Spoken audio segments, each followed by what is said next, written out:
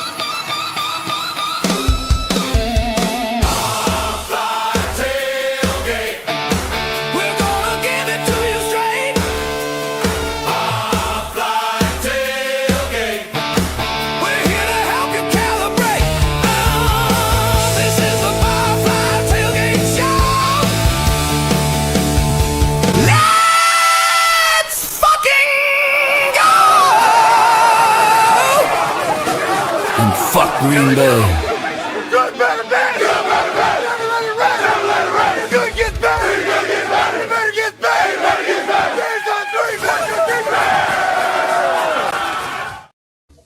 Oh yeah.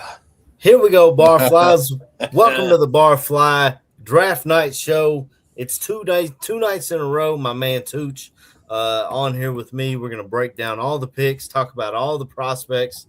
And we got a couple of other special guests coming in with us. First and foremost, Eric. Yeah.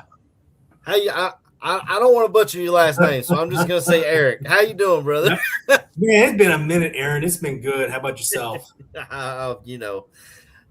Can't complain. Kentucky went and got a new coach. You stole a coach that I wanted at Florida down there, but I'm good with who we got too. I have no shame about that whatsoever. So, well. I hope he does well down there because he's a Kentucky guy, except for when he plays us. I hope.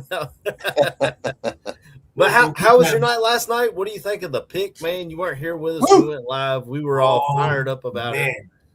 I'm absolutely fired up about A+ across the fucking board. Absolutely. Right? I mean, it's just I never once thought that he would make it past 15th overall, and I actually thought he was going to be a Viking when they're on the clock, and instead they picked Caleb Banks, which that was a real head scratcher. Right. So not in the first round, man. Not in the first round. And I'm a Florida fan, as Aaron correctly pointed out. And I said he's not a first round pick. So for Thieneman to be there at 25, one of the top 15 prospects, regardless of position, to fall that far, no need to trade up, and is an instant impact day one starter, a high-level starter at that. Yeah. You cannot get any better than that pick. It's just A+ across the board. Totally. Yeah, we were all fired up. And again, like you said, when we saw Caleb Banks go, we were like, what's up with that? That was the first pebble to fall. That really was. Yeah. You would think like they let Harrison Smith go, and then Thieneman falls to them at 18. That would have been the pick. Yeah. And they just said, nope, we're good. We're gonna take a 330+ pound defensive tackle with severe foot issues that hasn't been healthy since 2024. See how that goes. Yeah. Which that's never good for history. So last night when they got we were looking at some of the teams that needed safeties, like Steelers, Panthers, Vikings. The last one I think was the Steelers, right, Aaron? I think we're like around the first after the Vikings kind of is in our head, he might fall. Then the Panthers pass as well. Yeah. And then we're like, holy shit. Then we start talking about it. Maybe Thieneman. Then the Eagles trade up, and we're Yeah. like, oh, man, are they trading up for the end? But they didn't. They traded in front of their in-state rivals to steal Mekhi Lemon. You know, in that same scenario, too, I feel the Lions kind of played a role in it because I thought when Monroe Freeling fell to them at 17, that's the pick because, you know, a natural starter left tackle or maybe even Caleb Lomu. Instead, they go for Blake Miller, which then makes them put Penei Sewell over to left tackle. Yep. So instead of going for the straightforward approach, just say, nah, let's do things ass backwards. Let's go ahead. Let's pick a right tackle, then take our current right tackle, who's perfectly good at that position, moving him left tackle, which he played for at Oregon, but still, it doesn't always work out like that in the pros. And it'll be curious to see how that happens. But for them to pass on Monroe Freeling, he went to the Panthers at 19. I think that was a guy they were not expecting at 19. So when he fell to them, they're like, it's actually kind of a gift from the gods. Yeah. So then they took Monroe Freeling, and then Thieneman still kept falling down the board. So it's just like that perfect recipe where it's a player that I don't think anybody expected, not even Ryan Poles, to be available at 25. When he was there in the clock at 25, it was a no-brainer at that point. It's a no-brainer. But who was it that said there? Oh, Danny Shimon said they're probably taking phone calls from teams for that 25th pick, but they, they're like, okay, Thieneman's here, we're going to pick him, but let's see what everybody else is offering us. Right. Well, right behind us, everybody traded out. So, well, the Buffalo Bills, especially because I can guarantee you, had the Bears not picked Thieneman at 25, Bills would take him at 26. Absolutely. So probably what happens, they got the phone calls like, hey guys, we're interested in your 25th overall pick. Oh, who you trying to get? Thieneman? Right. Yeah, no. Man, I got to tell you, I mean, I went to bed feeling pretty damn good, slept pretty good. I'm just going to crack open a beer because I'm so happy with this pick that he fell to us. Cheers, boys. It's extremely fortunate. Extremely fortunate. Right Come on, AC. I can go grab me a beer. I just, I try to be. Go get a beer. You know what? I got my mini fridge right here. Hold on a minute. Hey, can y'all boys hear me all right? Can y'all boys hear me all right? Yep. All right. It's Streamyard was acting really funky when Neil. I was trying to jump on. What's that? It's extremely fortunate that this player fell to us. One of the possibly blue chip players. We got something, huh? 49ers pick is in. Danny told me it's Stribling, but I haven't seen it come up on my TV. Wow, yet. don't tell me it's Stribling. Don't do it. Don't do it. Please, no. Don't you fucking do it. It's on Stribling. Ole Miss goes to the 49ers. You can't be serious. Man. That's the pick? Man, second, 33 overall, man. We were hoping we could get him with 89, last day. I was hoping to like 60. I knew teams were falling in love with him. I mean, that size and that speed, that just it's the strength too, man. Yeah, he's a bad dude. 1.53 10-yard, dude. That's flying. Mm-hmm. Holy crap! Yeah. He got us excited, but it does 6'2", kind of 207, 4.36, 40. Willing blocker. Oh yeah, 36 bird, 10-7 broad. Yeah. Explosiveness. Yep. Come out of Lane Kiffin's system, he's gonna. Man. That's there's one down off the board. We could check. Yep. Yeah. Delete. Delete. He was on top of it last night. He knew the picks before we did. Cloudy's here again tonight, man. What's up, Cloudy? Man, Cloudy had it all for him. Cloudy, where are you getting all the early info? I got to get on there too, man. I need advance notice, Cloudy. He's probably on the Twitterverse like most of us. Yeah. We're just trying to pay respect to the television broadcast and not leak the picks. That's weird. I mean, I've got, all these, what do you call it? Sites up, CBS, Yahoo, ESPN, NFL. Look at that, dude. It says Arizona's pick. McCaffrey, Mike Evans, Deshaun Stribling, and George Kittle. Wow. What an arsenal. Is there another pick in? It says Arizona's pick is in. Okay. But, they're not wasting any time. I don't know, it's- should what I is hit the it? chimes now or wait until he walks up to the podium? I don't know. 6 minutes. I tell you what, that was Texas the most A&M offensive annoying guard. thing last night is they already blurred out the picks like 2 or 3 players ahead on the stream, and then we have to wait in a damn eternity for it to be announced on television. I'm like, can we just get the pick announced so I can not break the rules here and spoil the pick for everybody? Like, Yeah. can we get a move on with this? Well, NFL's got to sell those ads, man. It's all about ads. All 10 minutes. All 10 ridiculous. minutes for a 7-minute selection. Like, it's I hate this Not every year. other It's guy. like, okay, all right. there we go. Someone's Wait, in got case it. there was any doubt. That's what Who we're is doing it? today. Oh, fuck yeah. There we go, Neil. No, baby. Because I forgot, Neil. Here, cheers to you too, brother. Here we go. Cheers to you. DeSantis, a guard from Texas A&M, Barlissimo and Cloudy Future both had it. Aha, He Barlissimo. usually has all. He always has it early.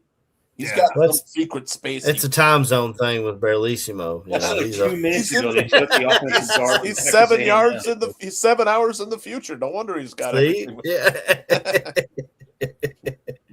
Oh man, Now that's an interesting choice. Yeah. Luis Bisantis. I thought he would sneak into the back of the first round. Honestly, he was gaining momentum there toward the end, but he falls.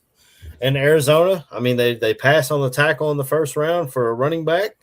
Yep. They grabbed themselves a guard in the second round, and Olavega, or whatever his name is, that was the first guard, and then Keelan Rutledge, and now Rutledge, Bisantis. yeah. But Neil, our guy's still out there, the red mullet. The mullet. Oh, you know, Still there, Neil wants us to take We're him. still You know there. that. We gotta have it. Gotta do it now, man. Just my Deshaun Stribling dream is dead, so we gotta get the mullet in. We gotta find a way. So, before we get to who we think will be a Bears fan, I do expect them to take a wide receiver. Greg Gabriel said so this morning. Yeah. And I'm in tune with that. I'm in agreement. But before we get into that, man, we did really get a special player last night who I feel is Urlacher and Eric. Yes. Urlacher. Yeah, he's There we go. Urlacher. Urlacher. Urlacher. Yeah, reminiscent of tough, instinctive linebacker play. But Urlacher started out as a safety. Mm-hmm. Mexico State. So I think this kid, I mean, he has got a lot of range and a lot of speed, and he's a good tackler. And he'll thump you. He'll thump you, Neil. And I mean, it's like that's what we were used to seeing in the Urlacher days, him patrolling the deep middle, and making play after play. So I'm excited about the pick, man. Not only that, but Aaron sent me this. The Thieneman family with the Urlacher jersey. Or they allegedly switched over to the you gotta Colts. love that, man. Yeah, but still, the parents are definitely Bears fans. They're Bears fans. Why they gotta make Dad wear the orange one though? That's the one no one likes. Because he's the leader of the family, damn it. He's a patriarch of the entire group. That's why. I don't know which one is Dylan. Is the one over his dad's shoulder? Is that Dylan? I think he's the baby. Is he the baby? Okay. Not the Might be the small baby, but the little little kid baby in the middle. He's back the little there. kid in the middle. The one in between mom and dad. Right, Yeah. right. Oh yeah, because his two older brothers played Yep. collegiate Yeah. ball Okay. elsewhere. All right. Yeah, they said that was a story. His older brothers walked on, so that shows true grit. Ryan Poles is loving his speed too. I'm just going to play this clip real quick. Yeah, I think you just match up better. You eliminate, every time we, especially like our pro staff, when we do an advance on our opponent, we're looking for targets, looking for guys that we can find mismatches on and expose. So when you have speed and you have a lot of guys that can cover in different spots, your ability to hang in there, cover longer while you're bringing pressure, things like that enhances the entire defense. Hopefully today we get someone to bring that pressure, but until then, we loaded up on speed in the secondary. What's going on, KB? I loaded you in, brother. Don't want TJ Parker to the Bills. TJ Parker to the Bills. Parker went to the Bills. Cross him off. It begins. Well, where's J2K? The thing about Tiedemann that I brought up last night, and I know Tucci kind of like try to bring me into this a little bit. I mean, and one of the things I rattled off last night, we got a dude that racked up over 100 tackles per year his first 2 years as a freshman and sophomore at Purdue. Yep. 95 last year at Oregon, playing at big-time programs, playing Big Ten football. Yep. Production, durability, range, verified, elite athletic measurables, dude.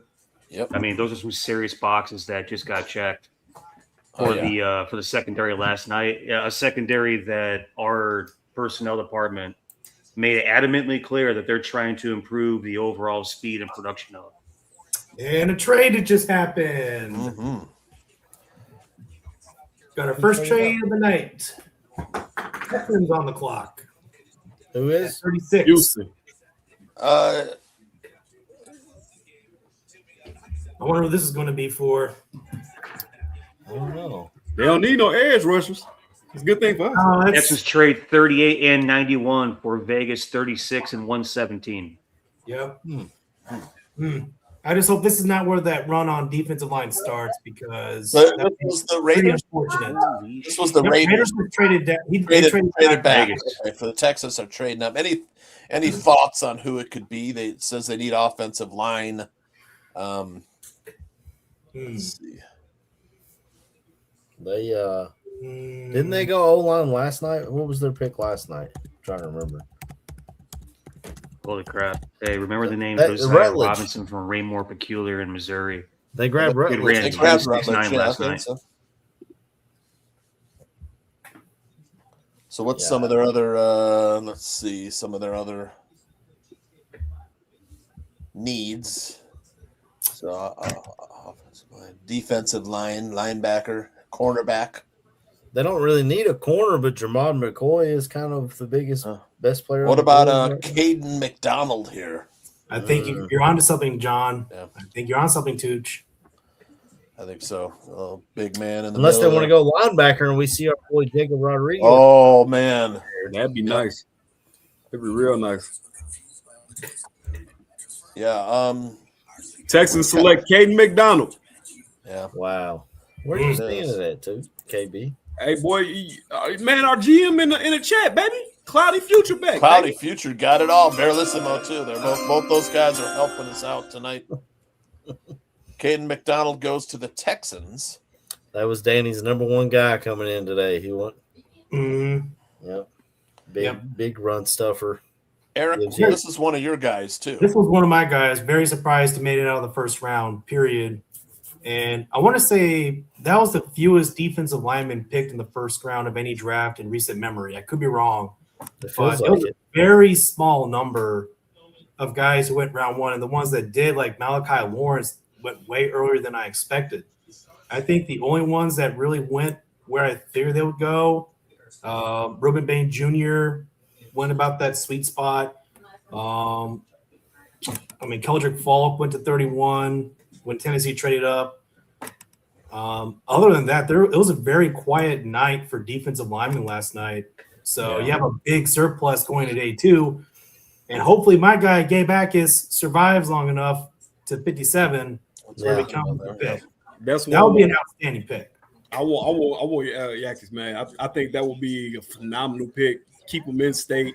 I think people aren't really paying attention to him, but you got to realize, man, that he was the guy in Illinois, man. That was the guy that when they needed to play, they said, go get us the ball or go make the play.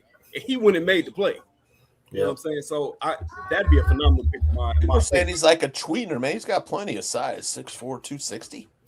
6'0", 33-inch arms, 10-inch hands. Massive hands, dude. Put up 30 reps on the bench. Get those hands on you. Watch out. Yeah, Just Danny big said old that paws. because that's what Illinois did. I guess they stood him up a lot. Yeah, he's on that. But he could play. Just big old paws. I think he did both, but if I remember. I thought I had a banner for him that had his career stats on it, but I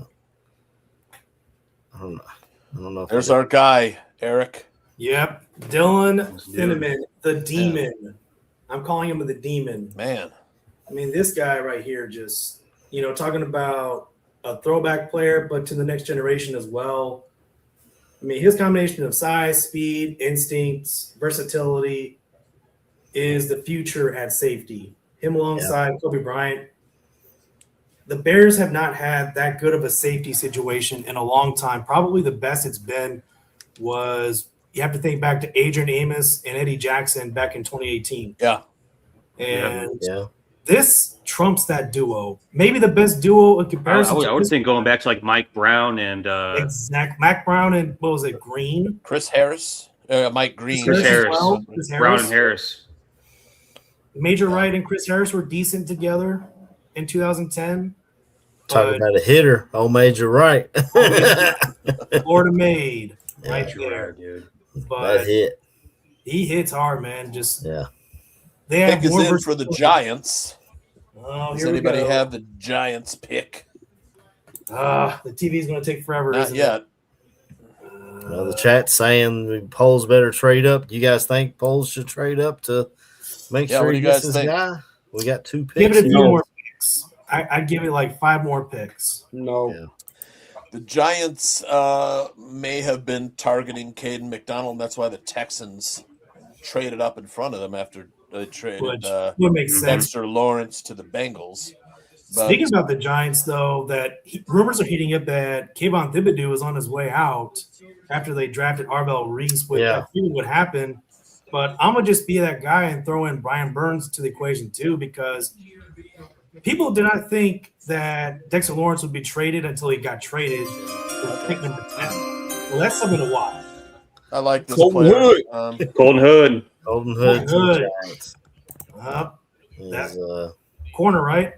Yep. So they take him over the Dermod McCoy, who was the other Tennessee corner. I mean, didn't play this year. I don't think he can play for a while because he just keeps getting medical setbacks over and over again. I wouldn't touch him before day 3 at this point. I mean, I understand he's got a lot of talent. Some people say he's the best corner in terms of that talent, but the medical situation for him is so severe. I would not touch him right now. Yeah, he's a good little player too, man. He's got some length. He's good at press, man. Got the size for it. Could you guys see the Bears taking a corner with Tyreek Stevenson out of contract after this year? He's on a Absolutely. Yeah, that's Jalen Johnson ain't getting any younger. It'd be Yep. nice to have some players in the pipeline. I know we have He ain't getting any younger and ain't playing any harder. Terrell Smith. Yeah, exactly. I mean, once you get his cap figures like next year's like DJ Moore's. He's starting to make me think a little bit about him like I was thinking about Eddie Jackson. I'm starting to despise the kid. Yeah. The way that he backs away from tackling in the open field, not a fan, dude. Not a fan. I mean, I'm not gonna hold nothing against him from the past season. I get it. While you out there, you need to play, but he came back from a major surgery. Yep. Early, way early. He should have probably sat out probably for the season to get that completely healed up. Yeah, he's always had the issues with tackling, but you got to remember, this is also a dude that tore his shoulder up tackling multiple times. Then you get the core injury, and he comes back from that. Like, yeah, we can be upset about the man making business decision on the tackle, but the fact of the matter is he's still a top 12 corner in the league. Yeah, he's giving up points though. He's giving up 6 when he decides to go him back away from sticking his nose in there. That's not okay. Yep. He's still young. I mean, but look at the cap hits. I mean, we have the least amount of cap space right now in the NFL. They had to restructure 2 guys just the other day, just to get some sign. That's draft pick signing money that we restructured. But yeah, and Tyreek Stevenson also is out of contract. Let's see if I have. Oh, they got this man on there ugly crying. Yeah. What? They got McDonald. Oh, jeez. Cry, man. Oh, jeez. You're just a big old dude shedding tears right there now. She's just a big teddy bear. Just a big teddy bear. That's all he is. I'm all for it, man. Get that money and change your life, young brother. Yeah, that's Man, just changed his life. So Tyreek Stevenson, last year of his contract, played 13 games last year. Kind of was in the doghouse. This is the game where we had to tell him, Tyreek, turn around and throw the Hail Mary. Jesus. Don't remind us. Kevin Byard said he had to tell him. I think it was Kevin Byard said he had to tell him again this year.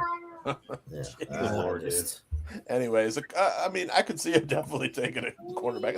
It's not a bad draft for corners. There's some decent ones. Well, it's not. It's a pretty good year for corners and more competition. You got to have competition in the worst case scenario. So the way this run's going, though, we got to go trenches. I just there's no chance. So we the don't. Raiders have they taken 2 players already? They took 2, right? Or no, 1. No, right? Just they traded back. They got Fernando. That's it. Okay, so maybe a wide receiver here for absolutely Mendoza. Who's the best? What's the guy's pick? Looking at the pick is in for Raiders. Anybody in the chat room have it? Where's Cloudy? Oh, shit, I'm behind. Cloudy ain't got it yet.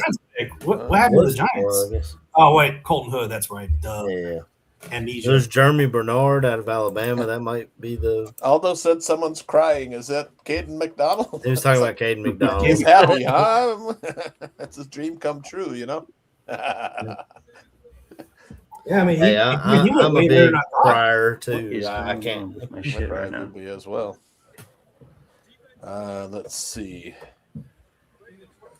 Looking at the board, you got Jeremy Bernard. If you're looking at receiver, yeah, Jeremy Bernard from Trading Stooks. Trading Stooks, really? Trading Stooks to the Raiders. Yep. Wow. I mean, if the that would have been my guy. Would have been my preferred. Last night, brother. I say if they didn't pick Dylan Thieneman last night, it would have been Trading Stooks today. That's what I would have wanted. But and you know what's even funnier, man? A lot of people, man, they showing how much they wasn't high on McNeil. He's still on the board, ain't he? Yeah, McNeil Warren's still available. I could have seen this guy playing safety if we didn't get Thieneman. Oh yeah, that's I mean that would have been the perfect fit for him as a safety. Him and Deontay Scott out of Miami. Yep. Like I said, I was the also. only question is he's a super senior. Yeah, he's been. Yeah, I mean, he did have the Van Wilder experience in college, but I don't get bent out of shape about age, guys. I really don't. I mean, Jeff King said it perfectly that we have to accept the reality. There will be more older prospects moving forward because of NIL, because of legal language coming into contracts that you shall play minimum X years to collect your money. Yeah. So it's going to happen. And like personally, I just look at the tape. If he's a good player, he's a good player. Yeah. Not too concerned about age. Yeah, I like Stoops too. Like you all said, if we hadn't taken Thieneman yesterday, that's who I had my eyes on. Yeah. And you know, the other thing about that age thing is that the way that we're doing second contracts in the league anymore, we need guys to win now. Yeah. There's a whole lot of DBs that aren't making second contracts with the team that drafted them. So this is a win now mindset type of league at the current moment. Browns are on the clock. Their first pick was Spencer Fano. They took Casey Concepcion with pick 24 right in front of the Bears. Thank you for not taking Thieneman and letting him fall to us. Browns. That would have pissed me off if he went on 24. I'm like, oh, you shitheads. It would have been Aaron Donald all over again. It would have been. We are talking about the Browns, though. We know they're primed to fuck it up.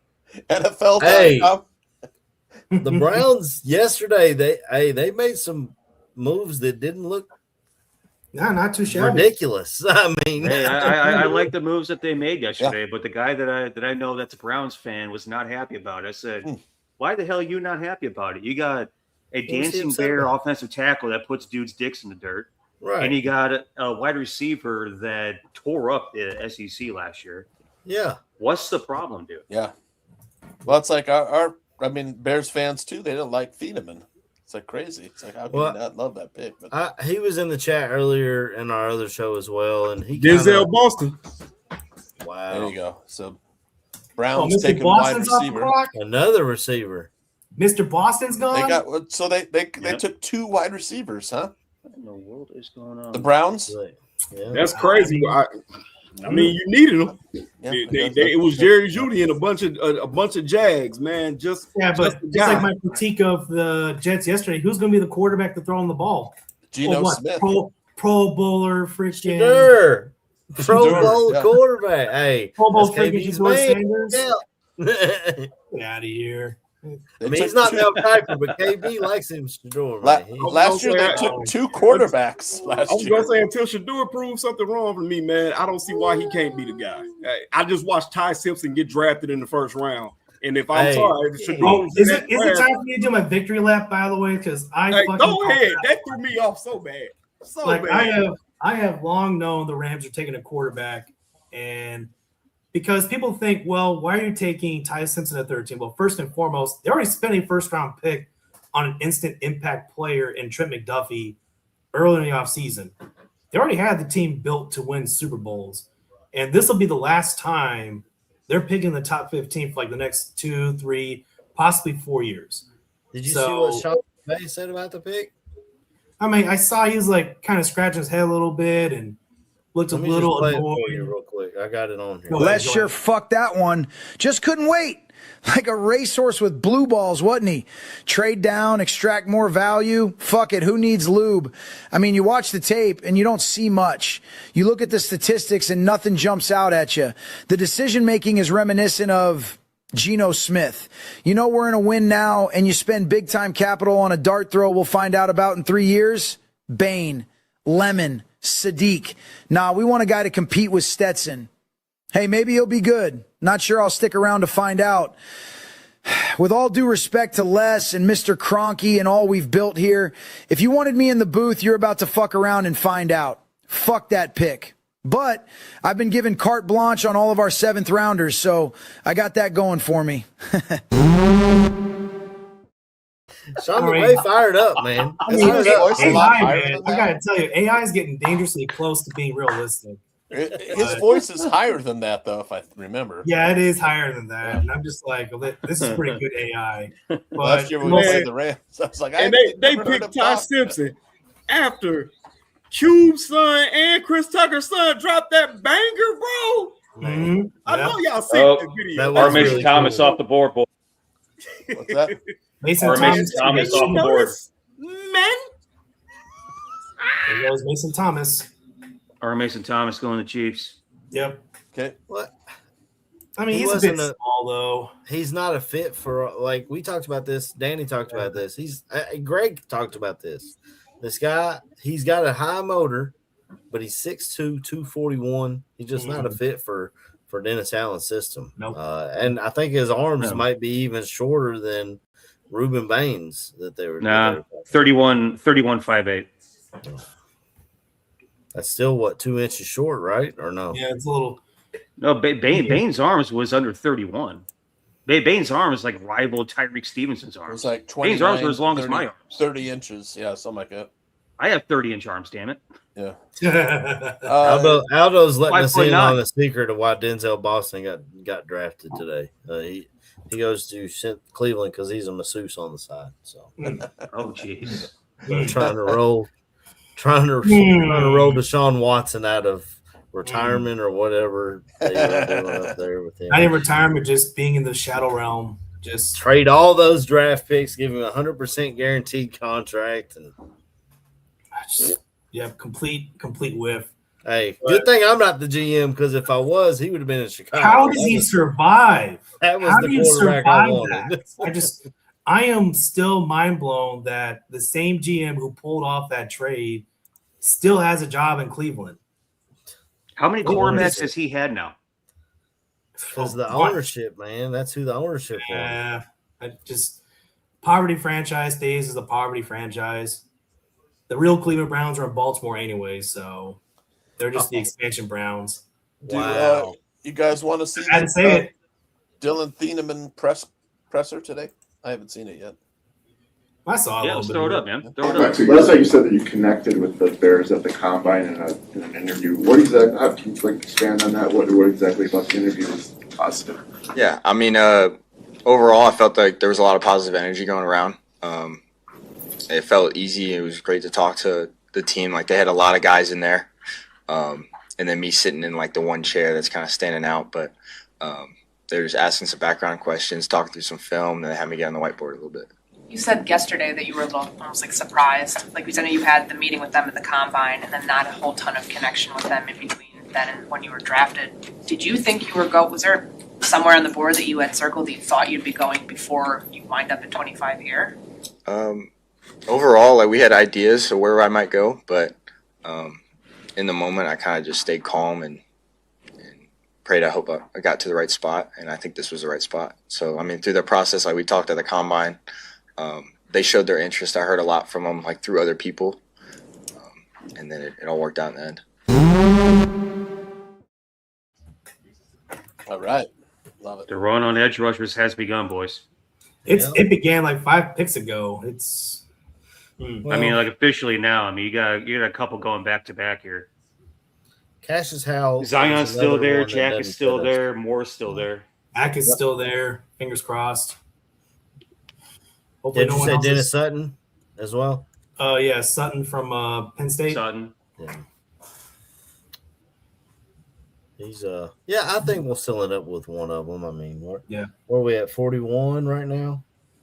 We just need a damn summoning circle to happen right now. We need to make some sort of ritual circle, put our beers in the middle, whether it be Gabe Akis or Zion Young. So offer my beers tribute. Let's go.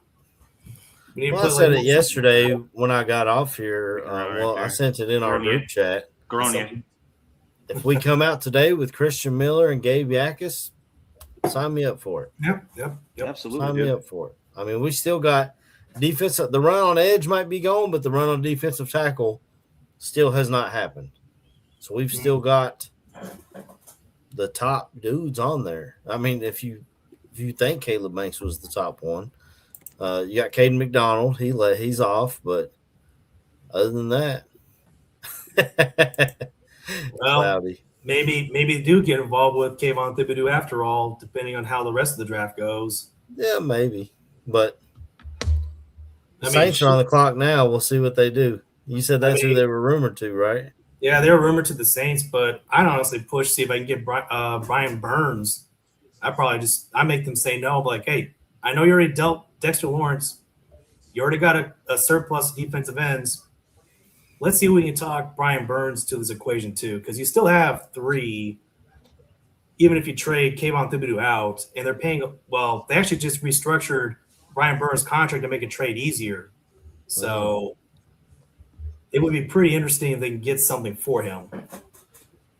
Where did Keldrick Falk go again? He went to Tennessee. At 31. Traded back up in there to get him. And I think that's probably because he reminded that regime about Solomon Thomas, someone that could play inside out for Robert Salam. And the Saints with their first pick took Jordan Tyson. Yep. So it says that one of their top needs is Christian Miller. Edge. Oh, is that who they took? Christian Miller? Yep. Who did? Saints did? Oh, Saints did. Man, cloudy. I ain't even got the Bengals on my TV yet. You got damn it, cloudy. I know. Well, there's one of mine. I was just about to say it, and I saw him post it up. There's one. I don't know if Cloudy and I are following the same person, but we're about in tune here. We're about in lockstep. Yeah, I think it's probably Jordan Schultz he got it from, because I know Jordan, he's pretty quick on the gun. In fact, I want to say, funny enough, he was told to slow down last night because he was 3 whole picks ahead of the draft order. And then I noticed at about pick number 20, he slowed way down. So I think somebody from the league office said, hey, slow the fuck down. Let's let them get to TV. This guy looks like a dude, man. He's a dude. In fact, what the league should do is tell all these insider guys until it's said on TV, you keep your damn mouth shut. Yeah, don't wait be doing 30 seconds NBA. after it's said on TV to allow everybody that's streaming the damn thing. Yeah, I want to say NBA does that. The NBA Maybe they can do it like the Masters and just take all their phones away. That's not a bad idea. That's not a bad idea. Christian Miller. Yep. Big man. You know who's still Auburn's out there? BN win at the end of the first round, Matthew. He's still out there. Yeah. W. Man, folks were saying that he might have been a chance to go in the first round. Yeah. Zion Young's still out there too. I don't want to speak it into existence, but Zion Young, AC. Yep, Zion Young, Gabe Akis. Those have been my two preferred options. Zion Young was kind of who I wanted at 25, so the fact that he's still out there is an amazing thing. But These Young and guys Yakis, Zion Young's the only one left on this list of all those. Young and Yakis, man. Those That's what I'm saying. The disrespect that Akos not included on that list, man. I have a problem with that. I'm following that grievance. Danny's wish list. He's on Danny's wish list. He's on Danny's. Mm-hmm. Yeah, Chris McClellan, Antonio Williams, Logan Jones, Bud Clark, Keontae Scott. They're all out. AJ Halsey. He's off now that we've got Tiedemann.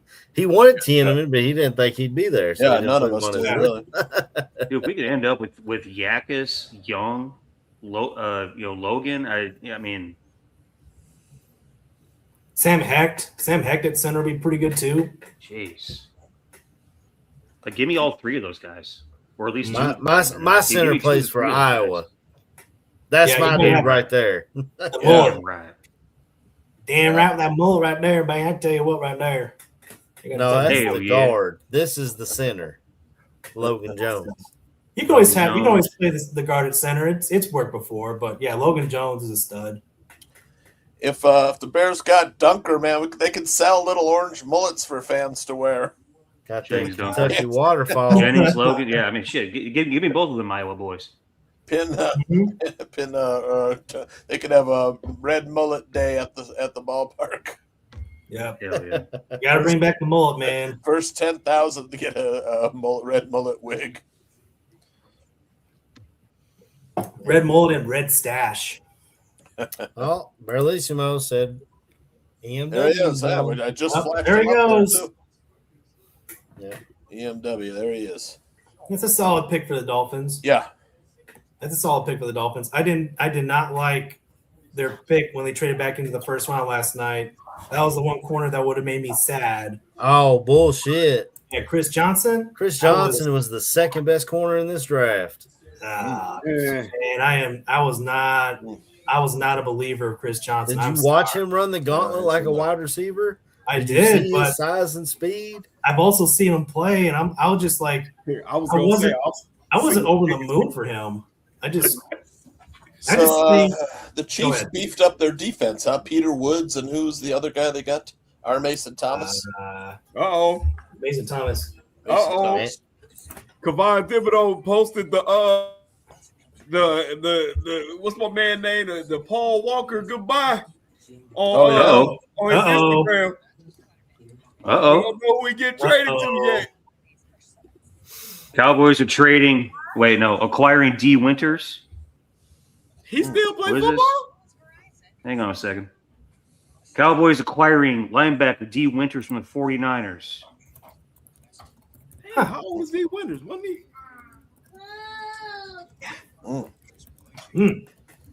All right, so Dolphins take EMW. Jets are on the clock. And then Bears are, about. I'm thinking that old edge. Never mind. Dozen Man, picks could it be away. possible we get another Tibbs in Chicago, huh? Could it be possible? Another Tibbs in Chicago? We get another Tibbs situation in Chicago, huh? Maybe. I heard Bulls fans saying they need to bring the other Tibbs back. I was like, no. No, that's done. It's already ran its course. That's done. Well, the thing is, it seems like with NIL, the older basketball coaches are doing well in college basketball, and the younger guys are making it work better in the NBA. Look what Boston's doing. I guess you could throw Orlando in there. San Antonio, Mitch Johnson. San Antonio, exactly. Yeah. That's my team right there. The Spurs. Haven't grown up and watched them when I was real little. And to see them come back to form, it brings a tear to my eyes. They did it the hard way, too. And I know that their assistant GM is on the list of interviews for the Bulls GM position, which I hope, for the Bulls' sake, he gets that job. That would be a great hire for all the Chicago Bull fans out there. So, but back to the football. Let's see. Dennis wanting speed there is not necessarily the whole thing. You have to have the length and the ability to extend. Like, yeah, granted, he ran really good. He's only 6'2 1/4.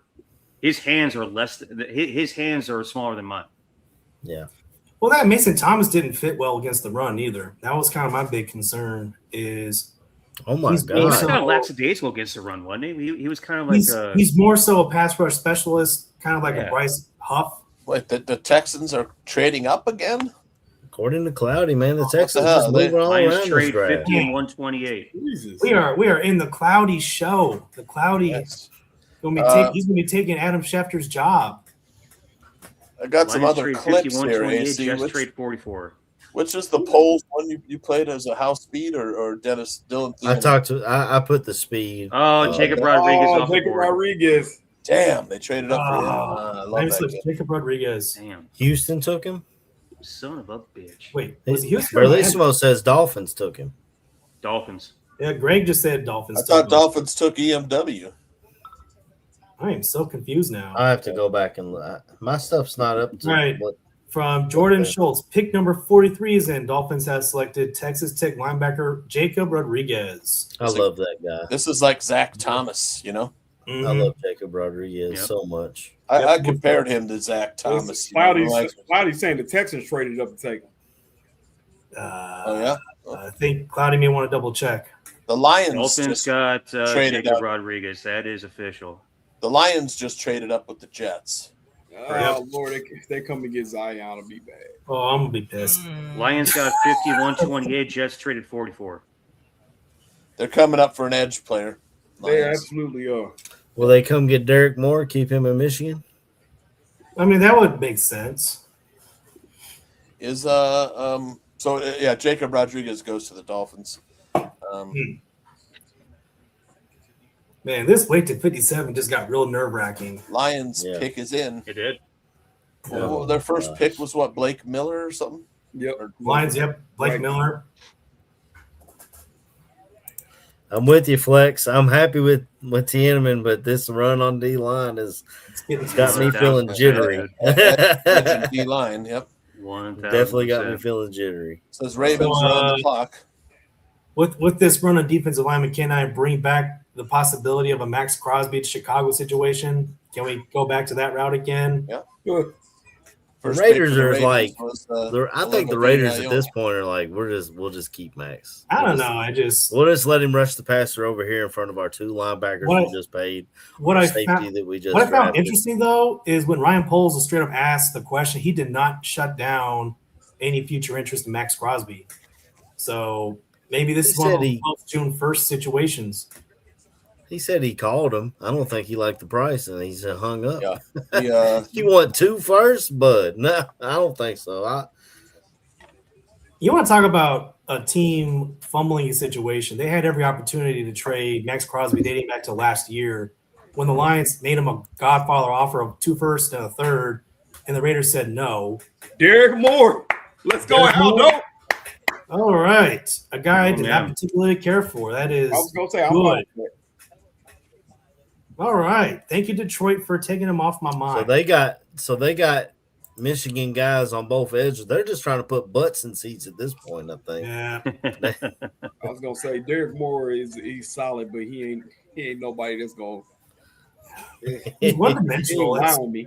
He's one-dimensional. Had a hell of a senior. About strength. He's a strong player, but with Derek Moore, I think he's one of those one-trick ponies where he knows how to do one thing, and that's it. He doesn't really have a diverse skill set getting off blocks. And when he's playing against much bigger guys in the NFL level, he's going to have a lot of problems with his bull rush. I'm going to say right now, bro, just looking at it, I think your biggest issues right now, you're looking at somebody getting in the way, maybe Indianapolis drafting Zion Young, maybe Carolina, fucking Green Bay. Hey, Zion and Gabe. Green Bay needs still out there. Yeah, Yakis, yeah. Both of them still out there. I will riot if Gabe Akers goes to Green Bay. I will riot. I was worried that Yakis or Young will end up in Detroit. So Derek Moore's fine for me. That's fine for me. I'm not worried about that one. No, I'm kind of with Barrelissimo. I liked Moore. I don't know if I loved him. I study a ton of his tape. I mean, we did. I wouldn't be mad with this guy. Dennis Sutton, his measurables. He has all the ability to be great. Abdul Carter adjacent. Yep. Look at that vertical and broad jump, man. That's explosive. 1.63, 10 yards. The kid is after athletic. Damn. He's after long, James too, Franklin man. got fired, he went on a tear. I think he had 5 sacks in the final few games. So, I mean, that's 3 players that are out there. The Bears have 12 picks. It's coming here. Ravens took a guard with their first pick. Yeah. Oh yeah. That one dude guard. that's exceedingly mean looking. I wonder if hey, we know the Ravens, they just grab good players when they fall to them. Is this where Jermod McCoy ends up? You said you wouldn't touch him, Eric, but a lot of people have him ranked very high. That'd be interesting to watch. That would be interesting to watch. He might not be healthy this season, though. Well, Marlon Humphrey's on his last year of his contract, so if he can't play this year, they can redshirt him and let they say, "Go ahead, Marlon, get you big money." We'll it's kind of like option.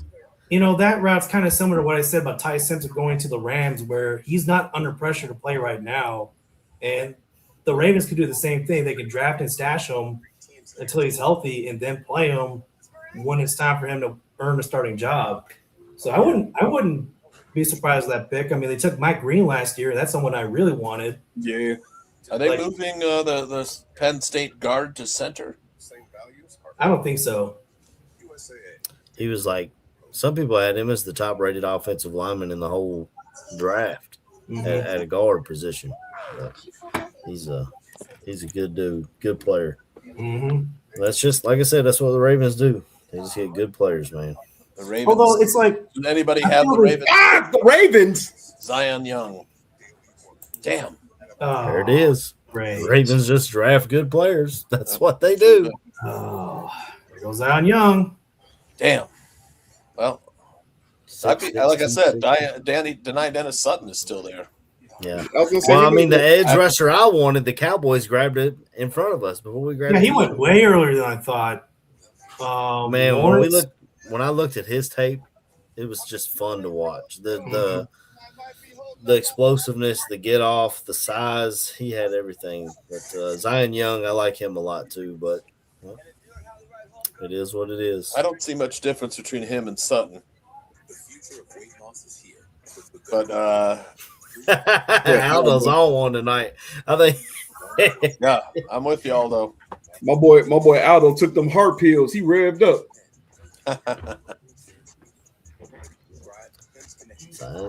AC, who took who the Cowboys took Malachi with the pick, the one that they got from the trade with the Packers. Packers. Basically, the Packers have not packed yet. The Packers haven't a lot cheaper. A lot cheaper edge. A lot cheaper. They're 6 picks away. The Packers. Maybe that's where Jermon McCoy ends up, or they need secondary help. Did you guys see Steelers taking a quarterback? Not at this point. Garrett. They're waiting. Here's the thing with the Steelers, man. I thought they should have done it last year. Go all in, let Will Howard play, tank. But of course, I thought this year was going to be the year that Arch and all those guys were coming out. They can do it this year. Say to hell with you, Aaron. You want to go hang out in a darkness retreat? Just hang out over there. Just go on over there. Don't pay you light bill. Sit your ass over there. We'll go with Will Hard. That's how Mike McCarthy says it. We'll go with Will Hard. If they want to Josiah Trotter to the Bucks. Josiah Trotter. All right. That's a weird post to hire. Linebacker. If you want to think about the Steelers tanking, like you hire Mike McCarthy, that would be an odd choice to lead a tank, in my personal opinion. Josiah Trotter to the Buccaneers, huh? His dad was Jeremiah Trotter, hard hitter for the Eagles back in the day. And he plays just like him. His brother is in the league too, right? Yeah, I think his brother's name is Jeremiah. Okay. He's not great in coverage, but he'll knock your head off. So back to back Missouri players, huh? Yep. Well, they got a good defensive tackle there too, McClellan. Yep, he's still there. Danny loves that kid. So Josiah Trotter goes to the Buccaneers. You still got Chris as far McClellan's as linebackers, still out there. Yeah. Well, Zion Young had 6.5 sacks. Chris McClellan had 6.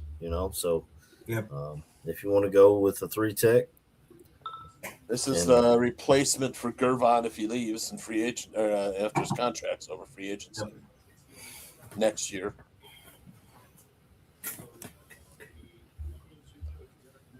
Let's see. Other news: the Ravens. It has been announced the Ravens will be playing the Cowboys in Rio de Janeiro in Brazil on September 27th. Wow. Well, we're going to play in Spain this year.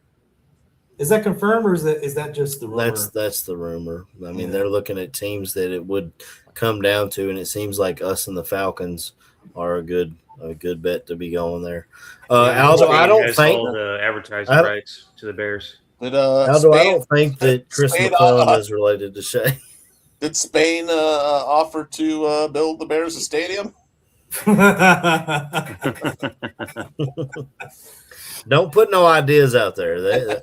I'm already seeing when they're talking about expanding the NFL to Europe and having. Let's not put Aldo through that pain, man. Right. Aldo better come on here and he needs Arlington Park. Is it going to be the mayor of Burlington Park? Aldo's going to make a killing with parking if they when they build that thing up there.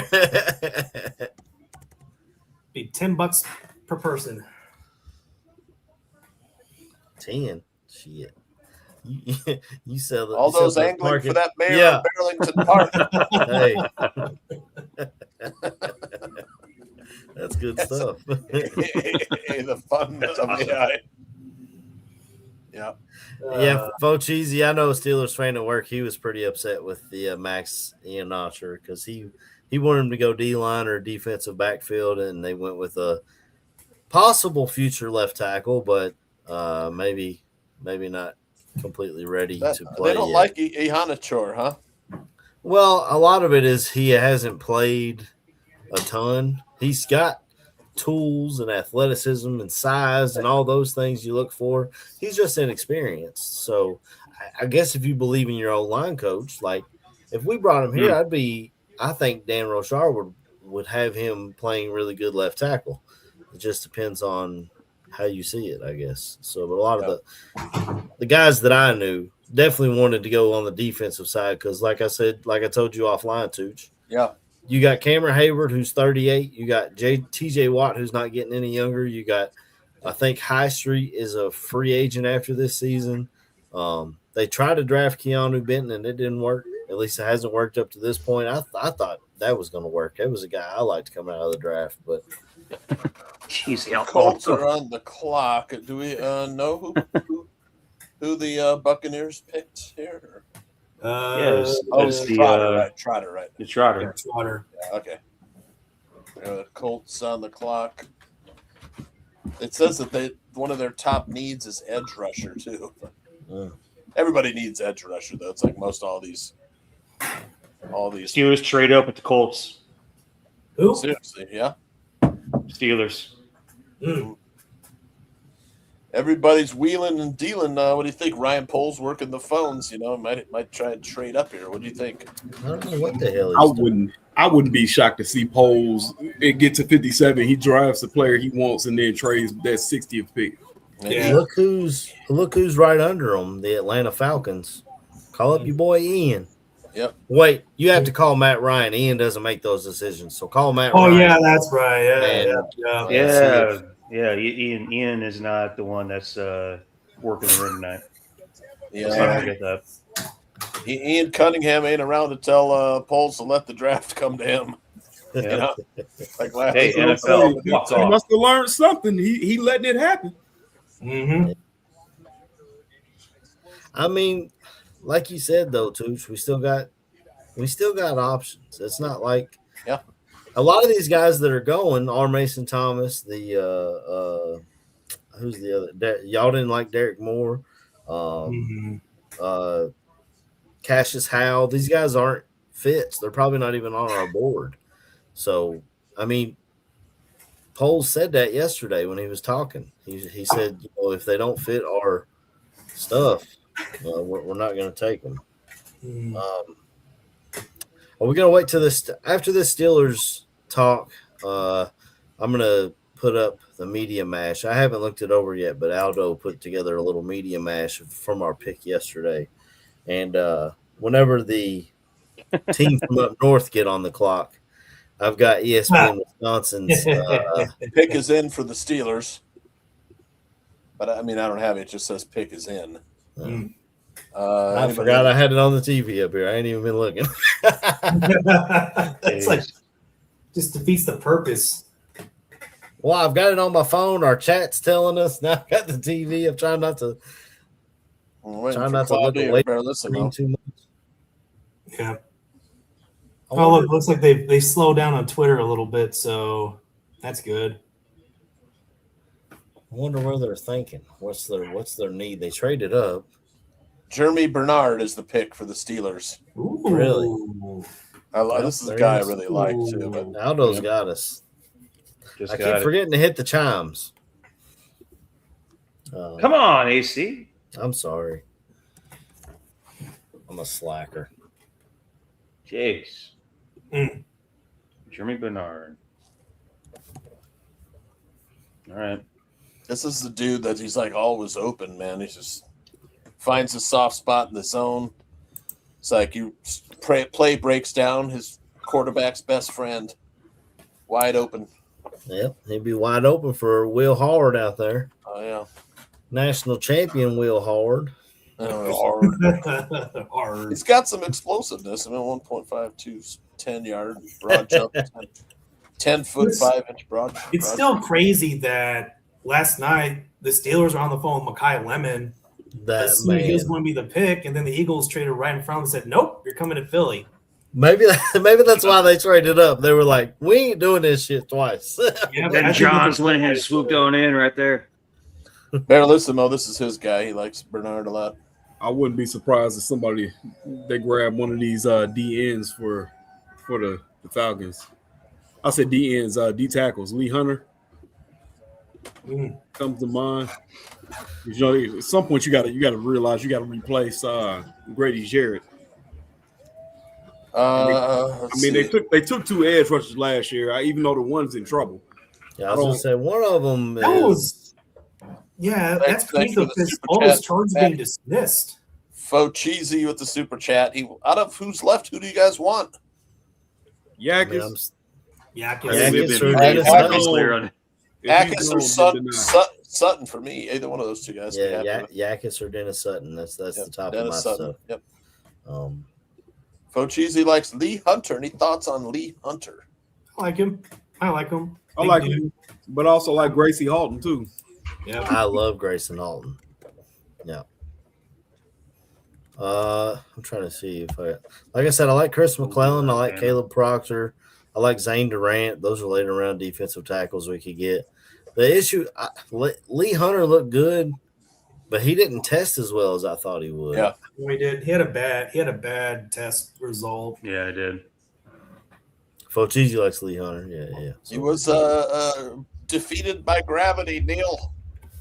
That's got to be it, buddy. 21.5-inch vert. Broad jump 8.4, but dude still plays. But I don't think he fits a. Tooch Flex Diggs likes your boy Big Citrus out of the Cyclone out there. Yeah, Iowa State. Mm-hmm. Big Citrus. He was a visit for the Bears, top 30 visit. He was a top 30 visit. I mean, he's got a nonstop motor, man. He'll chase plays down from behind stuff. He didn't have any sacks, but he was double teamed all season, man. Just like, they got to stop the run too. I mean, swallowed double teams. Yeah. Swallowed double teams. And then Fochizi's team stole our head coach. I like to see him around 3. Big Matt Campbell, I'm still mad about that. He went to Penn State. I'm shocked that Matt Campbell. They drafted Terrell's brother or family member, Evian Terrell. Hey, that's good, man. They needed corner. Yeah, he can play the slot. Yeah. That's a fun story. Who took him? It's got to be Atlanta if he said they took his brother. They took AJ Terrell's brother. Evian reunites with AJ Terrell. Man, both Terrell's brothers are man in the corner spot, huh? That's crazy. Nice. Well, Avian plays the Did slot. they trade up for him? No, that was their pick. No, okay, so they had two No, picks. They got another pick later, don't they? The Falcons? No. Maybe in round 3. Yeah, I thought they had another one in round 2. Okay. They didn't have round 1 because they traded to Last get year. James. The Vikings are on the clock. Yeah, that first round pick became Ty Simpson for the Rams, and I'm still doing my victory dance. This Hey, guy you and Dan Orlovsky, bud, y'all can just hold hands and skip, I guess. This guy's a peanut punch, advocate. He's an acolyte of the peanut punch. 5 forced fumbles. That was my favorite thing about EMW was his forced fumbles. Both of them guys, they're both peanut punchers. That's a good pick for them. Good spot. Good spot. Anyone name it? Stop, Focheesy. Stop rubbing it in. You stole our coach. Man, I love Matt Campbell. Now he's gone. I thought he'd be coaching in the league, to be honest. I thought he was going to be in the NFL for a while. He had some NFL interest, A lot of it, like 23 different teams that interviewed him at least once. Here's something interesting about Lee Hunter. What's that? As bad of a combine testing section as he had, he did not retest at his pro day. Normally, you see a kid who knew that he can do better retest at his pro day. He did not. Right. Which is a curious thing to me. Yeah. Well, if he played for Ohio State and got to run the 38.5 40, he might have redone his stuff. But, so Minnesota took Caleb Banks. What do you think here? Safety for them, offensive line?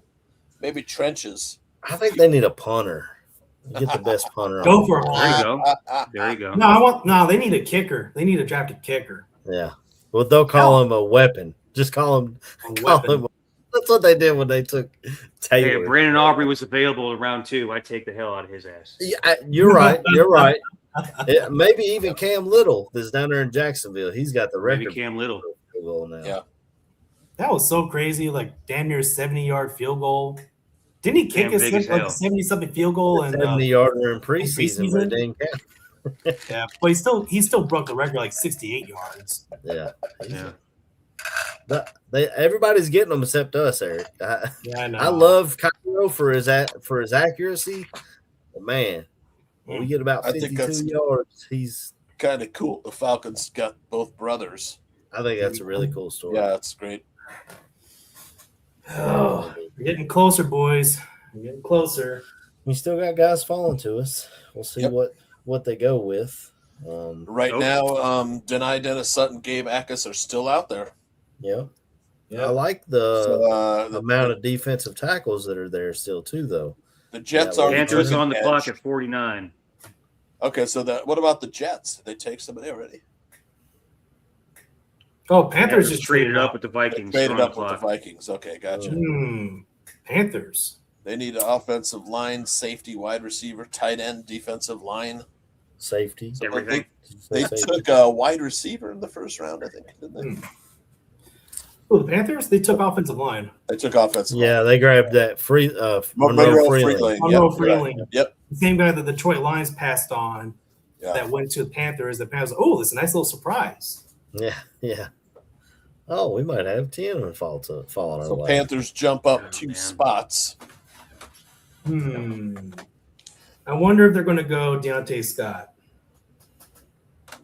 Well, they paid Jalen Phillips in free agency, and I'm pretty sure they paid a defensive tackle as well, if I'm not mistaken, or maybe drafted one last year. So I think the D line might be safe to get through the Panthers here. You got to wonder who they were trying to jump the Jets for. Who do they think the Jets were interested in? Maybe that tells you something. Jordan Silvera getting torched in the chat room, man. He's like tweeted out, I hope the Ravens, they'll be incredibly fortunate if they take EMW here. Then the Panthers trade with them. Watch the Panthers take EMW. EMW's gone. He's been gone. Oh, did he? Okay. Yeah, I thought we had the. Okay. No, it was Jacob Rodriguez. Yeah, he hasn't gone yet. Yeah, he's still out there. mean, Neil Warren, I'm pretty sure he already got drafted. Like, No, I think we got had we false thought so, but it information. was Rodriguez. Oh. The Vikings traded 49 and 196. Panthers traded 51 and 159. Well, the Vikings didn't have a ton of draft picks in this draft. Pick is in for the Panthers, but it doesn't say what it is. But no, Fulcheezy, Yakis is still on the clock, or Akis is still up. And hopefully he's a Bear. Knock on wood, damn it! Knock on wood, damn it! Who's Well, that? My dog's fired up if I knock on wood. Jacob Mustache Rodriguez? right there. Laces out, Great Dan. Jacob Rodriguez picture with the Miami Oh Dolphins my jersey goodness! Yeah. Wow. The on. You were stash. tweeting out Ray Finkel. They're gonna Miami Vice it up. They're gonna put Lee Hunter. There it is. For who? Hunter? Panthers. Panthers take Lee Hunter, huh? Yep. put him That's next to, interesting because I wonder if that means Derek Brown becomes available for a trade. absolutely not. You don't think That's so? that's the leader of their team. They would sell the team before they trade away him. Yep. Yeah, they'll put him next to him. The And Jets are on the clock. This is the pick they traded with the Lions. Did you want to roll a little video? yeah. Let's see what everybody said about our pick yesterday around here. Aldo, man. Jeez, he's on one tonight. How's that bourbon tasting there, Aldo? I think he's been drinking. That's the crazy thing. Did he really? Yeah, I think after his medical thing, he quit drinking, which is crazy because I was telling my wife, I was like, we got to get Aldo something for Christmas. The only thing Kentucky's known for is bourbon and horse racing. I'm like, I can send him a bottle of bourbon, but I mean, maybe it'll look cool behind him. But yeah, it's over since Thanksgiving. Good for you, Aldo. Good for you. Yeah, shout out Aldo. Yeah, Let's play this media matchup, fellas, and see how everybody thought about our pick last night. Dylan. Yes. It's Ryan Poles from the Chicago Bears. How you doing? I'm good. How are you? Good. You ready to come back to the Midwest? Hell yeah, I'm ready.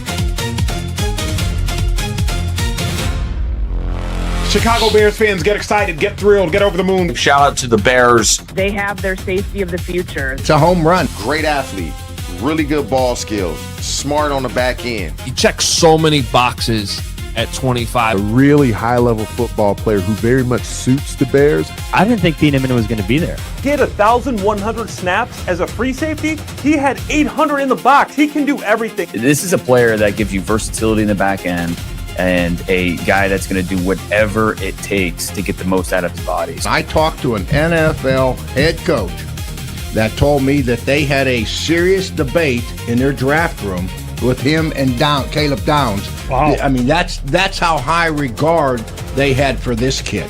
They drafted in the first round somebody that they need and somebody that's going to go on the field and be a starter day one. Always love to see Dave Wine. That don't get you fired up, man. Huh? I was about to say, Neil, I can listen to Wani read the freaking phone book.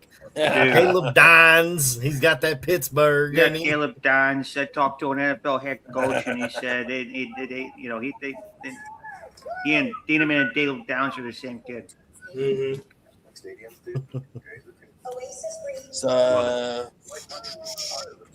Carolina runs a 3-4. It's an odd front or even front for Panthers. I'm not sure who their D wondering when D they said coordinator Let me is. find out real quick. Let's see. Lee Hunter be the nose tackle in a 3-4, or if he's gonna be the big tackle in a 4-3. Another thing that worries me about Lee Hunter though is every time they show his highlights, they show the one-on-ones from the Senior Bowl. Like that's cool and all, but how often are you just one-on-one as a defensive tackle? That's the big thing. Is I mean, you gotta be able to do the dirty work. And Carolina runs a flexible front, so they can be in a 3-4 in certain situations. They can be in a 4-3 in other situations. That's kind of the trend around the league too, is having multiple fronts. That's what Vic Fangio really implemented around the league, is just having that flexibility up front. And really, it's all about the nickel and dime packages anyways. So he's probably going to slide in as a 5 technique on certain situations, come in as a 1 in other situations. I mean, Carolina has an interesting defense. They're not a bunch of stars, but they can hold their own. I mean, they did a number on Green Bay. I remember that game where they absolutely embarrassed Matt LaFleur. See, the Vikings are on the clock. Maybe going for big citrus here, Eric? I mean, it'd be a little early, but I mean, it'd also be kind of a head scratcher considering they had just drafted Carol Banks. Oh, I love that kid, man. Oh, and also Iowa State. Let's go back to those unis, like full time. Oh yeah. Who's the head coach of Iowa State now? Oh, D'Angelo Pons is off the board. Oh, Jets took D'Angelo Pons. Yeah, me the too. Second coming of a small corner, Revis Island. The Man, second coming. So explosive. I love that kid too. He's just small. He's like 5'8", but man, he's so sticky. He's so Real Revis. Like stickiest Real quarterback. Revis was like 5'8", 5'9", and yeah, I mean, I wouldn't have mind taking him. They picked the next dude playing corner at that size too. He's the best at flipping his hips and running with the receiver. He's so smooth in his transition, back pedal to run. Perfect nickel player, honestly. Perfect nickel player. Yep. Totally Trying to look on here. After we get past the Vikings pick, you got the Packers, who I think are going secondary. The Colts might go because Robbie's saying trade up for a DE. You don't think the Packers would take an edge? No, I think they're going corner secondary. Because Micah's back. When does Micah return? Like October. Oh, okay. Like October. And plus, they have Lucas. Rashawn Gary was cut. No, he was traded. Traded to the Cowboys. Rashawn they Gary. still got Lucas Vaness, who they drafted 13th overall, dude. Not a damn thing with 2 career starts. Speaking of Jordan Silvera, that was Kenny Clark to the Cowboys. Kenny Clark. They traded Rashawn Gary this offseason. Okay. And Rashawn Gary this year. Because they were going to cut him. And then I guess Jerry Jones was like, what you want for that Gary feller? So they sent him on down to a future 4th round pick, not this year, next year. D'Angelo Pons, top 50 player, Neil. Yeah. Goes 50th overall. That Pons kid, man, he is fearless too for a little Fernando Mendoza talking up, about his teammate. Says best corner I've played or played against. Yep. I played with or played against. He's top of the totem pole. Gave me a lot of trouble. Picked off a couple of times. Game changer. Yep. 1000%, dude. Totally agree. I wanted the Bears to take him, and everyone's like, hey, Dennis Allen don't like them little corners. But, I mean, Cam Lewis is small. Hey. Small. You don't think about being little if you play like you're 6'1". Mm-hmm. Yeah, that's the thing with Pons is that his only knock is his size, but he's been that size his whole life. Yeah, but his vertical's like over 40-something inches, like 42 and a half. He's a beast. Yeah. Oh. He's definitely a beast. I really like Hey, I tell you what, the New York Jets might finally get an interception this year. Between him, Mayshawn Wright. Yeah. The Darrell Revis, was the Jet, first round pick of the Jets. They took D'Angelo Pons, who a lot of similarities. I saw that. Was the defensive MVP of both of those big time bowl games, over in their national title. It was Minnesota's picking again because they traded their pick. Back. They traded their back to the Panthers. They traded their pick to the Panthers. So I think EMW is still on the board because he isn't that good. They thought he'd be faster than he was. He's more small school competition, I don't even think it's that because look at last year. You saw the Eagles take the corner from Toledo. What's his name? Mitchell. So Mitchell. Yeah, I don't know if it's necessarily that. I think it's just Gary's a big fan of EMW, Eric. Yep. I mean, I'm not opposed to EMW. You get Tenement. That's a clear cut upgrade over EMW. he is a Jaquan Brisker clone, which is not a bad thing. Right. This style of defense where you want interchangeability. Oh my God, Aldo. The Vikings pick is in. Packers on the clock now. So both of our NFC North rivals. The top two players are quarterbacks. Well, wouldn't it be outrageous if the Vikings came away with a quarterback here? Jake Golday, Cincinnati. Who? Jake pretty good Golday, linebacker. Cincinnati linebacker. He was a good pass rusher too in college. Okay. Yeah, they moved him. I think he was originally a pass rusher, and they moved him back to linebacker because he wasn't thick enough. Golday's a good one. But he's fast. He's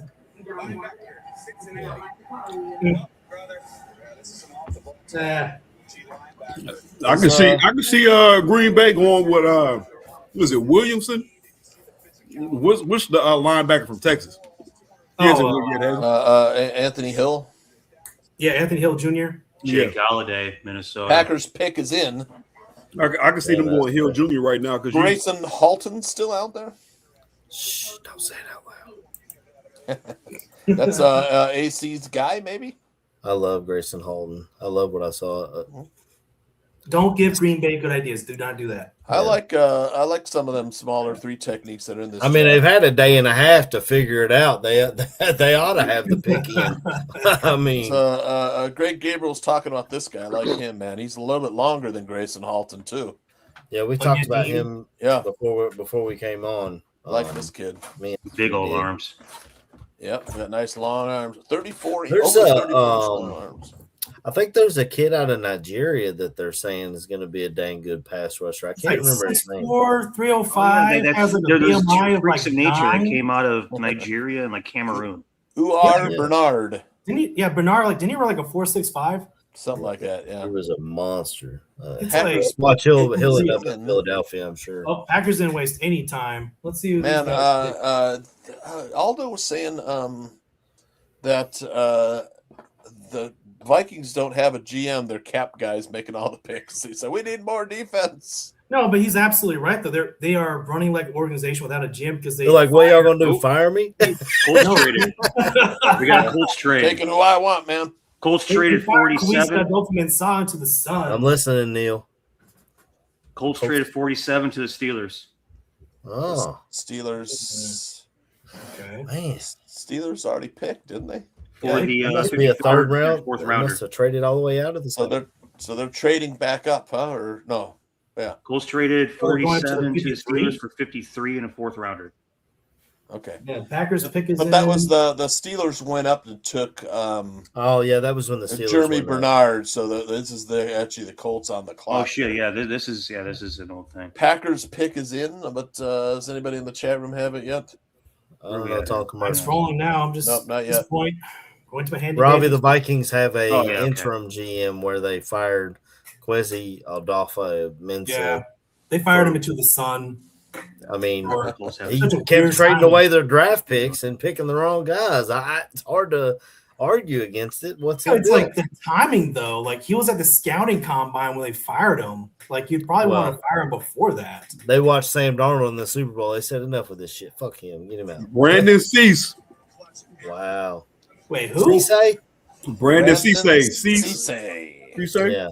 Corner out of South Carolina. I told you they was going corner. Well, they got their defensive back. They got a young guy. I think he's like 20. So he's a young guy. That is he's a young guy, but I am not impressed. Not moved. Does not move the needle at all. I mean, Colts are on the clock. I don't think it's a great move, but when they drafted Valentine in the 7th round out of Kentucky, I didn't think it was a big deal, and here he is starting for them. So but is that a good what thing? Do I know? Because what do I know? Whiffing on their corners. They've been whiffing on their corners a lot. Well, Valentine's the only one they're getting anything out of. Yeah, but you look at Eric Stokes got banished to the Shadow Realm after being like the fastest corner ever drafted. Shadow Realm. I would have missed on that one too. I had a corner out of Georgia off that defense. I would have missed on that one too. so Packers grab him.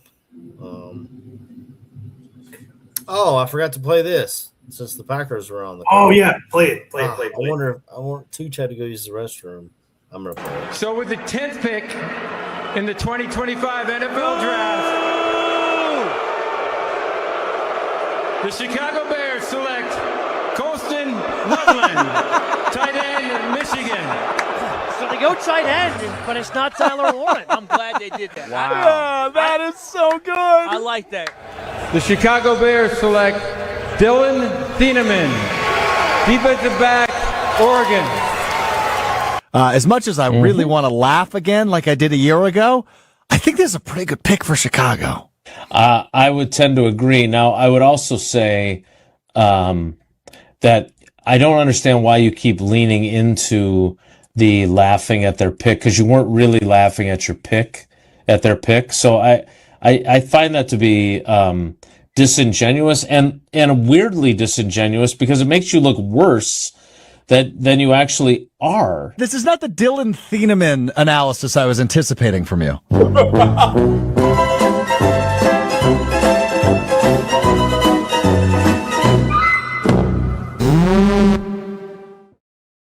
Dude struggles to bench press 95 pounds. Was that Bukowski? Man, talk about getting ratioed by your own teammate.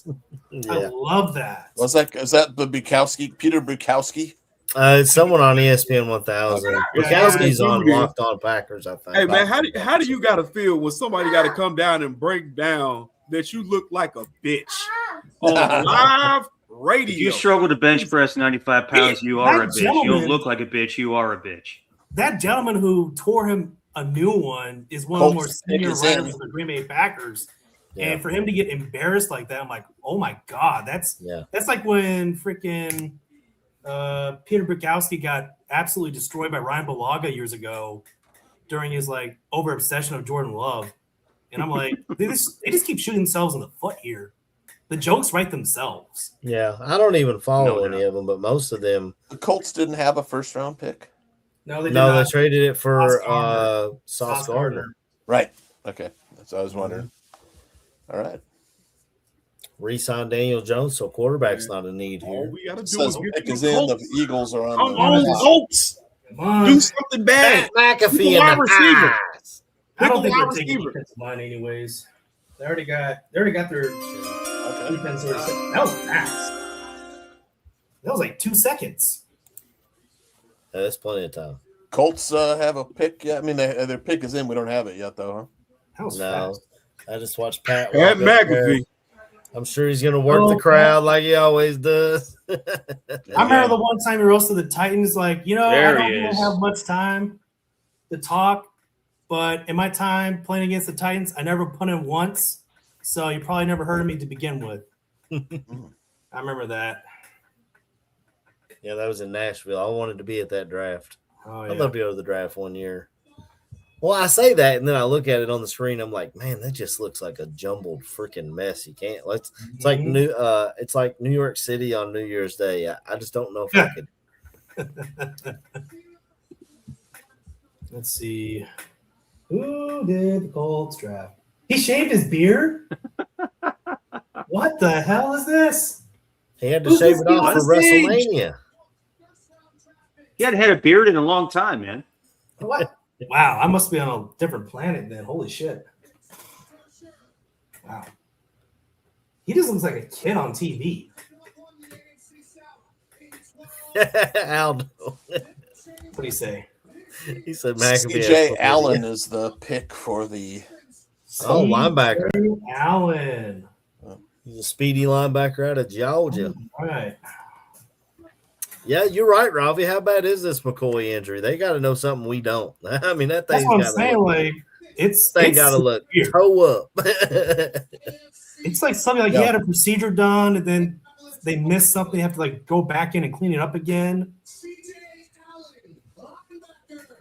Yeah, he's the sideline. Eagles with a stunner. Who'd they take? The Eagles are taking Eli Stowers. Oh, okay. Well, look at their tight end. The tight end. Look at the tight end room. They got Dallas Goedert, who they just brought back on a 1-year contract. Patriots on the clock at 55. You getting ready to lose? Yep. Brown. So Patriots on the clock. Hey, this is getting great close, news for boys. us. We're getting close. So Eagles getting some This weapons. is great. Jalen Hurts, Mekhi Lemon, now This Eli Stowers. Are they trading A.J. Brown, you think? Oh, yeah. Oh, the Patriots just traded up. Yep. They traded with the Chargers. I was just about to say this is Chargers. good for us because the Eagles pass on the edge. Under them, you had the Chargers and you had the Jags. The Chargers both already had took an edge. edge, so they're not taking another one. So that's the Bears are going to have their choice of Akis or Sutton, Dennis Sutton. The Patriots traded up. Damn it. Oh, I saw the pick. What? Oh. Did they take Yakis? They took Akis, right? Bro, come on. No. Oh, no. Patriots traded up to take Akis. You bastards. Yep. Where are y'all getting this info? I'm not seeing any of it. I was just tweeting about Robbie it. says it. Yak is gone. Damn it. That's Fuck me, dude. With Travion Henderson. So close, man. We're so close. Bro, every freaking Fucking time Patriots. they jump up to It's like screw us last over. year Fucking when they Patriots. freaking took Travion Henderson Yep. right before the Bears were on the clock. Flex, you're right. We sat back and got. Man, that's I mean, but what do you trade? You don't. What value do you have? You should trade next year picks. we don't. I don't want to trade next year's pick, so we don't have a 5th or 6th round pick. Exactly. That's my whole point. That's why I've been saying the whole time. What are we trading? Right. Like, what are we talking about? Well, I mean, if you had to package picks, tonight 57 Dennis and Sutton's still out 60, there, man. Hey Neil, isn't there an edge rusher coming out of Notre Dame next year? Bryce Young or something? Oh, absolutely. Let's go get him It's next year. Brian Young's kid. Yeah, hell with all this. We'll go get him next year. Okay, bro. Hell yeah. See what we get out of Booker this year. We grab a defensive tackle, we'd be all right. So, who wants to trade for Max Crosby or Brian Burns right now? Huh? Oh, jeez. Anybody? Right. Any takers? I'm there. I'm there. I'm there Are you- mentally right now. I think really the only one left is Dennis Sutton. Yeah, I think that's it. they got to take him. But the Patriots taking Gabe Akis? That was I thought they were going to take Wow. Keldrick Falk yesterday, but they grabbed that tackle instead. I just 2 picks away, man. 2 fucking picks away. the Patriots are our biggest damn menace, man. Like Yep. last year, they picked every running back we wanted up until the 7th round. Pat, This year, they take Gabe Cloudy said Akis. Pat jumped the Jags who were leading Yakis with their pick. They don't really have a lot of. You said the edge Jags rushers. were leaning Yakis? That's what Cloudy just said. They got Josh Hines Allen, and they just paid Walker, right? The other edge. I mean, Yeah, they did just extend Travion Walker. yeah, Dennis Sutton's the only one I got info on that's left. Yep. 6'5", 265. Let's will it into existence before all the edge rushers are gone. Well, unfortunately, our resident Penn State fan is not a fan of DDS. How's that happen? I love this kid, man. 6'6", 256. He fits the system. He's length, man. This is what Dennis Allen loves, man. Cloudy, I'm Come not on, questioning make it your info. It just didn't make sense to me. I can't question your info. You've been on top of it for 2 days now. So I don't know, man. What do we do? What's the big boy? Got crabs with smoky weed in a brothel. What the hell are we talking about in the chat right now?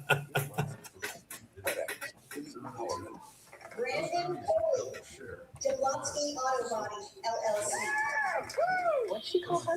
Oh, yeah, she's told the twins neighbor. Yeah, like stadiums do. The right money moves aren't as absurd as you think. Football is a game of inches. Hey, Jennings Dunker's still on the board. Man, he's out there. He's waiting. Let's go, baby. Ginger this entire thing up.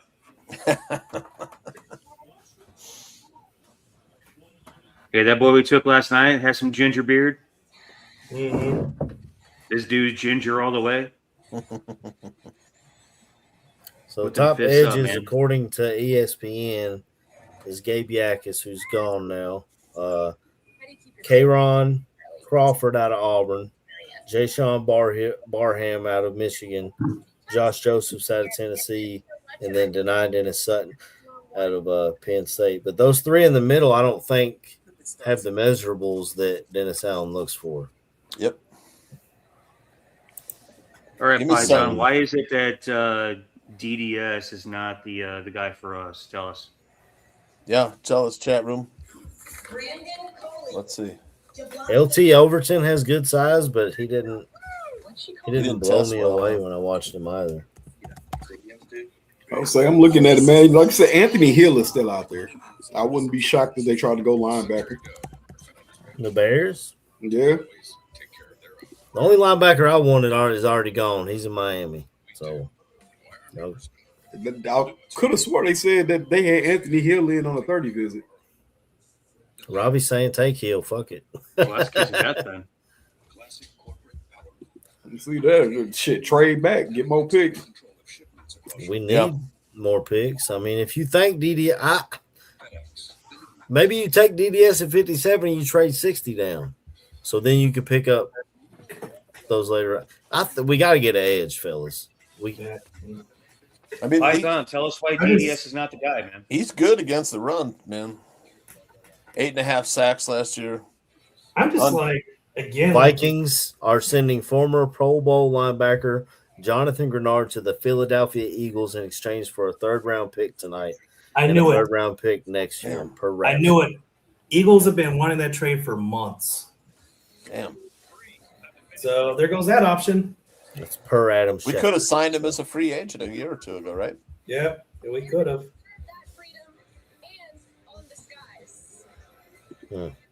That's something. Sorry about all the dead air. I'm a little shocked. I thought we were going to end up with Yakis, and we did not. Yeah, they're so damn close. I mean, it's got to be DDS, right? What did they give up for the Chargers pick, the Patriots? Wait, never mind. Think about the wrong person. Let's see if I can find it.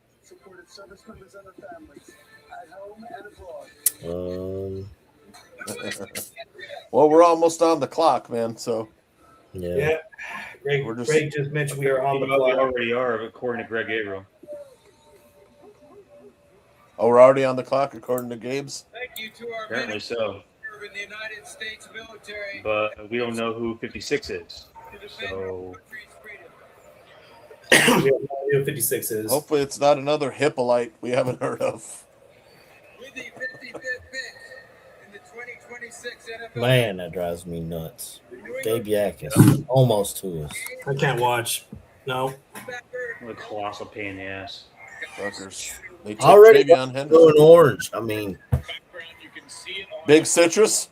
Lots of production for Illinois as well. if we go defensive tackle, In Illinois history. I don't. Stand-up edge for Aaron Henry, their defensive coordinator. And this is a guy that gets Look, man. which they need in that division, obviously, with Josh Allen. Hey, Neil. Yeah. We got coaches to develop pass rush, you know. Coaching matters, Neil. Coaching does matter. And so does she. She certainly does matter, sir. Bears on the clock. Here we go. Let's get it. Jaguars pick is in. I don't know what it is. Does the chat room have the pick? I don't see it anywhere. That's this damn pick. Fucking Jaguars. Their top needs were linebacker, edge, defensive line, offensive line, and safety. I can't remember what they did in the first round. Wow. Jonathan Grenard is signing a 4-year, $100 million extension with the Eagles. So the trade and the extension.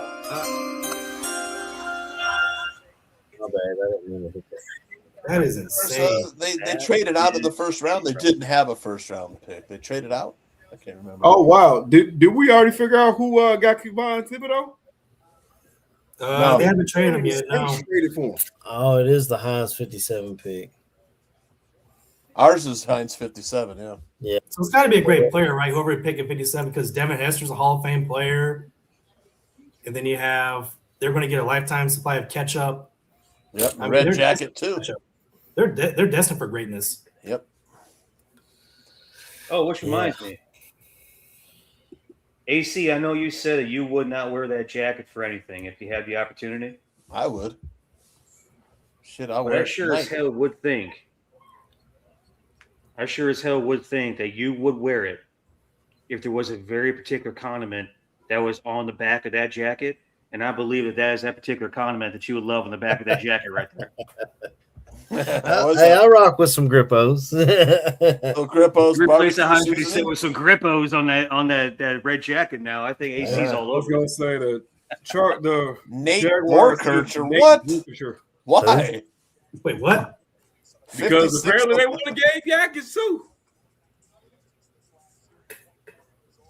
I mean, I thought you were saying us, KB. I was about to. No, the Jaguars took the first time all Bears draft. pick We is all in. found Here out it about is. it picked together. It's in. Bears pick is in. Let's see who it is. Oh boy! Come on, deny Dennis Sutton. It makes sense. Hey guys, I'm pretty sure this Jacksonville pick was the first time all draft that everyone found out about the pick together. Nate Borkirch was like a I think this is A3, 6th, 7th round pick. I thought, but that's a head scratcher. A top 60 pick. Yeah, Liam Cohen must have seen something. He got a lot out of Brent Strangelet last year. Maybe he's looking at two tight ended up. Oh, yeah. I mean, Oscar Delp is still out there. He's a good tight end. Well, we don't know what their board looks like. Their board don't look the same. Nobody's board looks like what we think. All right, anybody's got the Bears pick yet? I'm looking. I'm refreshing. Waiting for it. How about the trade? Don't let Devin Hester hear you say that, Maddie. We're not taking EMW, Cloudy. Cloudy, get out of here, man. Come on now. Stop trolling, Cloudy. We can't. Two safeties. What? Like, what do you say, EMW? Make an all safety team. This ain't Army football, man. Get out of here. Hey, don't disrespect Army football. Hey, Navy. Go Navy. Beat Army. I'm just all. Go Army. Beat Navy. Go Navy. Beat Army. Defensive line. Here we go. Holy shit! We just went ahead and started a war. Let's do this. The war the Navy's already won several times. I do like some of your prospects. Yes, we do. Eric Eli Heidenreich is still out there. He is. Cloudy, my guy, got my back. That'd be a nice pick on day 3. Navy. All right, Bears pick is in. No, who is who it? it is yet.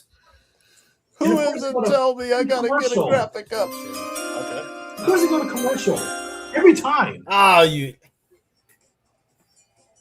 Who is it? To commercial. Premature chimes. Every time.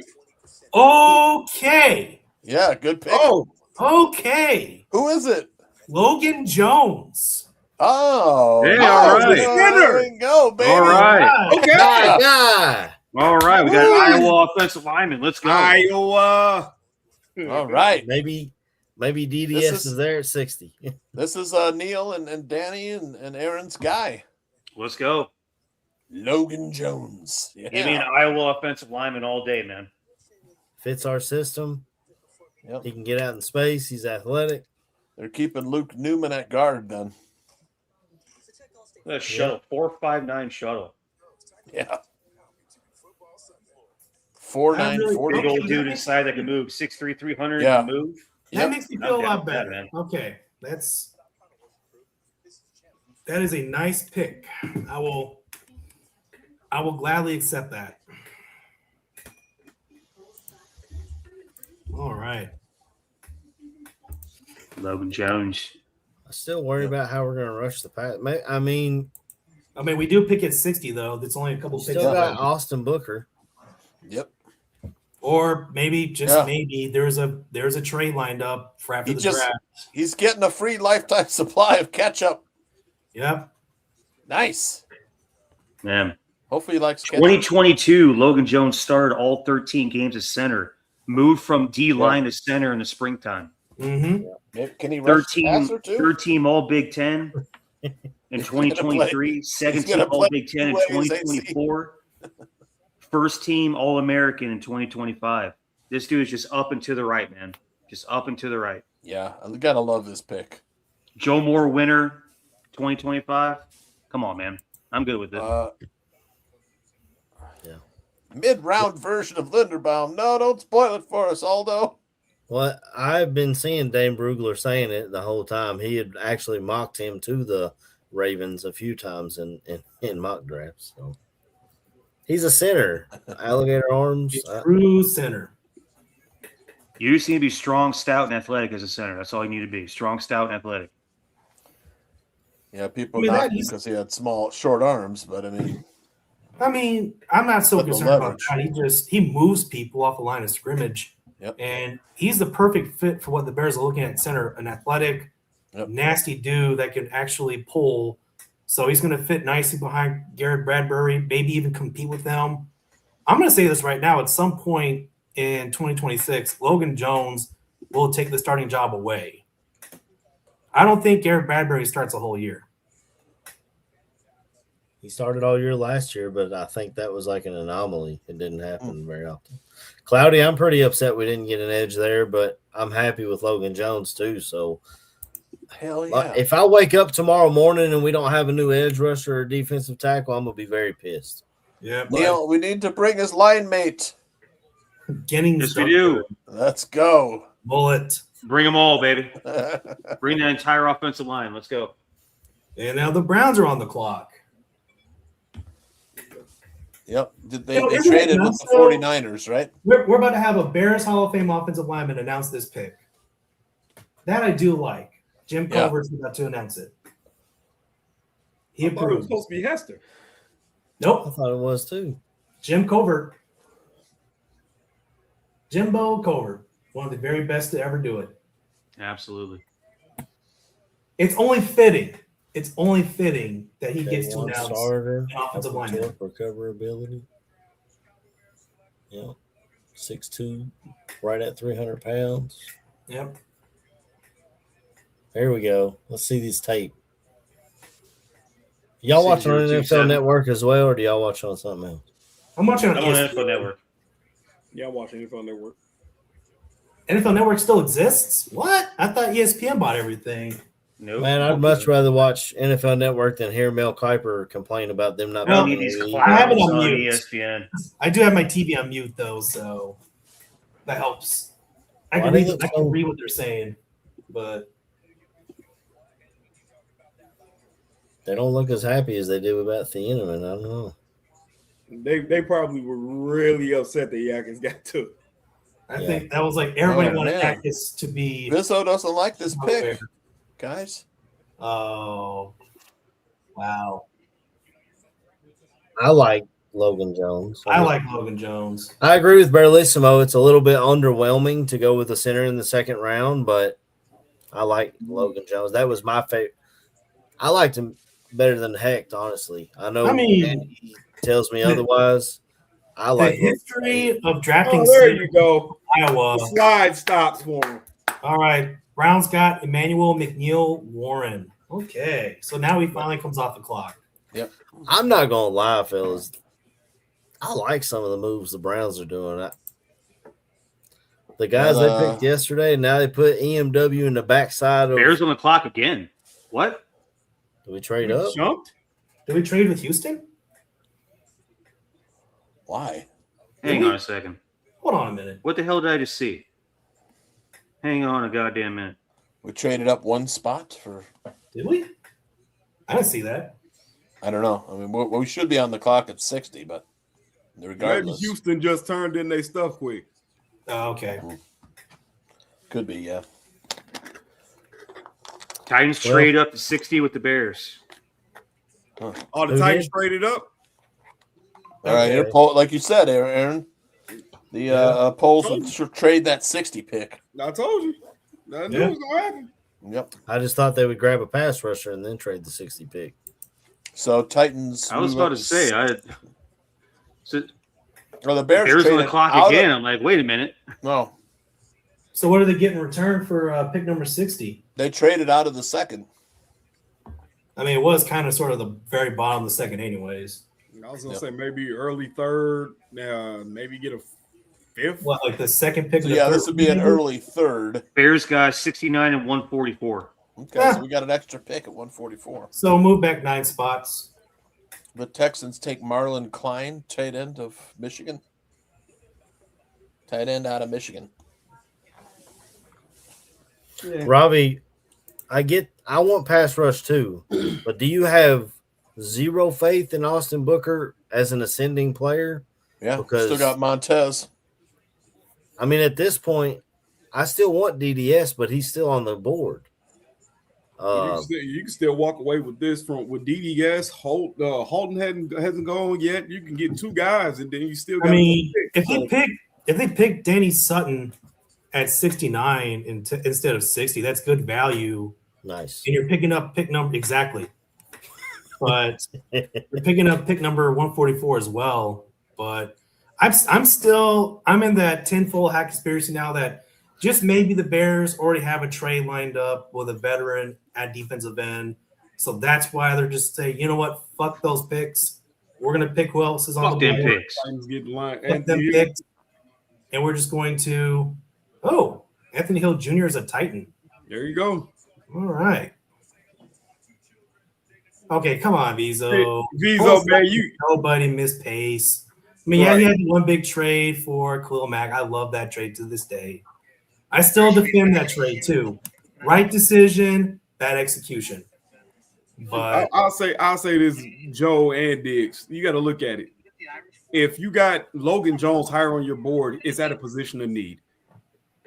You can't be mad at that possibility. Yes, you got Bradbury maybe starting that center. It might be what it is. Who knows?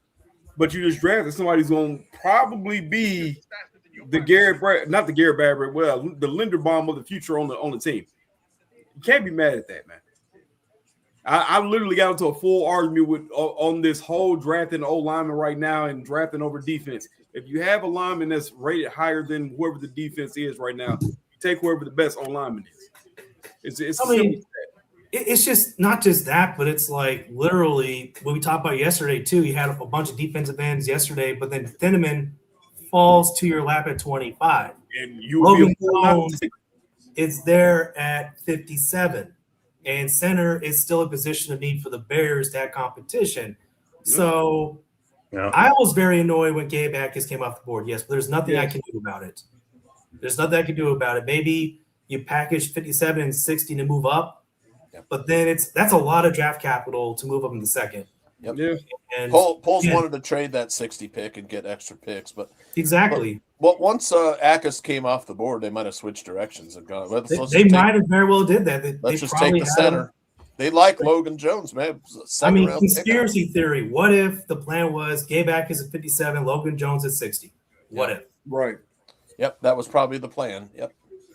So, and it's the Patriots just 2 years in a row. That's 2 years in a row. They pick the players that we want minutes later on the clock. Patriots. But it just adds more fuel to the fire for maybe the Bears do go out and trade for a veteran now. Maybe Kevon Thibodeau. Is the chat room Burns unhappy? Maybe Max. They're very upset. And you see a lot of trade up. Like, what are you offering to trade up? We didn't. It would cost quite a bit. Like the only realistic way to trade up is if they did 57 and 60, or 57 and 89. And even then, it's like, okay, how far up do you want to go? And nobody wants to trade picks in 2027. Bradbury and Logan Jones aren't that dissimilar. I mean, he's 6'3", no, they're very similar players. Logan Jones is 300 and what, 6'2", 6'3"? Yeah. Mm-hmm. I actually 6027. Say the best comparison I've seen for Logan Jones has been Drew Dahlman. Yeah, straight up in terms of actual physical. This is the guy that replaced Linderbaum. But he's not going to quit for 3 years. I hope not. Hope he's not part of that 5-year plan. Right. I hope he doesn't have that 5-year plan that our friend, what was it? Oh God, what was his name? Not Jim, but Joe. His name. What was it? John. Gino Hammersmith. No. God damn. I'm trying to remember his name. What's CBA? Collective bargaining agreement. Collective bargaining agreement. and none of us even know how this is going to turn out. No, it's well, we don't have a pick until the third round. If Poles had traded, first of all, he said he missed pace. Was it the Trubisky trade or the Justin Fields trade that you missed? Secondly, if we would have took our 57 and 60 and moved up to get Yakis, and then regardless of what all we think, he doesn't turn out to be a great pass rusher, then you're going to crush Ryan Poles for trading away multiple draft picks to go get a guy that didn't work out.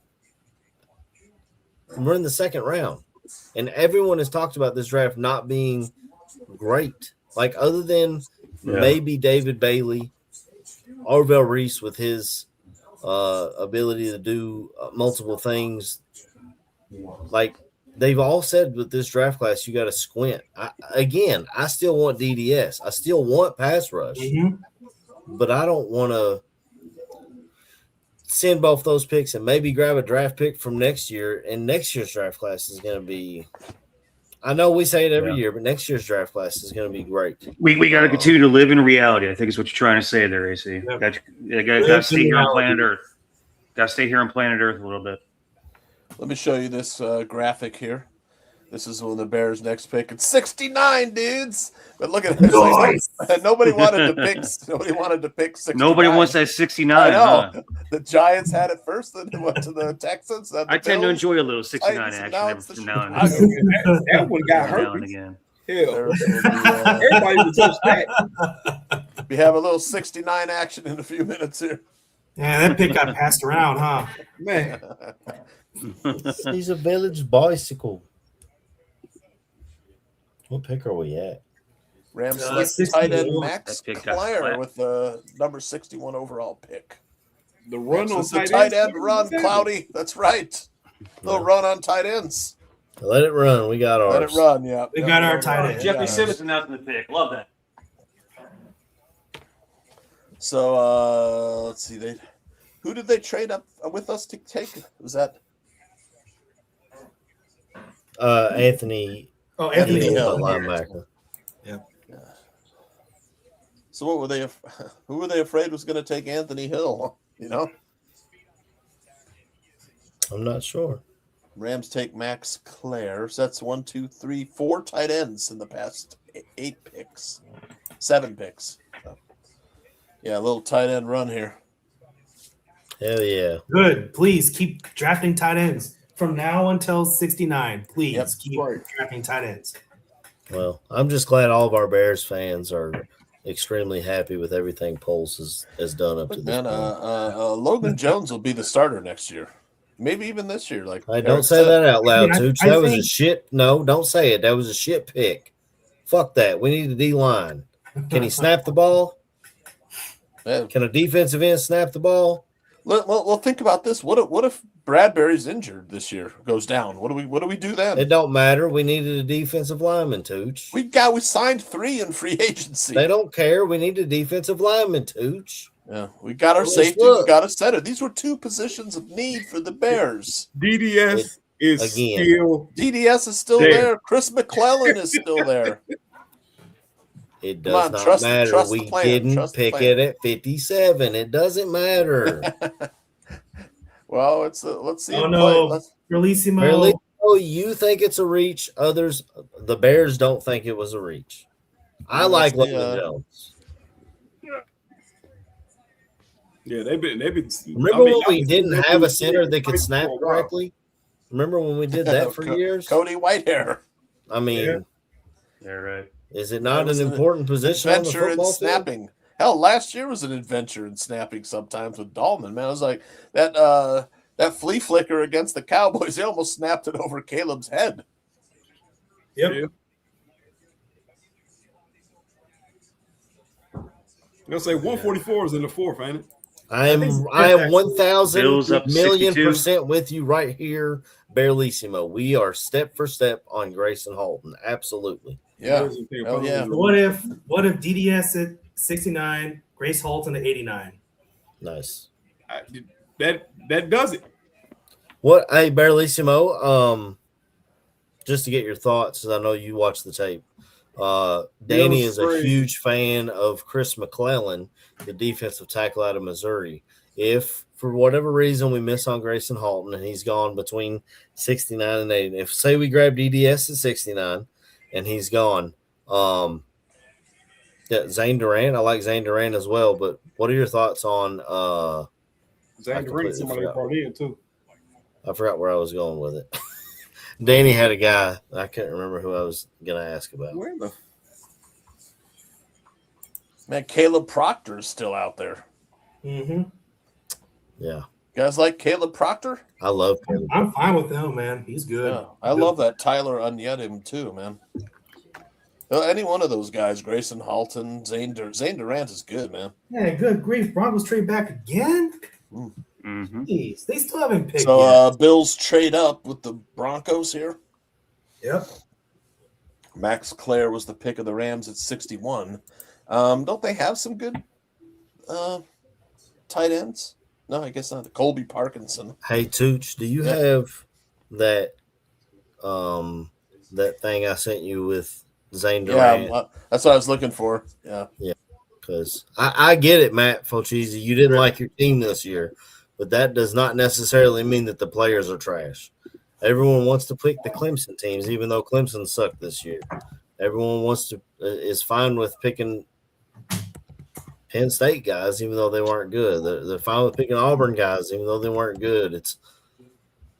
Daryl Jackson. He's Florida State. They weren't good, but people are fine with that. Jared Verse played for look at these career numbers, Fulchese. Peter Woods went in the first round. Zane Durant played double the amount of games. More solo tackles, more tackles for loss, double the sack production, and interception. If we get Zane Durant later, I'm fine. I don't. 6'1", 290. No, put that back up. He says he's small. He's small by an inch with some big old paws. 6'1", 290. Damn near 6'2", 32-inch arms. 297. Man, he's got a quick first step, man, this kid. Fulchese, I know you watched him every weekend, but McClellan, that's who I was thinking of, PZ. Yeah, Chris McClellan, man. He's still out there. Mm-hmm. That's who Danny loves. Danny loves that kid. I like this kid too, man. Got 34-inch arms, long levers. Mm-hmm. Keep those offensive linemen off him.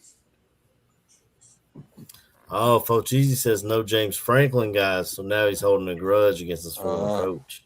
When James Franklin was at Vanderbilt, he had a pretty good linebacker that's still playing in the league right now. So when James Franklin was damn near ready to win a national title last year, everybody was all over his nuts.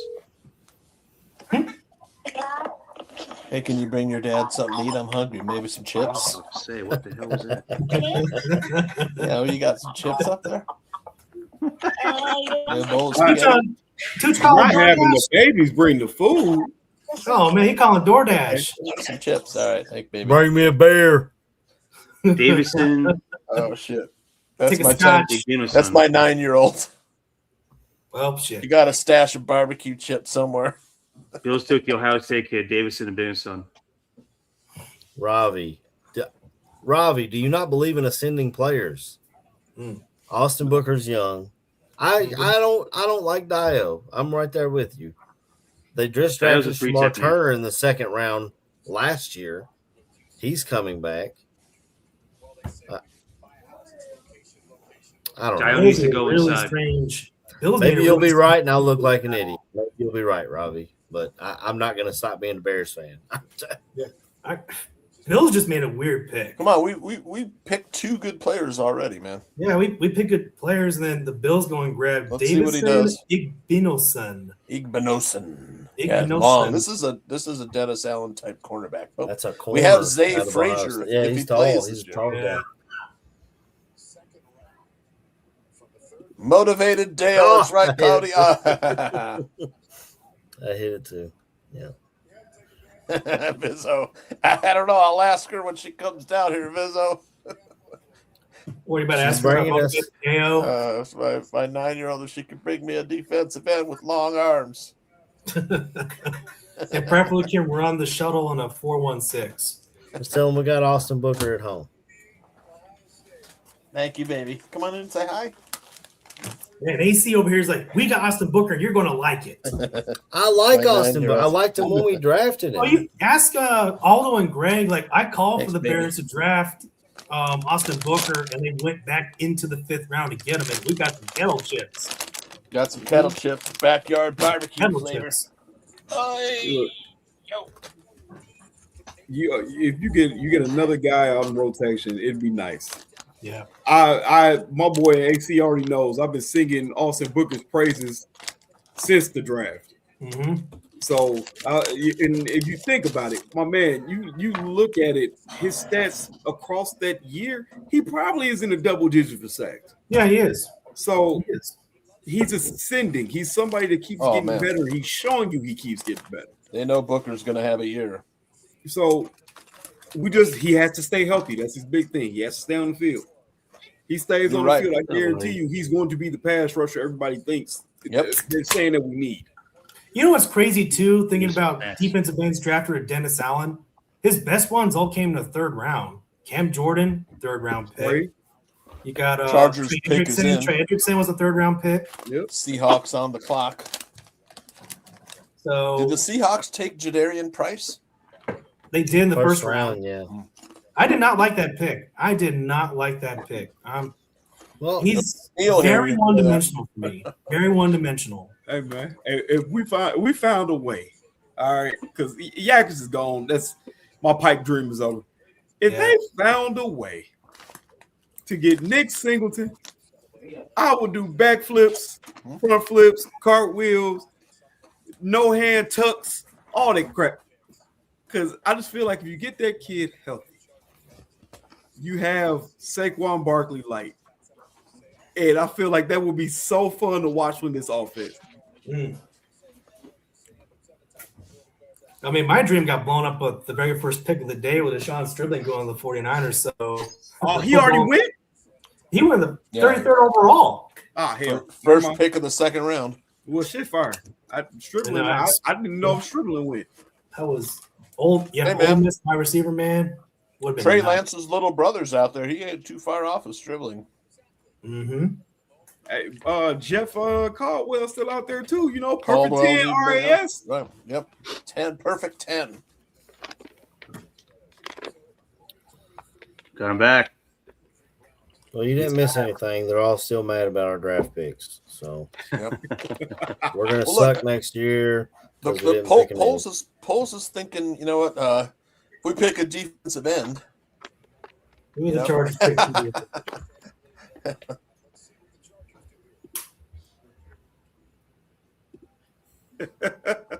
The silence is deafening. Half our guys were injured last year too, man. I don't know. Jake Slaughter goes to the Chargers.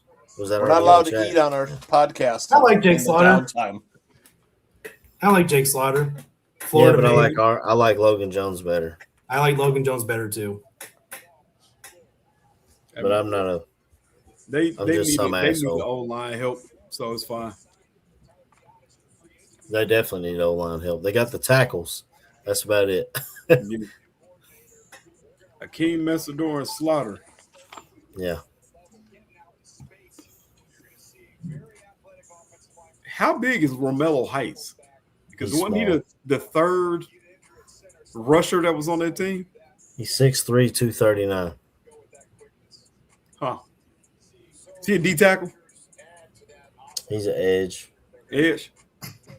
I've had 0 dinner, man. I worked my ass off today. I'm fucking starving. I came right home and turned on and started working on the show. This is the first thing I'm eating all day today. Yeah. Dedication. So here we are. Hey, I had breakfast. I came across some corn nuts in the chili lime tahini. They didn't have what you had. Yep. There were some corn nuts. I ain't get them because I wasn't going to break my teeth. That's how I feel when I'm eating them things, man. Break my teeth and corn nuts. K-Ron Crawford is 6'4", 253. Is that too small for Dennis Allen? Nah. It's kind of on the Not edge, if he can right? rush the passer. Well, I think it was Senior Bowl. he was really standing out, but I don't know. I like tonight in a Sutton, but I don't know. We'll see. Look, there you go, Barlissimo. That's what I'm talking about. Remington Award panel. Yeah. Draft's not over yet, Robbie. Maybe we can still get us a pass rusher. Maybe like Eric said, we'll pass for Thibodeau. Would you be happy with that, or would you be pissed? I seen something that said Thibodeau was going to New Orleans. Well, no, it was like they were speculating. That was Jordan Schultz talking about they're interested, but no deal's been struck yet. I was gonna say if the draft ends and you trade a second rounder next year for Kevon Thibodeau, that wouldn't be bad. That wouldn't. Seahawks took Bud Clark from TCU. That's fair. That's a good. That's fair. That's a good pick. There's Kobe Bryant's replacement right there. Yep. I'm shocked Seattle hasn't traded around in this draft. They don't have a ton of picks. I think they got four. They don't have a lot of picks. They're just chilling at this point. They said, man, look, we won our Super Bowl, man. We all right. Yep.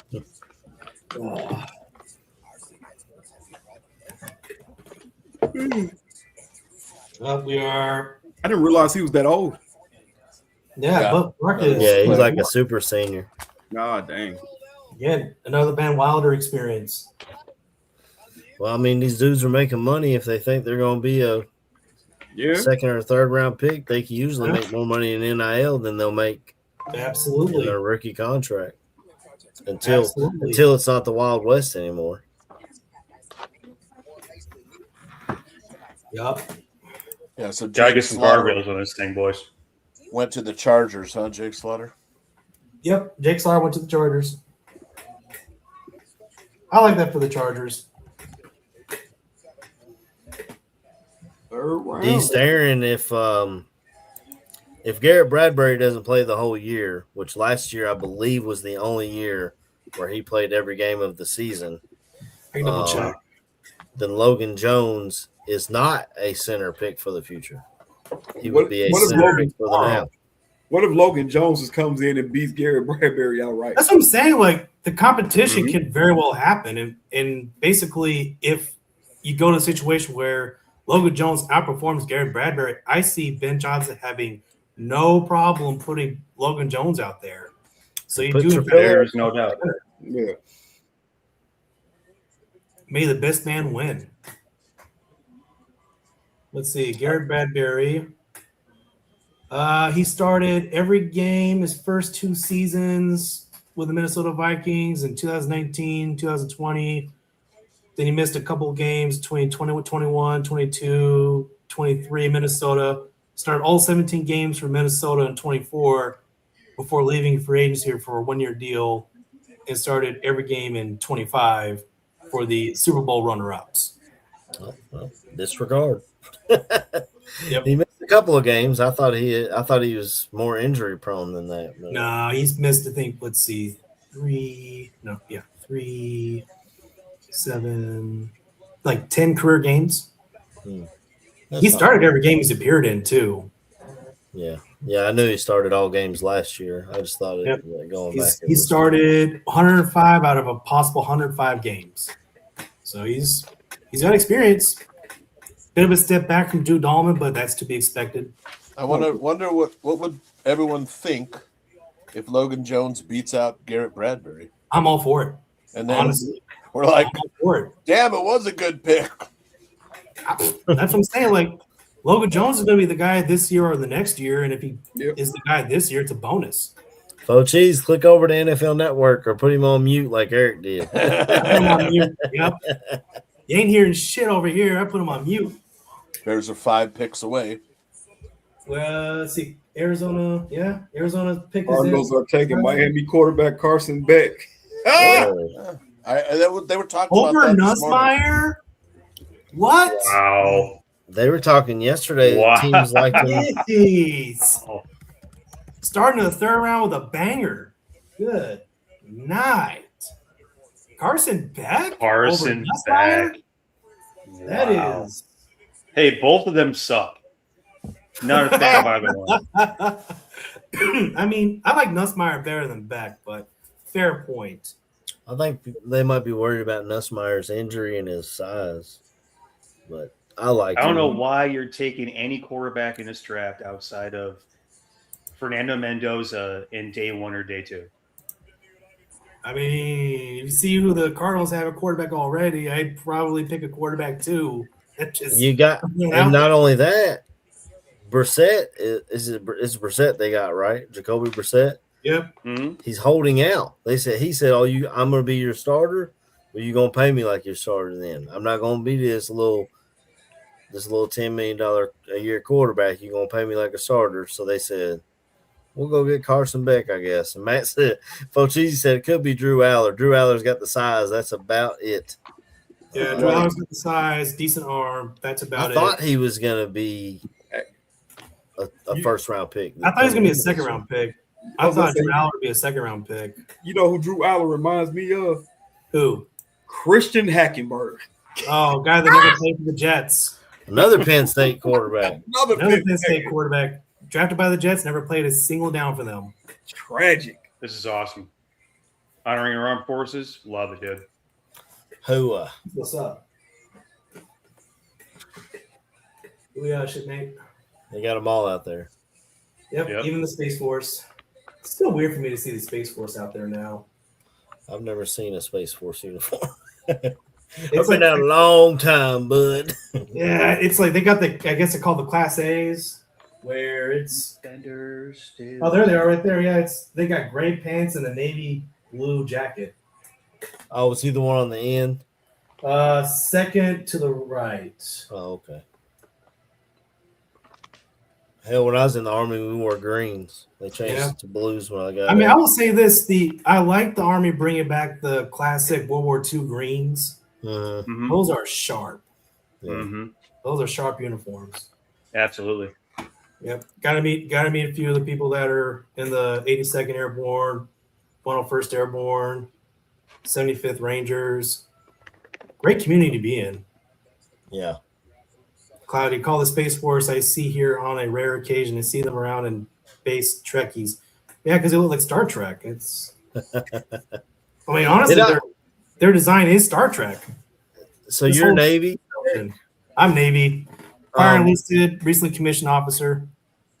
So when I was in, we wore ACUs, and your guys' uniform looked like ACUs, but they were blue and black. Are y'all still wearing those? No, those are the NWU type ones, the blueberries. And honestly, I miss those uniforms.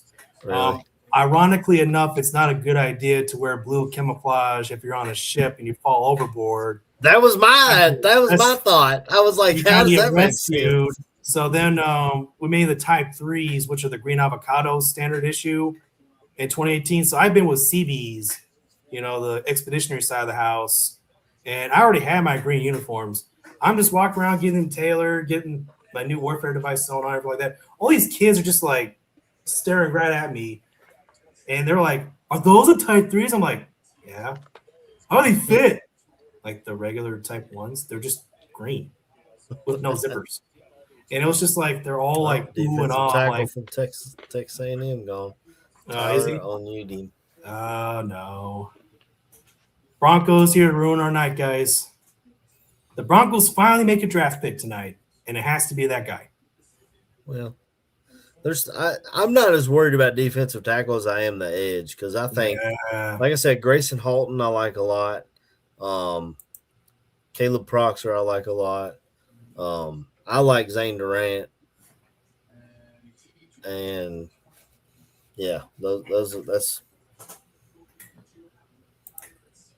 You need orange unis if you fall overboard. These stairs, bright orange hunting uniforms. So I'm glad they said that. There is this myth that the Type 1s, the blue uniforms, would turn orange if they hit the water. That's a giant-faced lie. What happened is some idiot on a ship took the orange dye packs that would issue to you if you did fall overboard, left them in their pockets, went to crew serve laundry, so they threw everybody's uniform in the same machine, and that dye pack was still in the pocket. So those dye packets are water activated. So the very second that card touched the packet, everybody's uniforms turn into orange Cheetos. Wow, that's crazy. That's how the myth started. So I used to get, because the Army, the ACUs had pockets up here to put your pins in, and I would religiously forget my pin in there, and then it would wash, and then it'd be. Yeah, I have the same issue. Like now we have new uniforms with like 2-piece coveralls, like khaki for E7 and above, blue for everybody else, E6. All right, Iceberg. Iceberg. Yeah, man, that's the attitude, right? Just have your polls on. I can't tell if it's sarcasm though. At this point, I'm kind of on my defense. I don't, and I shouldn't be because I'm not making the picks. I just like Logan Jones. Yeah, I still think we need him. I'm just and it gives me more fuel to wear my tinfoil hat and say the Bears are trading for a guy after the draft. So that's why I can say I wear a tinfoil hat. Unless somebody else trades in front of us, we got I mean Vegas, Philly, and then us. What's crazy is Philly just traded for Jonathan Grenard, so they're out of the defensive end market. Right. Yep. And Vegas has still got Max Crosby, so they're out of the defensive end market. You would think. I still think Max Crosby gets traded eventually. Just there's no way they agreed to a trade already. Then that gets nixed because some sketchy shit from the Ravens, and they're like, "Oh yeah, we're just going to make that never happen again." They're going to trade him, whether it's between now and the trade deadline remains to be seen. But I don't see Max Crosby finishing the year in Vegas. Pick is in. Well, maybe it depends on Eagles on the clock, and then the Bears. How about a little cheer me up? Talk. Brian Poles talking about Dylan Thieneman's character. Yeah, it's off the charts, and we have so many good sources in terms of guys that he's played with, and that's all the way from Westfield High School all the way to Oregon, and the feedback that we got was incredible. This is a very similar type person, player combination to what Colston was. The work ethic, again, that passion for ball was off the charts. We grade on a scale 1 to 9. There's no 5s and there's no 2s because there's no fence grades. There's a lot of 7s and 8s when you look across this guy's character. So really happy with the type of person we're bringing in. Something just interesting happened right when that clip was playing. We thought the Raiders out of the defensive end market. They just picked Kerryon Crawford from Auburn. Yep. Yeah. Wow. Right when I started talking about Max Crosby. Greg Gabriel likes him, man. I'll tell you. That just isn't that kind of weird timing how we started talking, hey, Max Crosby might still be available, and now they pick a defensive end in the third. I'm like, wait a minute. Well, wait a minute.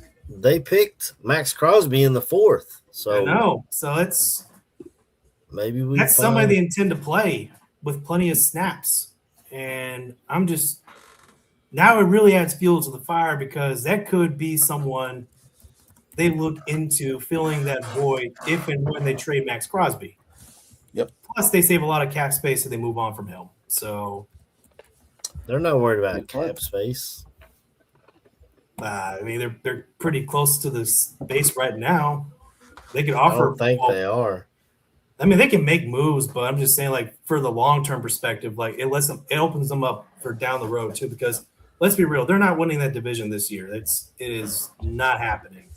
I mean, you got the Chargers clock. When the Chiefs are back healthy. I mean, you got the Chargers, the Chiefs, you got the Broncos, reigning division champions. I mean, Raiders are not going to be. The pick is in for the Eagles. Bears are on the clock at pick number 69, dudes. Dude, nice. Well done. Well done. I've been waiting for that one, Neil, to drop that one. Dude, I'm impressed right there for your timing on that. I'm very impressed. And my soul, sir, my soul is happy. I cannot begin to articulate how I feel inside right now. Very satisfied soul things taking place right there. Very good. All right, man.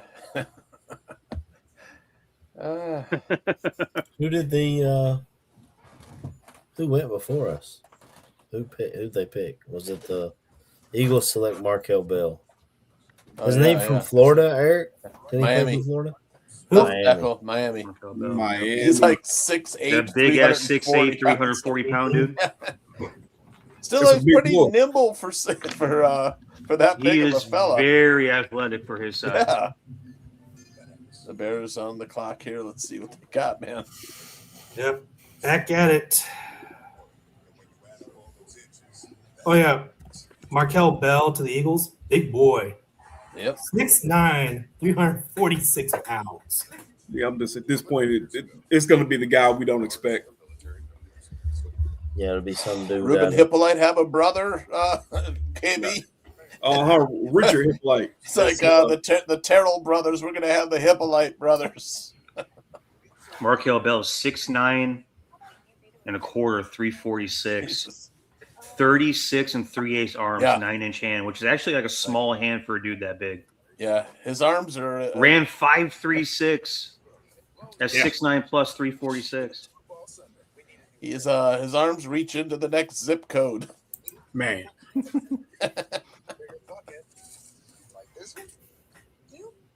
Man. For a circle. Remember that kid when I was still at Mississippi? Put that energy out there, Berlissimo. Come on, Berlissimo. We need the good vibes. When I was still at Mississippi State. And Poles use all the clock, man. All 3 picks, man. He's been taking a sweet time. Maybe he's working the phones, you know? That's what I was gonna say. He's got to be taking calls or something. Yeah, he's taking calls right now. Let's see what we're getting here. Fo Cheesy's right. Everyone's gonna be mad no matter what. Can we have so true. Can we make a summoning circle for Max Crosby? Maybe they're trading away the 3rd round picks for Max Crosby. Right. Can we make that happen? Can you imagine? I mean, he can't pass a physical. I mean, he'll magically pass the physical at that point. Like,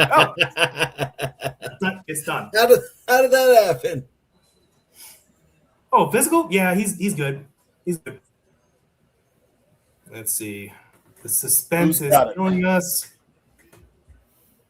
Oh boy. Greg Gabriel have it yet? Nope. It's like texting with Poles right now. Who'd you pick? I know Danny says he wants it to be between. I'm trying to see. He tweeted about it. Let me see what he put up.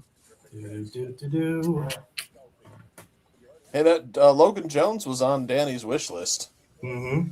Here it is. Something. No, it's not yet. Not yet. Danny says Chris McClellan or Denied Ennis Sutton is who he would like. Yeah. Damn, yeah. Markel Bell, 6'9". Shit. He's humongous. He could tell you if it's raining up there in the clouds. Right? Yep. 49ers are on the clock. Bears pick is in. All right, so no trade for the Bears. What? Oh, no. I don't like that. Hippolyte again? Hippolyte's brother? Stanford, tight end. Come on. We got 2 good ones. What the hell, Poles? What? Sam Roush. All right, yeah. Now we can start to panic. Now we can start to panic. I'm with you, Vizo. Fuck it. What are we doing? 3rd string tight end. I'm with the chat on this one. What the fuck are we doing? What the fuck? Ben Johnson. Poles went to the bathroom and Ben Johnson made the pick. Right? We're officially we drafted our Durham Smythe replacement. Yeah, we drafted Durham Smythe's replacement in the 3rd round. For what? Somebody said trade and commit. Well, maybe. Well, we just restructured him. Fuck. Yeah. Well, that's very unexpected. Yes. Don't like that. All right, we're making a switch to hard liquor here after I finish this beer. I was fine with Logan Jones, but I don't like that. How many whiskey up right now, bro? Because the fuck. How many? Look, when? Why? Komet has this year and next year, and then he's out of contract. Correct. But they also just modified his contract, so he's probably got at least another year to that. Why do you want to trade Komet, man? He's a good. No, he's like him local kid. He's a top 5 tight end in terms of being balanced. Yeah. Like unless they get like a Godfather offer, Why would you trade him? Yes. Now we have the question of what the fuck are y'all doing? I don't get it. Yeah. That's you had an open floor to getting an athletic freak on one and one dude who's just solid. And you pick a backup tight end. What are we doing? Yeah. Iceberg's right. Poles didn't draft Cole. I love Cole, but he didn't draft him. I don't know. That's true. Yeah, to quote former President Joe Biden, he wanted a blocking tight end. That's it. I mean, is Cole and he wasn't satisfied with his blocking? I don't know. I mean, Komet's a pretty good blocker. I mean, I know he's not the best, but he's all right. The Sam Roush 6'6", 267, 30 and 5/8 inch arms, 10-inch hands though, 76 and 3/8 inch wingspan. Are they going to convert him to offensive tackle? Probably. He's good. He's good as a pass protection, cut blocks and zone combo blocks and gap schemes. Yeah, dominant blocker. I mean, let's think about this for a second. 6'6", 267 tight end. That is predominantly a physical, nasty run blocking sort of like extra offensive lineman. Are we looking at this dude as maybe a potential replacement of left tackle? No way. I don't think you take that guy in the third round, but I'm just trying to present some logic into what's going on here. Yeah, it's a blocking tight end, Man, I hate to say it, but man, that good mojo, we get Thieneman to follow us at 25. Right. We make a decent pick of Logan Jones. Now it's just like, what? Again, one more at what, 80? We got 89. 89. No, we the didn't. only way I can cope with this, guys, is just talking myself into they're trading for a defensive end. I'm about to pull what Neil said. I'm going to get the hard liquor. I'll be back. Yeah. With pick 69, we wanted something sexy, AC. We get a blocking tight end. What the fuck? But that was the antithesis of sexy, boys. That was the absolute antithesis of sexy. DDS continues to slip, though. Romello Height just went to the... Shit, we could have had Romello Height. He doesn't have the size for us. I know. Yeah, he's like a NASCAR package. Cloudy, who are you quoting there? Who are you quoting? What's the quote? Oh, here? Huh. Yeah, who's the quote here? Who was talking about? Maybe it's an X typo. What's happening? He accidentally put a... I'm just wondering who he got. It's Greg Gabriel, it says. Well, that's okay, blocking tight end in this draft, Greg Gabriel. I don't know, man. Adam Johns. It's from Adam Johns. Will Katzmarek is the best blocking tight end in this draft. But I mean, I listened to the Athletic Football Show, and they broke down all the tight ends in the draft, and they talked about Roush being a sneaky guy. I ain't just see what I think I just saw. Did Romello Heights go with the next pick? I know. That's just like throwing salt in our wounds, KB. It's like pass rusher goes next. He's not even on our board, though. He's 240 pounds. I know. Allen's like, if she ain't 280, she ain't a lady. Oh, shit. Yep. So true. I mean, I don't know about that logic, but that's what DA says. You got some brown liquor right there, KB. You got some brown liquor right there. I see it. Maybe. Hey, what did you pour in that glass right there, sir? So, you got to ask. This is one of the firefighters' whiskey barrels that we have. Oh, shit. One of 125 bottles made. I had got bottle 120. Nice. Yeah. Very. Hell yeah. Where'd you guys get the barrel from? I didn't ask. I should have asked. Huh. Great question. He's like, wait, single barrel whiskey? I'm all about it. I don't give a shit where it's from. Pretty much. Hell yeah. You gonna do a tasting expose for us there, KB? Got some notes for us? What's it on the nose? What's it on the palate? How's it go down? The Falcons took a cornerback. I know that when in round Avian one. Terrell, AJ Terrell. Round two. Round one, they didn't have a pick, or did they? Some They cocoa did. notes. You get a very strong barrel taste with this one. It's really oaky. Just some big old oak. Their first it's round very pick was smooth going James down, Pierce a little from last year. slight Yeah, burn. right. So yeah, they didn't have a first round pick. Oh yeah. Then in round two, the Falcons took Avian Terrell, cornerback. I want to say maybe some vanilla in there too. And that's all they've picked so far. They don't have a. But I'm pretty sure if I took a lighter right now and I blew through it. Sam fucking Roush. That's a choice. I just don't get it. I don't know. Well, I mean, like Biggs, he's the offensive version of Ruben Hippolyte. Yeah, I can't defend that one, bro. They gotta have much more faith in their pass rush than we do. I mean, Hippolyte went on day 3 though, or yeah, Hippolyte went on day 3. Yep. I like Booker, and Sweat is fine. But how do you not think you need more than that? Dio didn't show you anything when he was healthy last year. Well, Dio's Turner hopefully interior comes lineman. back. He's a hand in the dirt. Brady guy, Jarrett right? is going to provide all the pass rush, boys. No fear. Well, for what he's getting paid, he better. Mm-hmm.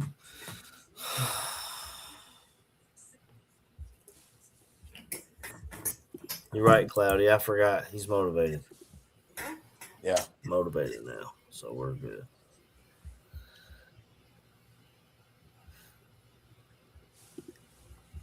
Flex, I know.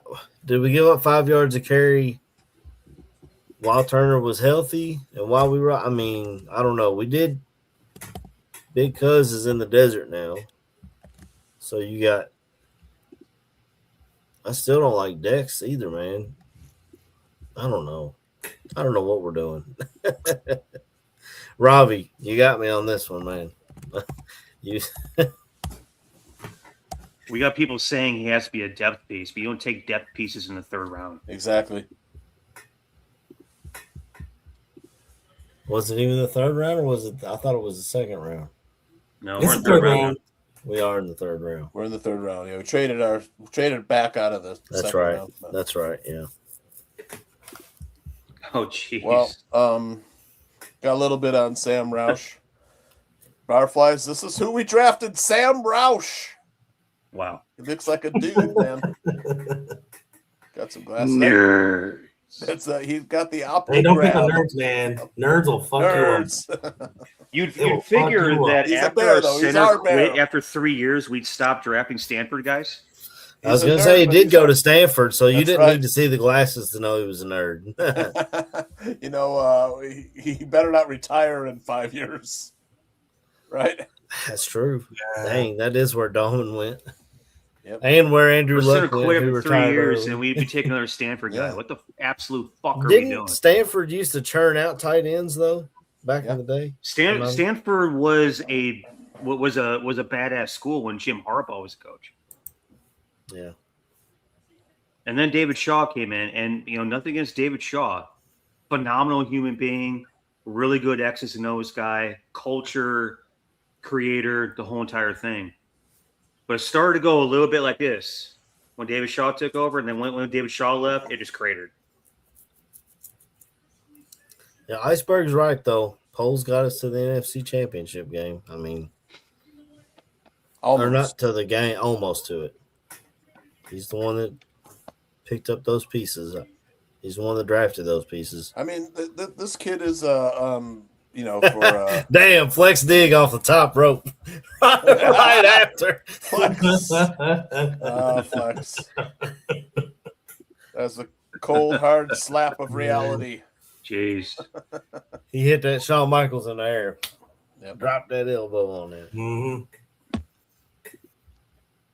RKO out of nowhere. Yeah. All right. I'm not even knowing this beer. I'm just going to look at hard liquor now.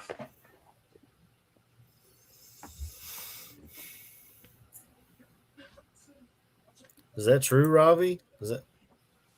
I don't think I heard that. I don't know.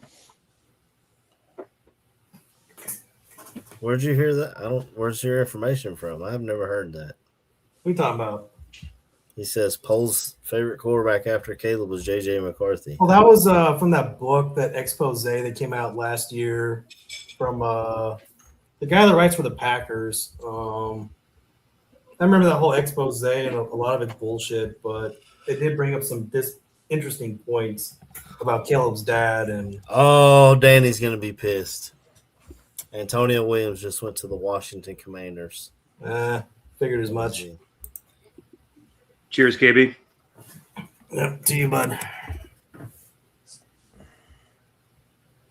Dynamic wide receiver off to Washington. What's up, buddy? Are you pissed off too? Yeah. Yeah. Yeah, I know. It's a little better picture of Sam. Yeah. That doesn't look better. that doesn't look better at all. Was that his freshman year photo? Yeah, it looks like his freshman year photo. Yeah, he still got Pac-12 on the pimples. chest. Yeah, when it gets to the point where they do this freaking, they do this press conference, yeah, I'm gonna need a very, very solid explanation. He ain't gonna get nothing. He's gonna say this is how our board fell. We played it. He was the best player on our board. It was a collaborative effort. Yeah. We lost Something like that. life. Shit, man.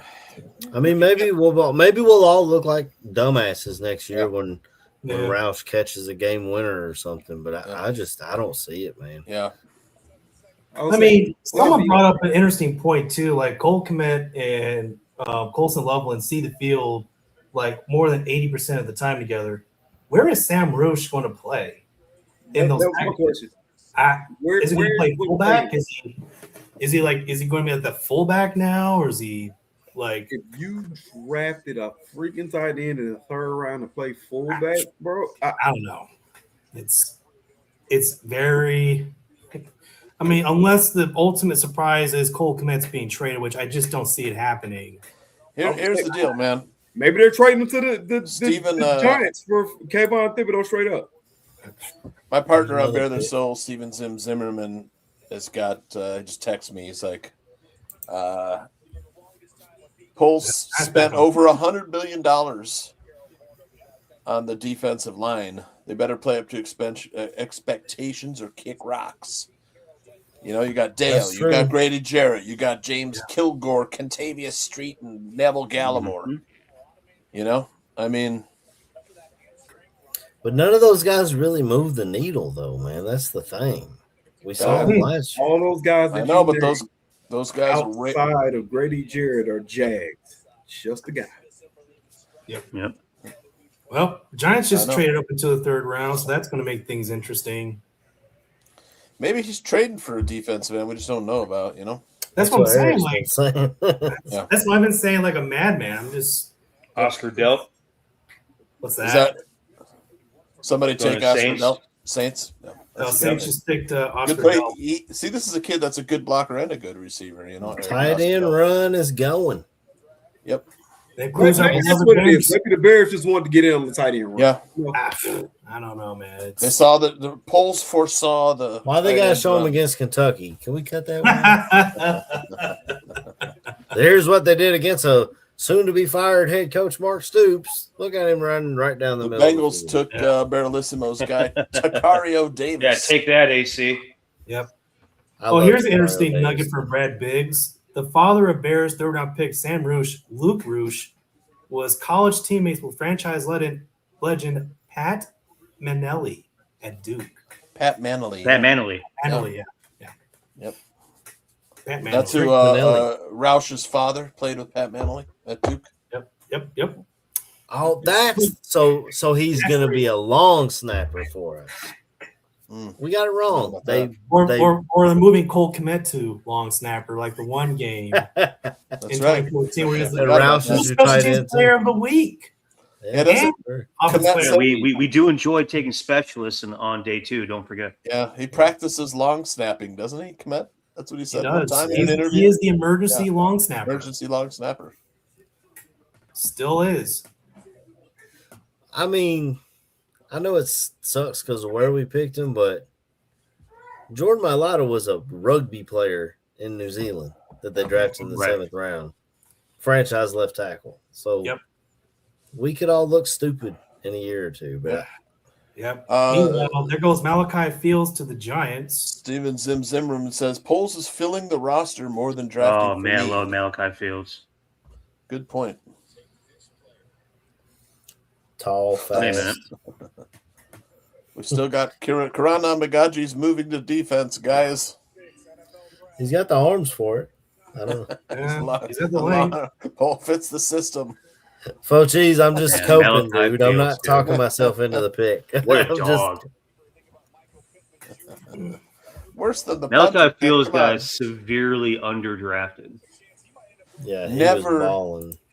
Never draft a punter. You can always find a punter undrafted free agent. It's like, yeah. You can find a keeper's undrafted free agent. You can find a when it comes to high point of football, like one-on-one work, Malachi Fields is an absolute fucking stud. Yeah. I was not expecting him in the 3rd round. I thought he'd be gone in the 2nd. PZ. That's how what I was thinking too. It's a good pick. Put him with Malik Neighbors. I thought for sure that Jeremiah Love would be top 5, top 10, and then Jadarian would be like early day 2. Malachi not too far after him. No. Good Kickers player. At 89. Well, Cloudy, can he kick 55 plus? Because that's intriguing. 60 plus even.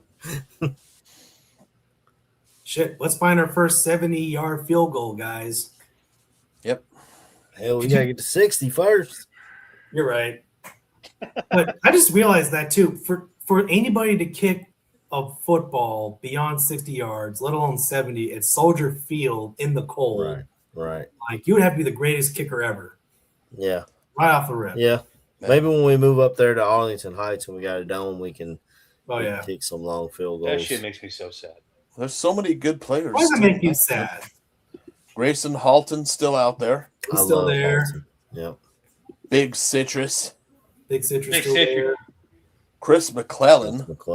Yeah. Zane Durant. DDS is still there too, isn't he? Yeah, he's still there. Yeah, he's still here. Yeah. Maybe he's the ultimate surprise 89. Who knows? Caleb Proctor's still out there.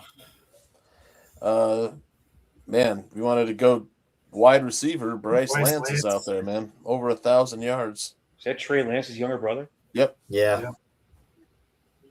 1,000 yards on 51 receptions. That's insane. I know. 21.2 yards per catch. Ran a 4.34 40. Why can't we take this guy instead of a blocking tight end? Because we got Roma Dunze. Yeah. I don't know. All the numbers on that slide are absurd. It's like the ultimate workout warrior, man. That is one of those numbers that exists on insane. Yeah, his raw athletic score is like what's that? Jeff Caldwell raw athletic score. He's right behind Jeff Caldwell, KB. Look, if they take another player that's on the offensive side, I'm throwing a brick at somebody. Like, if they end the draft today with a wide receiver, I will be lost for words. If it's this guy, I wouldn't be too unhappy. I kind of like this guy. I mean, I like this guy too, but I'm like, 11-1 broad jump and a 41.5 vertical, man. It's like 4.15 shuttle. I don't know anything about this guy the Dolphins selected. Caleb Douglas, Texas Tech, yeah. I know Texas Tech paid a pretty penny for their roster this year. So yeah, yep. Let's see. So Roma Dunze has got Caleb Banks's foot AC. Who did get Zion? It was the Eagles went up and got Zion, right? Iceberg's ass. Zion. Or was it Baltimore? Because we were like, Baltimore. There's Baltimore yeah. With the player just falls into the lap. Yeah, it was Baltimore. I love the Ravens always draft so well, man. Well, they got two guys that contribute immediately. For those that want to know, Bears Director of Player Personnel Trey Koizol on a third-round selection of Sam Roosh, and I quote, "The more the merrier in that tight end room. Now you got 3 versatile tight ends who can do a little bit of everything." Goes on to say they like his versatility to play inside and out. So yeah. YNF. Yeah. I don't know if you're going to go 267 lining up in the slot, but what wouldn't he? All right. Wouldn't he been available tomorrow? Come on. Probably so. Isn't Ryan Poles cursed in the 3rd round? Now that I think about it. Well, I mean, there was a run on tight ends, but we didn't need a damn tight end. I know. We got 2 of them. How much is he going to play? He's going to block. I guess he contribute immediately in the blocking game. Are we switching to a 13 personnel grouping full time now or something? I don't know. This is a little wide receiver run here, guys. We got 3 of them in the last 5 picks. I guess Ben must have wanted him iceberg. You're right. Yeah, Ben. That's what I'm saying. Poles got up, went to take a leak, and Ben Johnson. Ben is sitting right there next to Ryan Poles. So yep. Poles came back from the bathroom. He's like, "What'd I miss?" You did what? You did what? Exactly. Look at me. No way. Look at Cloudy. Steelers take a Penn State quarterback, Drew Aller at 75. Oh, where's Focheesy? Drew Aller. Wow. Cloudy spicy. Spicy. wow. That okay. There's a lot of things happening in this 3rd round that I just don't understand. Yeah.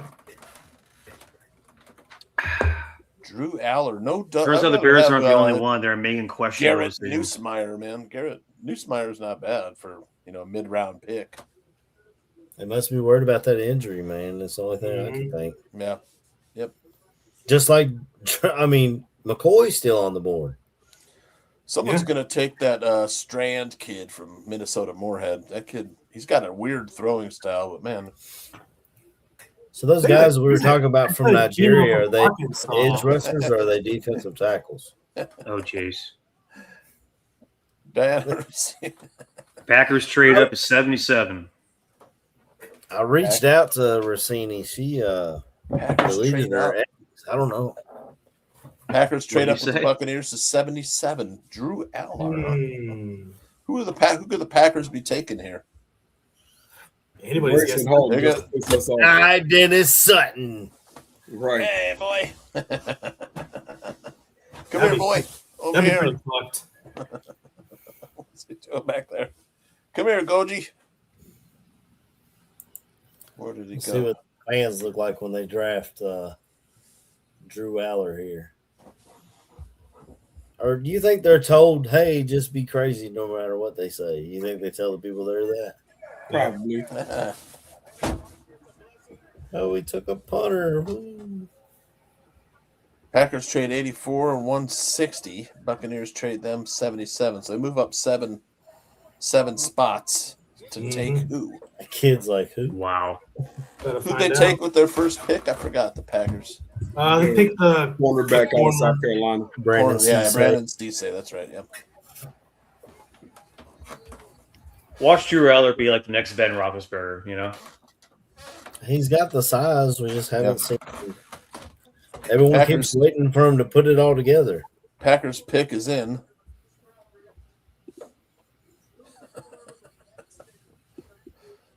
Man. Drew Aller looks like every kid in high school right now. My son is 15. Every one of them look like that. Yeah. Sweatpants, t-shirt, messy hair.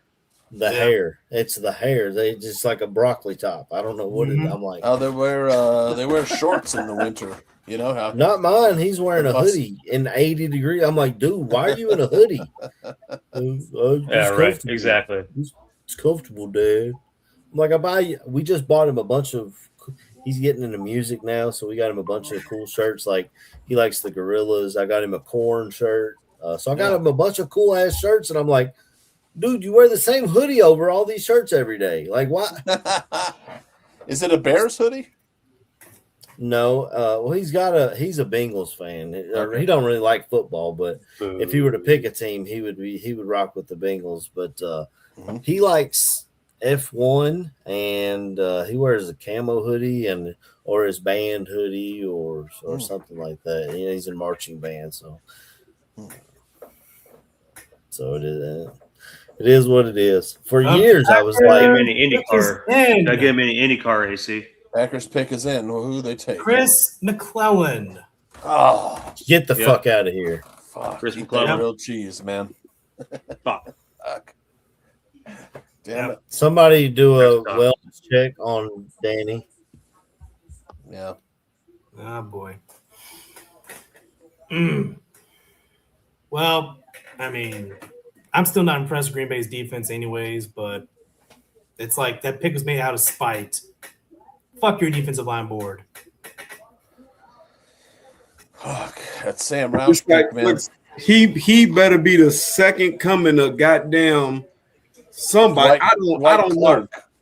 Like Clark. Good God, bro. That is ridiculous. It's Ditka. Yeah. You know what it really is, though, guys? I guess the Ben Johnson effect, right? That's right. Yeah.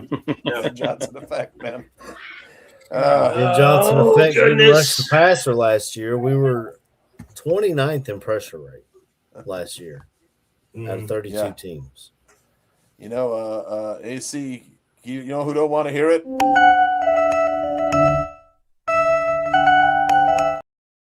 Oh, yeah, AC.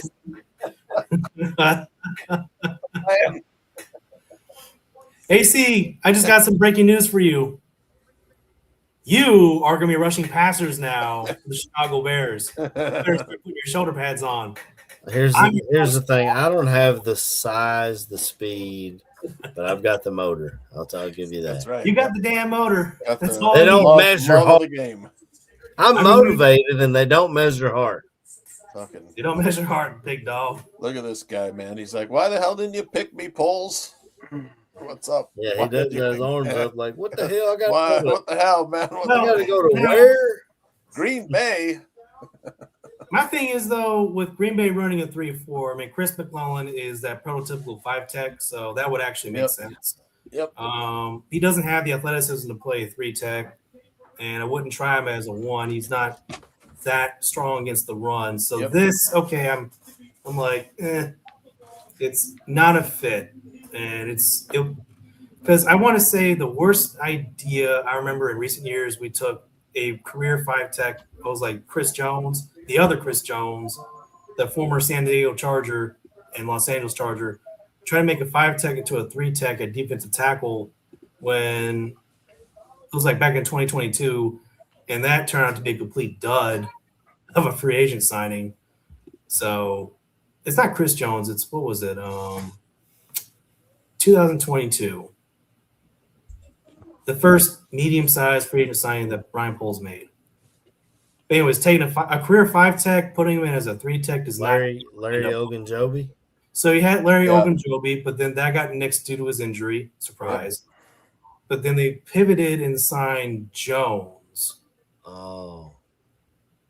And he wound up being the starter at 3-tech where he wasn't overly effective. I have a nightmare experience when you take a 5-tech trying to make a 3-tech. It doesn't pan out usually.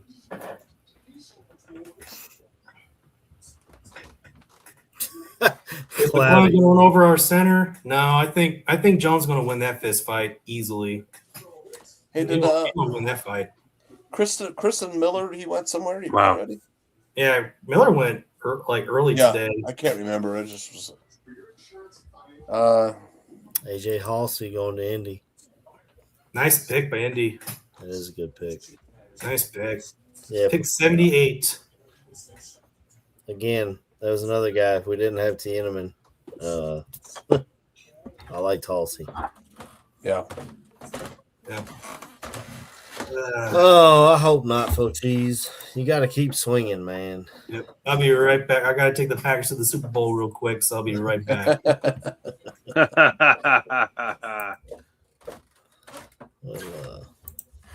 this up till he comes back.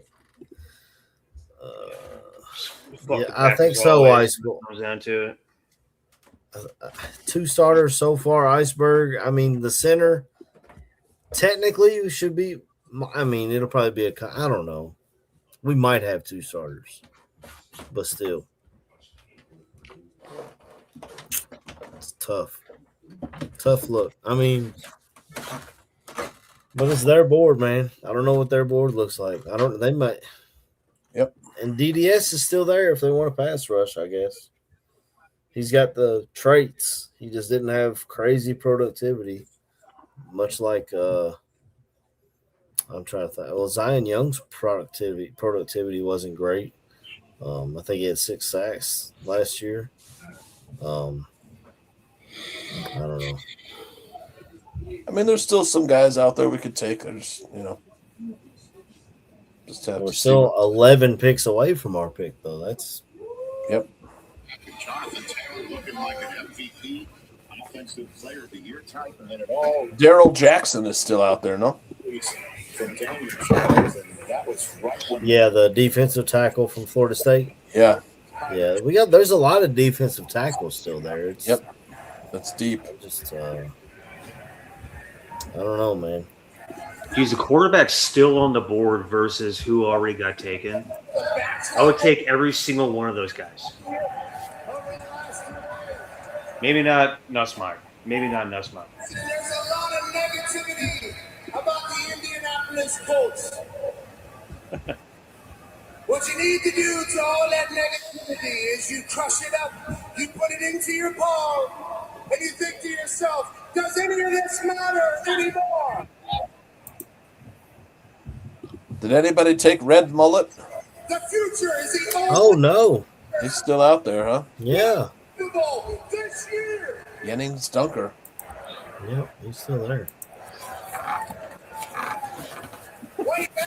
So if we want to, Poles is thinking about taking some wide receivers. I know that it's not exactly defensive line, but there are some good ones out there still. Yeah. We talked about Bryce Lance. And KB gave us Jeff Caldwell.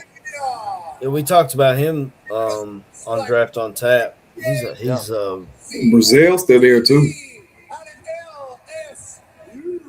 Chris Brezel II. Yeah, he's long, he's fast. 4.37 40. Man, that 10-yard 1.52. Shit, that's flying, man. Zachariah Branch too. 1.5. No, he just went to the Falcons. Oh, he did. Okay, all right. Well, he's gone. Who did? Zachariah Branch from Georgia. Branch. He was somebody that really That's a little wanted. homecoming for him. He's a little guy. It's a little homecoming for him. Yeah. Neil's guy is still out there, Brennan Thompson. Yeah. It's a similar size to Zachariah Branch.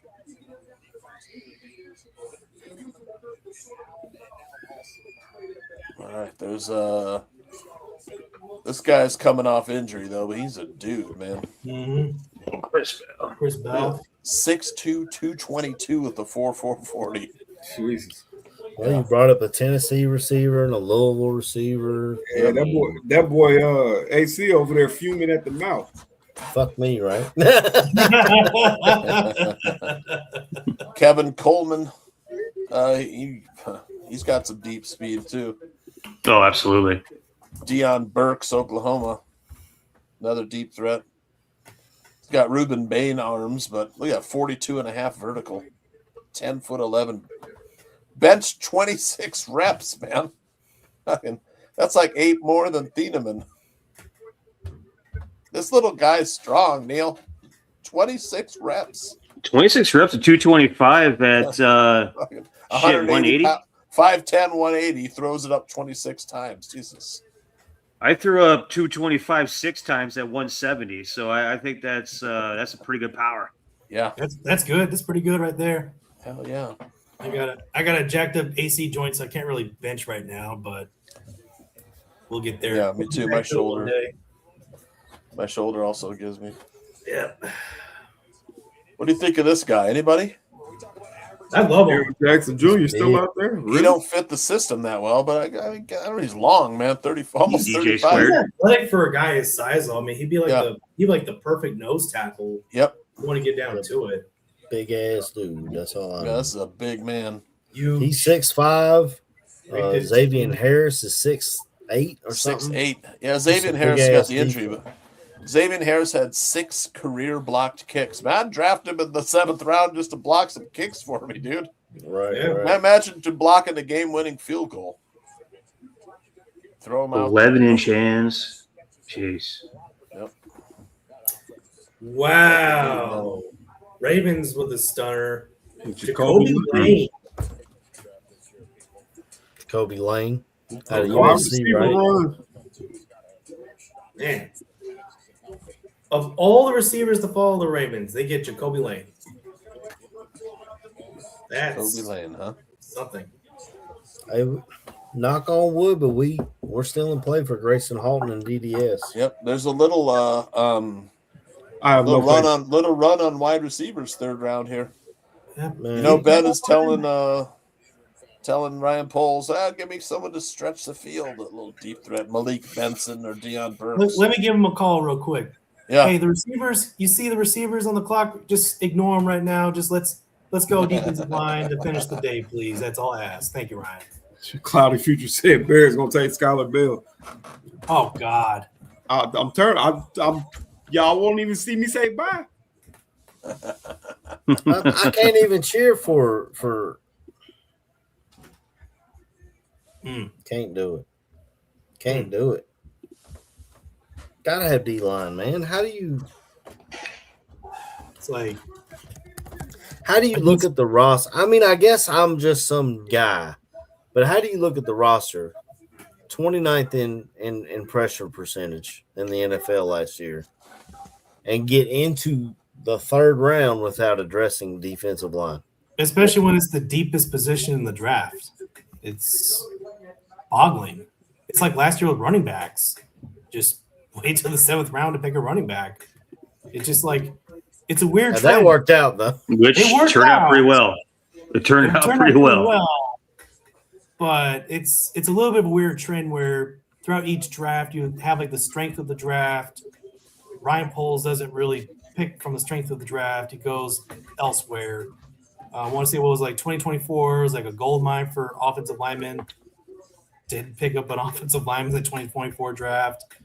2025, pick up a couple guys. I mean, I love Ozzie Chapillo. Just I wish he didn't get injured. But I don't know, man. It's just a weird trend I've noticed. Like you would think it's the deepest position. It is the antithesis of where you're supposed to go with it. Exactly. It's you're supposed to go ahead and take what the draft gives you. Yeah. That is the way that I've always been taught as a personnel guy how you go about your business, building your roster. Mm-hmm.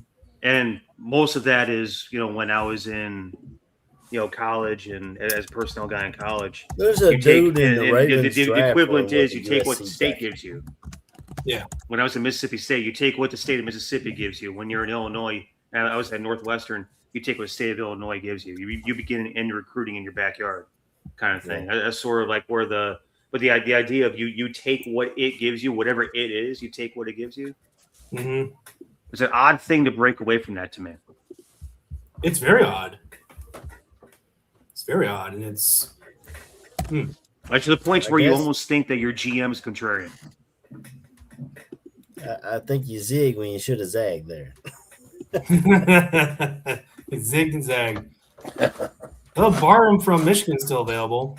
There's another defensive end option, but I don't know. I think I like DDS better, but I like DDS better, and I still like my idea of trading for a guy at this point as the best option. But maybe we'll get Grayson Halton and then trade for an edge rusher. I don't know.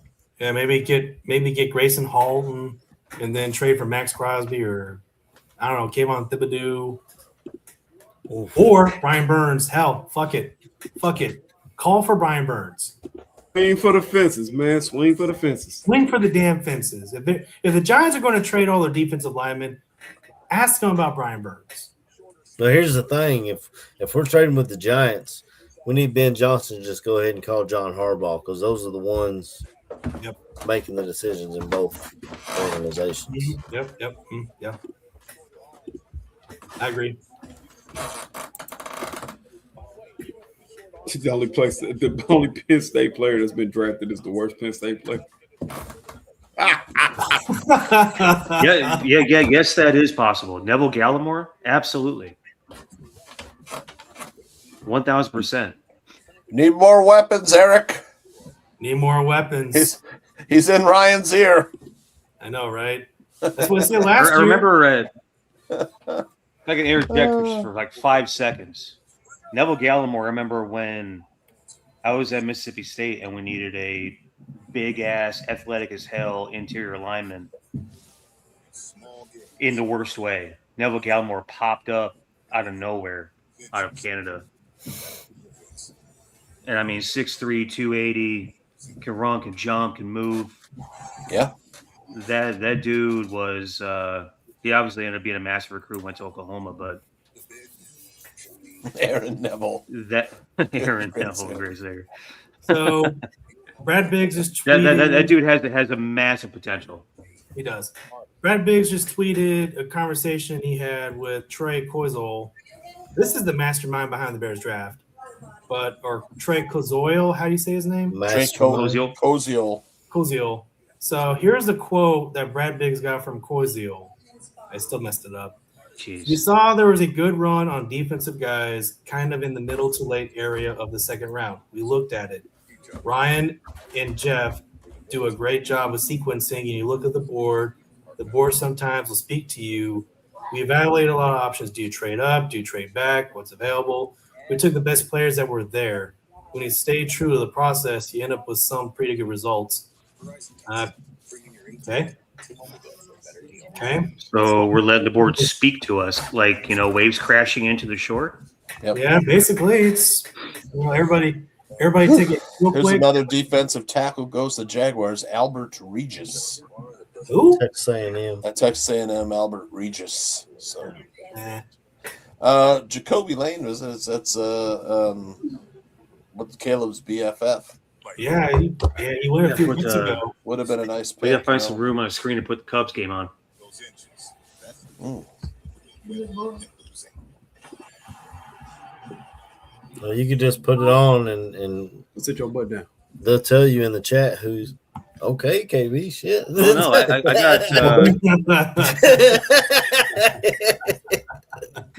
You don't fucking sit down somewhere.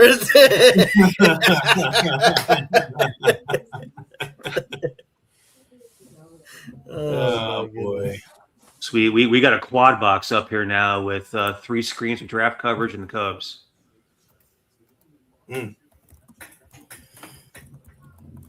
I should be watching the College Game Day thing because that's probably the best analysis you're going to get all night. Yeah. Yeah, they had. Was that the show that has Nick Saban on it? Because they were talking about Nick Saban, Field Yates. They were talking about those are the 2 humans I want to listen to if we're talking about like these big box fucking things. Daniel Jeremiah, I really like too. But like Nick Saban and Field Yates, I want to listen to these 2 guys say words.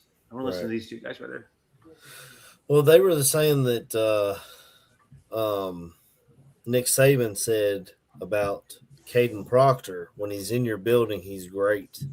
It's when he gets out of your building that you have to worry about him. So he would get out of the building, I guess, and eat like crap and just not take care of himself. And I don't. Maybe it works out in Miami. Maybe it doesn't. But they took a high swing. That's the whole thing I was saying yesterday. Remember when Shaq had issues with his weight? He went down to Miami and became the big sexy. Mm-hmm. Yeah. Miami does something to you. Miami makes you want to feel sexy about yourself. If you're motivated, though. If he's motivated, which Shaq, I would Shaq assume that. Was that? Shaq used to put in the work back then, man. I mean, Orlando, L.A., Miami, Shaq. He put in the work. Shaq got kind of out of control in L.A. now. Well, maybe I was just too young. I don't remember. It didn't. I don't know. He always Shaq definitely had issues with discipline in L.A. He did. He got to Miami, and all of a sudden we got Big Citrus going to Minneapolis. Son of a bitch. Glad he put it in here. That's a better pick than Caleb Banks, and they picked him in the first round. Big Citrus. I actually went huh? from Big Sexy Shaq to Big Citrus. That was a good little segue there. Yeah.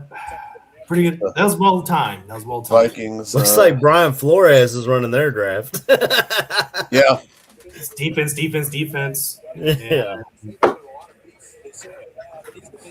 I think that's the best pick for the Giants, or not the Giants, the Vikings all draft.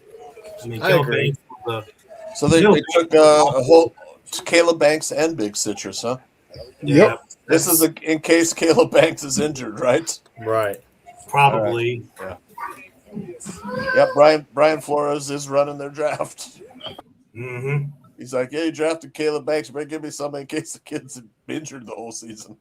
Give me some backup. Give me a. All right. He's Panthers gone. pick is in. We got a few picks left. 6 picks away. Big Citrus gone. Is This Janiah point- Dennis Sutton still out there? Yep. Yeah. We got Grayson Halton, DDS, LT Overton. Give me one of those three. I Caleb guess. Proctor's still out there? Yeah, he's still Yep. there. Zane Durant. Yep. What about my guy, Neil? Is he Chris still out Brazil. there? He's still Chris out Brazil. Dude, Goes to the Brazil. Panthers. there? Went to the Where? Panthers. Huh? Yeah. Went to Tell the you what, Panthers. man, if we get both them Iowa boys, I'll be happy about it. Chris Brazil. The second. Yep. That guy's he's long. 80-inch You know- wingspan. 4.37. Man, after How many years do we have Bayless Jonah Jackson Jones signed on for? and Hyatt and seeing all these Tennessee, I know I'm a little biased, but all these Tennessee receivers, the offense they run at Tennessee, you're standing on the sideline. They spread you out. You run like 3 routes. So he's got traits, but if he comes to Panthers and all he can do is run a go route, I mean, I guess throw it up to him. But AC, all I'm hearing is hey. I've got his. When's the KB? When's the you got a last point, time bro. You got a point. I just want to mess with you, bro. Tennessee ain't made a great receiver since Peerless Price? Well, he wasn't even great. Peerless Price was good, but that was in '98. They've had plenty of good athletes lining up at receiver. Buccaneers pick is in. Well, they got Reuben Baines, so they're not going to take DDS. Hey. At this point, we're not taking DDS. We probably gonna take some stupid shit that we don't need. Stupid Like shit. a third string tight end, KB. Hey, bro, I'm still sitting here pissed. All I'm looking at is people say, "Well, his RAS score was 9.7." Man, what? I don't give up. Cole loves those. I don't give up. RAS score, man. Those are cool things to talk about when you find a player that you need at a very premier position that is going to make a difference on the field. Hey, he's going to play as a blocking tight end. Dylan Thieneman last night had a pretty kick-ass RAS score. He's going to play. He's going to play quite a bit blocking out there. At least I would presume his roster spot should be pretty safe. Oh, should. Yeah. Should. I mean, I know because he's drafted as a 3rd-round pick, but I mean, just as a blocking tight end, he'll work, man. He's gonna be active and he's gonna play. Welcome to 13 personnel. I'm not saying that he might not work out, but you can't tell me that man wasn't gonna be there tomorrow. 4th. Yeah, there's no way. There's no way, tell me, bro. There's no way. Like, well, we did see another tight end go off the board after that, the Georgia guy. So who knows? Again, we don't know what all these boards look like. How they have them graded. That or the board is really drunk right now. The board is just that drunk. I just didn't think we needed a tight end, but again, I'm not the GM. No, I'm not a scout. That was a weird moment. I'm like, this is not something I expected. On day 3, I'm all for it, but day 2, he's building the Lions. down here, Tooch. We just gonna score a bunch of points. We better. But hell, you got to beat the Browns on the clock at 86. Trade with the Chargers. Oh, Browns back on the clock. Browns on the clock at 86. Ben does love his tight ends for sure. And also from the department of fuck LSU, Mississippi State just walked it off in the bottom of the 11th. Home run. Get the series started off right. Hell yeah, dude. We got the Starkville Derby this weekend, boys. Really? The largest wiener dog race in the entire world. Takes There's place in Starkville this weekend. It's a massive fundraiser. Awesome times. It's kind of like the Kentucky Derby, but just with. I was gonna say there's a decent sized derby next weekend that we're having. We're talking about the wiener dogs right now, though. We're talking about the wiener dogs. They have little dachshunds. Little cocktail. It's good stuff, man. Yeah, that would be a lot of fun. Starkville's a good time, boys. If you ever get a chance, get your ass down to Starkville and have a good time, especially during baseball. During baseball season, it is legit. I miss my time at Gulfport. I've been at Gulfport many a times. Oh, Gulfport's a good time. It's like, as long as you stay out of the sketchy spot, which you could probably say that for any major city in the United States next to a military base. It's got some nice pockets of Gulfport, close to the water, by the beach, some good. Well, you got casinos over there in Biloxi. Yep. And then you go over to Ocean Springs, very chill, and then you mosey on over to Gulf Shores and Orange Beach, and man, that's good. Harrisburg is amazing. Harrisburg is. I've never been to Harrisburg. Ted Hurst is going to the Buccaneers. Wide receiver out of Georgia State. Another receiver? Yep, a little run on receivers. He's a good one, too. This ain't no little run no more. This is a big run. Yeah. Third round has been a lot of wide receivers. What is it, like 10 in a row or some crap like that? Retrievers. We're almost to the Retrievers. Golden retrievers. 6'4", 206. Run a 4.42 40. 11.3 vert or broad and a 36.5 vert. Browns traded 105, 145, and 206 to the Chargers for 86. To select Florida offensive tackle Austin Barber. That offensive line looking pretty nice for Cleveland. How are y'all at 86? I'm seeing 84. I'm about to say, who the hell did Pittsburgh take? I'm just announcing the trade, boys. I'm just announcing the trade is all I'm doing. Oh, brother. That's my fault. That's my fault because, damn it, Jordan Schultz is 2 picks ahead. That's why. That's my fault. I'll walk the path. I'm like, bro, wait a minute. Wait a minute. Save me the headache. Hell, tell me who the Hold hell up. Somebody right.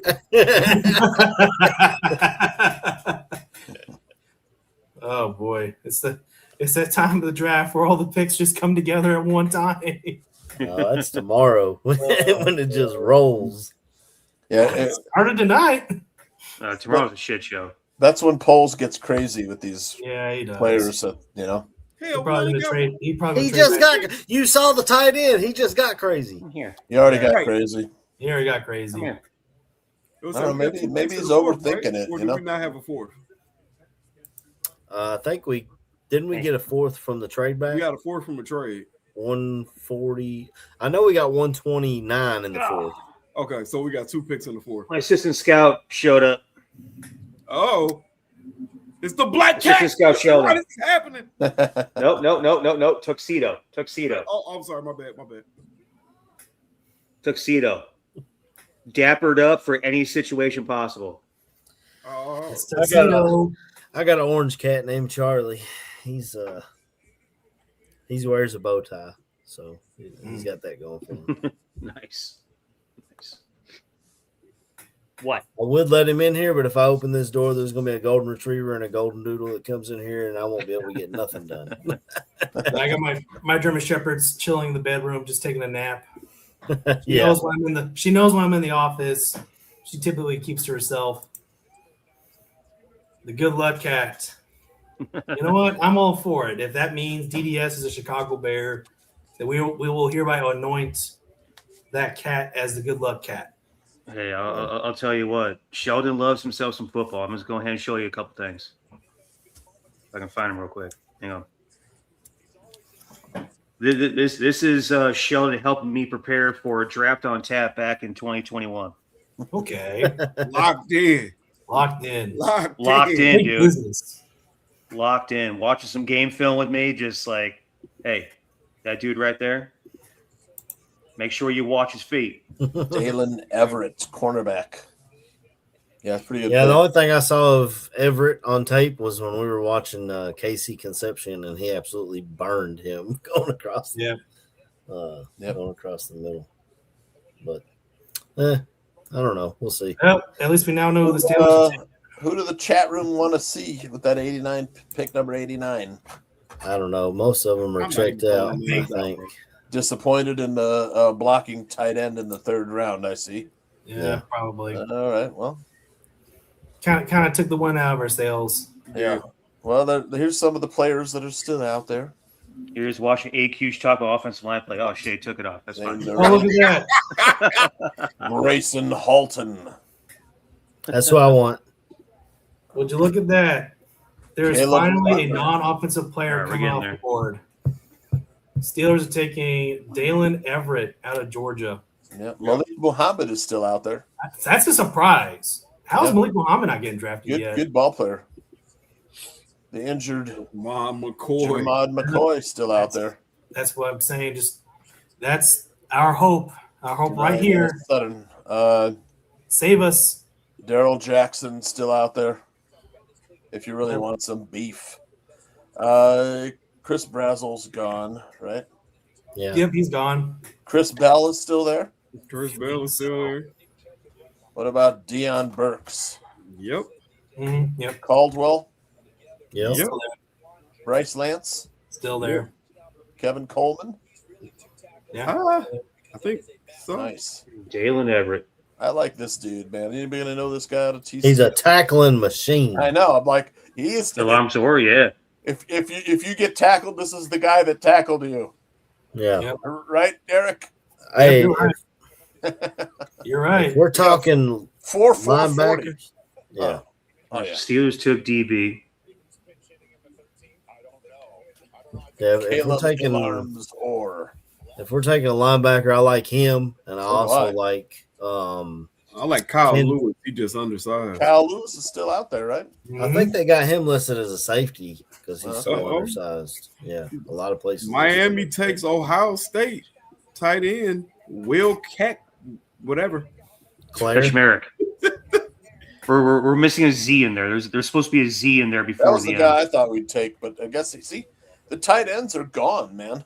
Yeah, they're all So gone. I mean, the tight ends went in the third. Or maybe not. Yeah, I mean they're almost all gone. Thank Kyle you. Lewis, Thank you. linebacker. That's fine. Yeah, he's a No little small. more picks. Well, actually, one more pick, and then we're fouling the clock. Jackson, Yep. man, please end this Almost charade. there. Please Yes, end this sir. on a high note. Is all I All right, ask. are we on the clock? No, Almost. Jacksonville. Jacksonville about to be on the clock. Okay, and then us. Then So us. pick is in I'll look for the the tree down. Jaguars. Bears are on the clock. That's quick. Oh, jeez. Tooch, I know you don't have anything on him because he's a late round steal that I've been grabbing. Yeah, a lot of my mock drafts, but Kendall Daniels, the linebacker out Yeah. of Oklahoma, I haven't made a graphic for him yet. I 6'5", 245, 250-ish. don't know if I'm going to have time to do some graphics for. Say that again, AC. Say that again. Kendall Daniels from Oklahoma, the linebacker. Kendall Daniels? Where's number 5? All right. I think it's Kendall, Kendal. Daniels. Kendall. Yeah, I got it. Bears on the clock here. Let's see. We've taken center. We've taken safety, and we took a blocking tight end. So edge, Hey, man, defensive listen, line. You got to stop putting emphasis Line. on that blocking tight end, man. Every time I hear you say, He's just a tight end, Tooch. Who did Jacksonville take? They're still Pick is in. It's just we don't know. Does chat room have it? Nope, we got our wide receiver. no. We need a wide receiver. We need more weapons for Ben Johnson. D staring another commercial. That's right. Yeah. Bears are on the clock.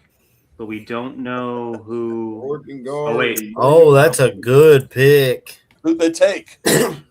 Emmanuel Pregnon. Pregnon, Jaguars. Yeah, that's a good guard. I mean, there was people. I heard Dane Brugler saying he thought he could push Chase Bisontis for that second guard spot in the draft. But so that's a good pick for the Jags. Pick here, right? Bears. Let's get it. Let's go. Let's see if we get our wish. All right.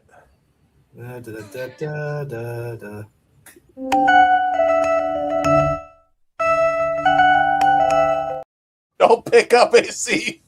Don't do it. Don't answer. He wants a wide receiver. Mike Washington. Oh, yeah. Is it? No. Okay. That'd be insane if it's Mike Washington. Why? It was that'd be a great running back. Yeah. That would be so unexpected, though. Yeah. Oh, bro, we picked Mike Washington. It's definitely F them picks. I mean, F that defense, bro. Yeah, F the defense. That's We're what they outscoring have. everybody, bro. It's like at this point, it's like fuck them picks, or we're trading for somebody. I don't know. It's Dennis Allen just in the corner, like, come on, man, why y'all change the door code and not let me in? What's going on here? You're gonna quit. You're gonna quit tomorrow. You're gonna rage quit. Let's go. Bear Yes, down. sir. Yes, sir. Yeah. Get it, Neil. Maybe they just got so much faith in Dennis Allen to make chicken salad out of chicken shit that they're just like, whatever. Chicken salad is delicious. Or maybe Ryan Poles said, "I gave you Dylan 10 a minute, 25, so you're good for the rest of the year." Or maybe Ryan Poles is saying, "Well, I paid Dio and I paid what's his name, Grady Jarrett, and I drafted Shamar Turner and I brought in Devin White." Maybe he's what? No, I don't like when you say Xavier that. Thomas. Xavier Harris? Oh, Xavier Thomas, yeah. Xavier Thomas? LSU wide receiver. No, not now. 4.2940. If they draft, you playing with me, bro. No, we're not. 4.2940. Wow. That's it. He was undrafted. That. I have no words. I have no words. 3 picks today. Offensive side of the ball. Yep. Three offensive side of the ball picks. Yep.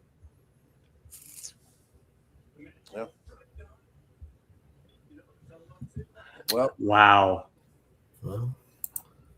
The NFL.com has him rated a 5.87 average backup or special teamer. Bro, anytime I've done a mock draft, he is always undrafted. Yeah. 5'1", 190, 30.5 arm, 9-inch hand. Ran 4.28, albeit. Yeah, Jump 36, albeit. Hey, man, the run on wide receivers. Yeah, the run on tight ends. The run on wide receivers. This kid was at Mississippi State for a little bit, and he was a knucklehead. Really? Damn. Bro, I have no words, bro. I can't believe it. He just runs. No words. He runs fast. Yeah. At the end of the third. At the end of the third. Who was drafting this kid? Ben Johnson. Yep, Ben and you right. Absolutely. Even though you just signed Buddy Khalif Raymond, you just brought him in. Well, you know what? You know what, boys? Distant relative of late Pro Football Hall of Fame running back Walter Payton. Really? Xavier, he's outrunning the defense, guys. Look at that. Nobody close to him. Well, Danny's been saying he wanted a playmaker, a wide receiver, but he never brought him up whatsoever. Yeah, Berlissimo talked about him. I know he was said if we want someone to break it open, this is the guy. I'm about ready to get out of here.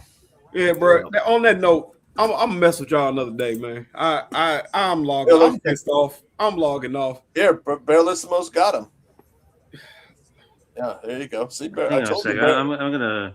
Bearlissimo texted me about him, about this kid. Another yak monster. Yak monster. Fuck Good the hands. Yak monster. Who we got on defensive line? Yeah, I like him too, Bearlissimo, but it's a little high. We probably could have gotten him tomorrow. Maybe not. I don't know. We got Motivated Dio. Yep. We got Montez Sweat. And they in there clapping. We got Grady Jarrett.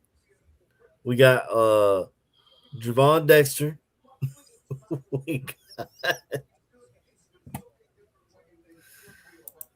Yeah, barely some. They love to take day 3 products early. Man, I don't know. We got KB throwing his hat off. He's upset. Well, I ain't got no words, bro. Motivated Dio. ACU able to close out if I take off? I'm ready to close this thing. Eric, are you crying over there? Nope. Just back and forth. Texting Greg Gabriel? I am. Back and forth. What does he think? I'm gonna give myself an IV of whiskey. That's what I'm gonna do. Let's see. Well, Greg does actually like the pick a tight end. Yeah. I think he'll sit on Twitter too. It's kind of like a third option in the room. But he and I were just like talking back and forth, like, man, what are we doing at defensive end? And now that DDS has been passed on again. Where are we picking tomorrow? Let's just get that up here. 129. Maybe we got an extra pick tomorrow. 144. You know? So we got 129, 144, 239, and 241 as of right now. Right. So we are picking 29th in the 4th round. Yeah, picking 29th. Oh my God. The Niners just took Kalen Black. They are killing this. I love that guy. I love that guy. They got Stribling, Romello Height, and Kalen Black. That killing it. Niners going back to the Super Bowl, fellas. That was a guy I was thinking would be really good for the Bears, like Keelan Black. Yeah. You know what's crazy? A good receiver. Might be the best pass protected back in this draft. And then he's tough to bring down, man. It's like, hey, we got a pick that Robbie liked tonight. Yeah, like Xavier Thomas. All right. Yeah, he says I don't mind him either. I've drafted him a few times in mock really drafts, good, mostly really good mostly in the 7th round. You know the crazy thing here is, had the Bears picked a defensive lineman before Xavier Thomas, this pick would actually be very nice. Yeah. Because this is what I've been saying. The Bears are going to come away today with some real speed at receiver, running back, whatever, to bring that offense together a little bit more, have that over-the-top element. I did not think they're going to spend all 3 picks today on offense. So, yeah, it's strange. It is. I mean, you're right because Dylan Thieneman will start. That's he's for sure the best pick in this draft. That's and then Logan Jones might start. I think. But he has insurance if Garrett Bradbury's. If Garrett Bradbury is injured, we have him. Yep. You know, he can start. And then Sam Roush will play. He is going to block. They used Durham Smythe last year, so they're going to Durham Smythe got a lot of fucking play. Yes, you know? But y'all realize he got a lot of that play because Colston Leveland was hurt in the beginning of the season. True, very true. Yep. I mean, if the plan is Thomas, move him out, right, and him out and play wide receiver with him, that's one thing. I need to adjust something that I just said. He was not the knucklehead that I was thinking of. I was thinking of somebody else. Okay, Xavier Thomas was an absolute ball of explosion for us back in 2023. I say us. I'm talking Mississippi State terms. Yeah, I say us. He was an absolute ball of I ain't never explosion been there. for us in Mississippi State. I was thinking of the other kid that went to Georgia that got arrested for some bullshit. This kid was an absolute fucking playmaker. Yeah, dude. This kid was an absolute 4.28 40. This is one of the fastest players in the draft. Now, he's the 5th wide receiver on this roster. No, Yeah. Okay, just checking. Well, he's also going to return kicks. So yeah, he's got 3 return touchdowns in his career. Right. I remember him at So LSU. he's the kickoff returner. So he's the Khalif Raymond is the punt returner. Okay, now we're starting to see this kid, and he's gonna stretch the field with 4.28 speed. So it ain't bad. It's a little rich though. I mean, adding him with a receiving core like Luther Burden at the Roma Dunzi, he's a nice third, or even with Khalif Raymond in the mix. That's a nice weapon to have. Jade in there too. Jade all day. Yeah, Jade Walker there too. Kobe Bryant just shared. Oh, you got there on the phone. What is that? Oh, the white man can't jump. Yeah. Kobe Bryant put it out. Yeah, it has a really nice element of speed. Again, unless this is a foreshadowing, the Bears are trading for a defensive end tomorrow or sometime later, I just can't sign off completely on today.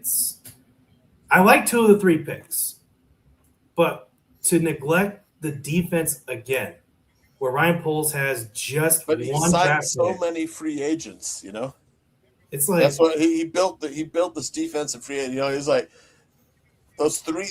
There's 5 defensive tackles plus Shamar Turner. Yeah, but are all of them going to make the roster? I don't know, but they're 4 of them are veterans. They are, but still 5 veterans. Cool story for him, but this is a great draft for defensive line. Yeah, and there's still guys out there too. You got to have players to fill up behind the veterans. Like Ryan Poles doesn't want to sign free agents. We got 4 picks left. Yep. Yeah, that's all tomorrow. But I'm just like, he made a lot of signings, but because he did get 144 in that. He did get 144 today. 129, 144, then 2 7th rounders, right? 239 and 241. Okay, so 4 picks left. Shane Norling said, "It's really too bad the Bears didn't get the Ian Cunningham comp picks. Yeah, Poles could have gotten a linebacker and a place kicker." Come on, Shay. He drafted a blocking tight end at the top of the 3rd round. Was it the top? I guess no. The only saving grace is this right now. Okay. Grayson Halton is still on the board, and so is DDS. Yep. So I just tweeted that, KB. So's Caleb Proctor. So's Zane Durant. I'm going to keep watching Gerald Jackson. But how do I feel about this shit right now? I don't feel good. Yes, they signed a shit ton of people to come in and play defensive end, but you have a rotation of what at your edge. Yeah. You have Austin Booker. You have Montez Sweat. I would imagine Shamar Turner is going to get more play at edge. Who else do you have rushing up, coming out in that rotation? God damn, he's still out there. How can we get denied this somehow? I tweeted about it. Come away tomorrow with Grayson Halton and DDS, and I'll shut the fuck up. Then all this forget it. I'll shut the fuck up. Yep. What about this guy? I love him. Yeah, I take him too. Shit. Love that dude. Can you hit the quarterback? I guess it should be my qualifying. Man, I really want this guy, man. But TJ Edwards hangs it up. This guy is a dude, man. I like the idea of safeties and linebackers in the 7th round. At the very least, they'll play special teams for you. With the kickoff game the way it is, this guy's still out there. Is he gonna be our love that dude? Yeah, me too, man. He's an energized mover. Some real deep. So he's got good deep speed. Good recovery. We're gonna come away with Ephesians Prysock out of Washington. I'd be all right with him. We got Zay Frazier though. If Zay Frazier's therapist can get him on the field, right? Hey, I'm not gonna say nothing about Zay, as I don't know what he had going on. We just need his therapist to get him on the field, bro. Yeah. But other than that, man, if y'all hop on in the morning, I'll be on. Yeah, what's the plan for tomorrow? I know Aldo. I've got a cookout to go to tomorrow. Yeah, I do. Afternoon party. Cookout sounds good, actually. I know. Yeah, I know Aldo and noon, right?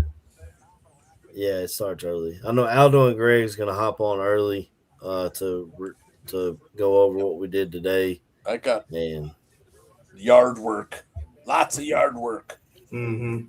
And then that sounds fun, Barfly tailgate on Sunday morning. We'll have a Barfly tailgate show. You guys want to start a little early or no?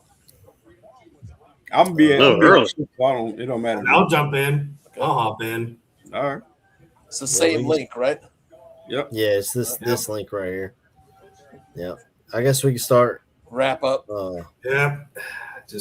I do 9 a.m. Get to church on Sunday myself, but I think we all need a little church after this. This is something. Again, unless we're getting a trade, I'm shocked. Yeah. All right. Well, fellas. All right. I'm gonna go watch some Xavier Thomas highlights before I fall. I'm about to go watch Sam Roche highlights. I'm gonna watch Logan Jones pancake some fools. I'm gonna go for that pick.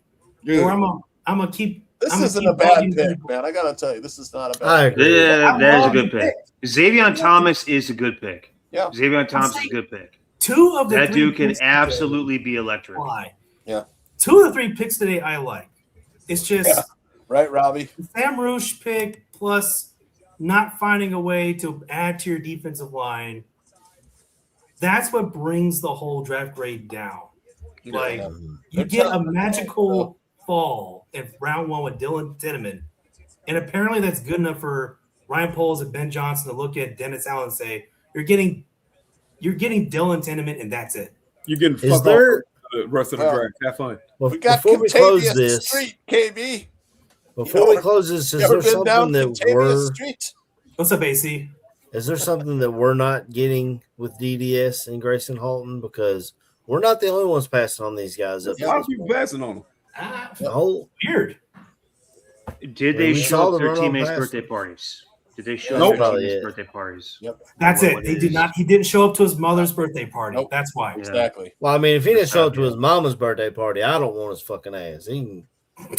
You don't love your mama, you His can go agent home. just texted me that information. That's all.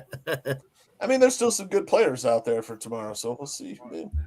Yeah, Trust the plan. Trust the plan. If as long as they don't draft Ruben Hippolyte's brother, we'll be okay. I don't know what the plan is. We drafted him at tight end. Got to go, Right. Grayson Halton and DDS. That's start your prayer circles, Bears fans.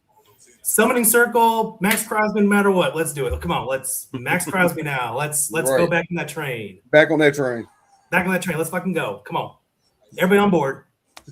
Ryan There's Burns, got. let's I go. mean, hey, there's got to be a plan. I would say, hey, There's got to be a guys, plan. come on. We're going for Brian Burns. We're going for Max Crosby. Fuck them picks. We're trading for somebody. Fucking picks. Fuck them picks. Let's go. Chandler will enter it. Les Snead. Let's find a way, damn it. All right. But I think we're about to get really crazy here. So let's just I'm gonna All call right, it tonight. All right, y'all. I'm gone. All right. Get up- Like, All right, y'all boys. comment, subscribe to the Barroom Radio Network. And Hit go the to notification bell. tallybrand.com. Absolutely. Yeah. Tallybrand, TALLEYBRAND.com. You can get Hell yeah. hats, shirts, hoodies, Light flags. hoodies. My favorite particular type of apparel, a light hoodie, is absolutely delicious. Hold up. Wait a minute. Wait a minute. We was about to close Wait out. just a minute. But Wait, what happened? Danny Who is Shivin. Danny's here. Hey, what's up, man? You guys having fun yet, or what? Oh, lots of fun. I think a couple of us are about ready to jump off the bridge. I'm waiting for the fun to start, Danny. Can you not wait until Chris McClellan We got wears this that guy, Danny. god Sam awful Roush. green next year? Yeah. Well, I was a bit. I mean, it started off great with obviously with Logan Jones, right? Yeah, I think this is a Yeah. prime pick for Ben Johnson and that scheme he runs. I initially had him third overall in my rankings, and the more I watched them, the more I liked them. I mean, obviously, the Remington, award winner for the best center in college last year. This is a guy that came to Iowa, was playing on both sides, was playing on defensive end, and then flipped him over to center. This is a guy that really, and you can see some of that defensive mentality in the way he blocks. I love offensive linemen that finish and that are just nasty. There was a game, I believe, against Wisconsin. I mean, he literally ran the guy off the football field into the Wisconsin bench. So, and he's athletic enough where he can get out to a second level, get to that second level defender, and then against steer him and then seal him off, and so that's great for that wide zone, inside zone kind of running scheme. And also with Iowa, Tooch, they run a lot of power as well. So if the Bears want to go multiple, they want to start run some power. He's good at pulling, getting out in front, being a lead blocker as well. So I love the Logan Jones pick. I think that's a perfect pick. I mean, for me, guys, I think you give him a shot to come in and compete. He may win that job over Garrett Bradbury, as a rookie. So, but we'll see. But that to me was a tremendous pick. And no penalties last year at all. So I mean, this kid is a premier center. Now, some didn't like him because of the size and the lack of length. So I mean, only 30 3/4 inch arm length. But again, centers typically that's not really that big of a deal especially when you're inside. So. And that's another thing that some scouts didn't like, because that he was only a center. He's not going to play guard or any other position on the football field. So that's why I think he kind of dropped here in terms of where he went in the second round. But again, perfect fit, perfect player for the Bears. I think this is a guy that a 50 career starts. He's a 4-year starter, team captain. Again, consensus All-American, Wilmington, Trophy Award winner. So. Home run pick there, in my opinion. I think he's a starter, if not a rookie, definitely after next year. I think he's a starter at center. So great pick there. And then it got interesting. Then it got fun, right? So they went ahead and obviously put the picture up. So they went ahead and they traded out of that second round pick, traded out of the second round completely, went to the third round, and recouped that 5th round pick that they traded with DJ Moore to Buffalo, which is all right. That's cool. I get it. They probably, what I think happened, and this is just me. I think they were, at least I hope they're waiting for Jackets from Illinois to come there, and then all of a sudden New England jumped them like 2 picks ahead, took them, and then they kind of just went, all right, let's. What's up, Tim? What's up, guys? How's it going? Hey, what's up, Timbo? Yeah.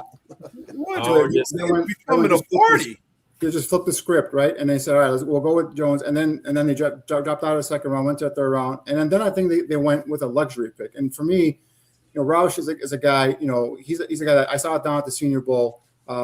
His hands are questionable, right? He had 7 drops last year. I think it was like 12.5% of his the balls thrown to him he had dropped. But he's an excellent inline blocker. He's a wide tight end.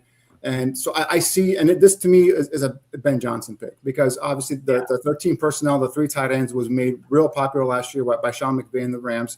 So now everyone's going to that route. So he, to me, was the best inline blocker, and I could see why he likes him. And I could see why. I just feel like if he took him, no, no. He's, for me, it was a day 3 pick. Now we did see a run on tight ends in this third, late second, early third round. So maybe that's something that they were kind of worried about, is that he would not be there. I'll give them the benefit of doubt there, but he's a guy that to me will be a third tight end. He's going to play next year. I mean, he might even be like a lead fullback, because remember, Derms might sign with the Ravens, so that's a position they wanted to fill. So they brought him in. So he does show some ability in terms of intermediate routes and quick, and he's like a good size. I think I had his numbers here. It's like 6'6". 267, 10-inch hands. Doesn't have the biggest length in terms of arm length, but 4-star recruit coming out of high school. This kid was a multi-sport athlete in terms of baseball, basketball, soccer. He even played rugby as well. So you see some of that rough and tough in terms of his blocking and in line at the point of attack. So I know why Ben Johnson liked him, especially for that kind of a coach who loves to build everything around his run game. I get it. To me, in my opinion, it was a bit too early for him. But again, there was a run going on tight ends, and they might have felt that they needed to go ahead and get him at that point. Then they trade down and go to pick 89, and he take Xavier Thomas. And I said last night, they're going to take a dynamic, playmaking wide receiver here. I just thought there were some other guys. Now, by the time they got to 89, obviously some of the guys I had wanted were already gone. But there are other guys on the board that I thought, if my personal rankings were a little better. The only thing with Xavier Thomas, this kid is a premier punt returner. He's a premier special teams guy, right? So next year, I expect him to be returning punts and kickoffs. He was a freshman All-American at Mississippi State. Neil should know, with your roots back at Mississippi State in terms of how he was there as he's dynamic. Dude was dynamic as hell, man. Yeah, he's got he was an absolute stud. 3 returns for touchdowns in his career. So right away, day one, he's going to be a special teams guy. He's going to help him there. And then they're going to use him in different ways, right? Whether it's jet sweeps, whether it's slip screens, whatever. Get the ball in his hands in the open field and let him do his thing. So I think that's where you see him. And I knew Ben Johnson was going to get something like this. He wanted something like this. He ran a 4.28 40 at the combine. I've seen some clips of practice where he is absolutely torching Mansour Delane in practice, right? So this kid's got talent. He's got speed. There are, in terms of some of his catches, a lot of body catches. He only was credited with just 2 drops last year, 41 receptions, only 2 drops, but a lot of body catches. A lot of balls were trapped against his frame, which I personally don't like. But it's something that where you give this kid to Antoine Randall and say, all right, let's work with this kid. Let's get him, let's get him there. But for me, he's a guy that's going to help you on special teams next year, but maybe a little bit on offense. But that's about it, right? So hopefully I'm wrong, and he takes a bigger role on the offense. We'll see. But again, some of these guys, again, he was a day 3 pick for me. I mean, like 6th round pick, and that's in my opinion, right? So we'll see what happens there. But I just feel like they got a little, into the 3rd round, they got a little it took luxury picks, right? They didn't take picks that, especially when you have needs on a defensive line, tackle, D-tackle, defensive end. Now I know there was the big defensive tackle run, so it's a little bare there in terms of the cupboard.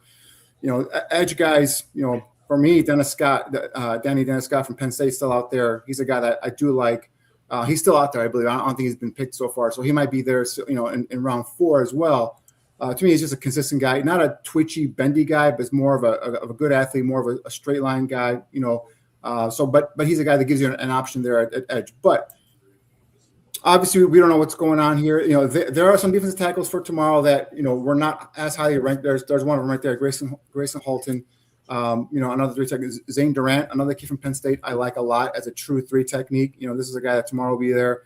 Barrett from South Carolina is a guy I love. Caleb Proctor. So there are some players tomorrow in the 4th round that they could target there if they want. It's just a little bit. Darrell Jackson, big, huge guy. Long reach, fits the profile of what Dennis Allen likes. So it's not all hopeless. It's not hopeless. It's just those guys are more guys that obviously their game is not perfect. Halton's got short arms, 31-inch arms. Production was hit or miss at Oklahoma. Obviously, Dennis, Scott, he's a guy that for me is he's a good player, but is he a guy that's going to be a product week in and week out sack producer? We don't know, but he's a guy you can put in the rotation. You can go ahead and attack in waves on a defensive line. So the other thing I keep thinking about edge, and AC and I talked about earlier today, is just keep in mind that if they don't get an edge at all in this draft, Cam Jordan's still out there, and I have no idea if that's something that they're going to go out and get. But obviously the relationship with him and PA from New Orleans. I know he's like 37 or whatever, 55 years old, however old he is, but he had 10 sacks last year. So he's still productive, right? As a 1-year guy, can fill in, come in, be part of the rotation. I think I don't know where that is. I don't know. I haven't heard anything. I've never heard anything connecting Jordan with the Bears. I'm just saying usually after the draft, after you go through and see what you've done and haven't done, you can go ahead and do some of these things, right? So this is a guy that you could possibly bring in. But again, you're not going to fill all your needs. You're not going to fill all your needs, in one draft. I just feel like, I feel like these 2 last picks were luxury picks. And I think 3rd round picks for me, hell, even 4th round picks for me can come in and compete and be starters. And obviously, Roush is not going to be a starter because you have Loveland and you have Cole Kmet. Some are texting me saying, hey, are the Bears getting rid of Cole Kmet? No, they just restructured his contract to free up some money to be able to draft these guys. So they extended that money he's owed. So he's on, and the Bears love him. They love him for his leadership. They love Cole Kmet. He's not going anywhere. This is just a 3rd tight end, literally a 3rd tight end. Now, eventually, could he replace Cole Kmet? Sure. And again, next year, his impact will be as in those 13 personnel blocking at the line of scrimmage. And again, he to me was the best blocking tight end in the draft. There was a run, so we'll give him a pass on that one. But Xavier Thomas, again, for me, a luxury pick. So we'll see how they come out and they explain it. Obviously, I don't think Ben Johnson and Poles will talk tonight. I think they'll talk tomorrow after the draft is completed. So we'll see what happens there. But it's disheartening in terms of what they did in terms of how they attacked the defense or lack of attack in the defensive front. So I'm pretty sure they're going to come out and say that they stuck true to the board, right? And that Roush and Thomas were the guys that they had high at that point. So that's what I said too. Yeah, everyone else says that. So that's what everyone says, right? So I got a question though: are all fan bases like us? Because I'm down on our draft thus far. I got a friend who's a 49ers fan. I loved what the Niners did, but he's texting me saying, "What the fuck are the Niners doing?"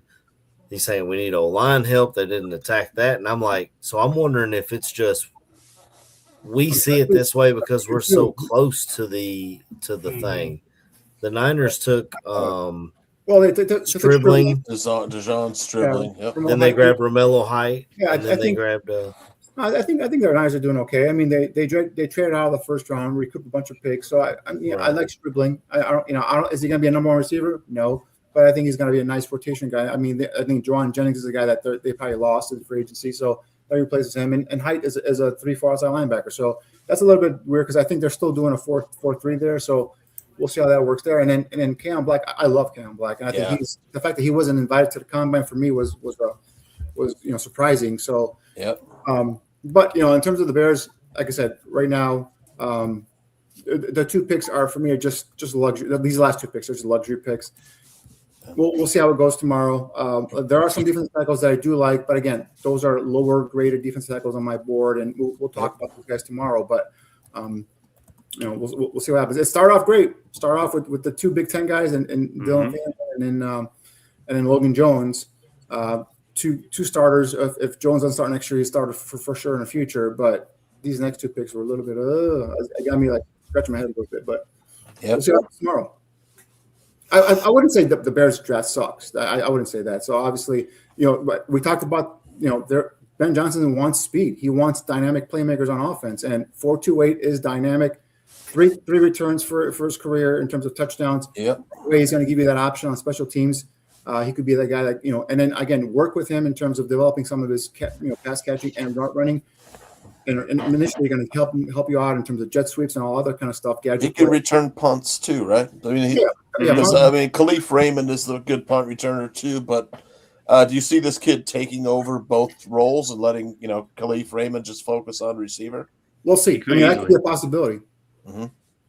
Okay. Yeah, it could be a possibility. He was that type of kid at Mississippi State. He was the type of kid to where you just get the ball in his hands and let him do work. Yeah. And everything I've heard about him and read about him is that character-wise, off the charts. And this kid is good kid. Yeah, a good kid, natural leader in the receiving room and all that stuff. So you hear positive stuff about him. And again, the practice, I don't have clips of it, but I've seen clips of him in terms of like burning Delane in practice, like literally make him spin around in coverage. So he's got talent. It's just you got to coach him up. For me, the only thing is there are luxury picks, and you need to have more needs in that. So we'll see what happens tomorrow. But And in terms of his worth to an SEC football program, when he left state, that was an absolute gut punch. That was a kick to the nuts. That was one of those like, son of a bitch, this kid's in the transfer portal. Are you fucking kidding me right now?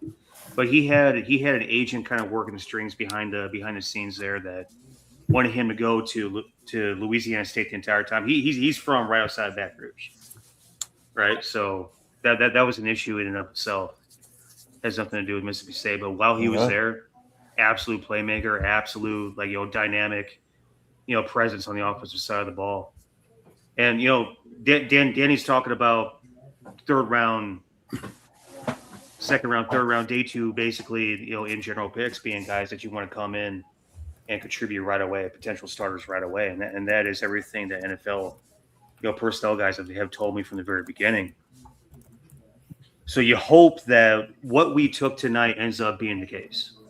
But it's just, I think when we break it down, it's like, especially that tight end pick, it's like, man, that a third string tight end, that's something that you take on day three, man.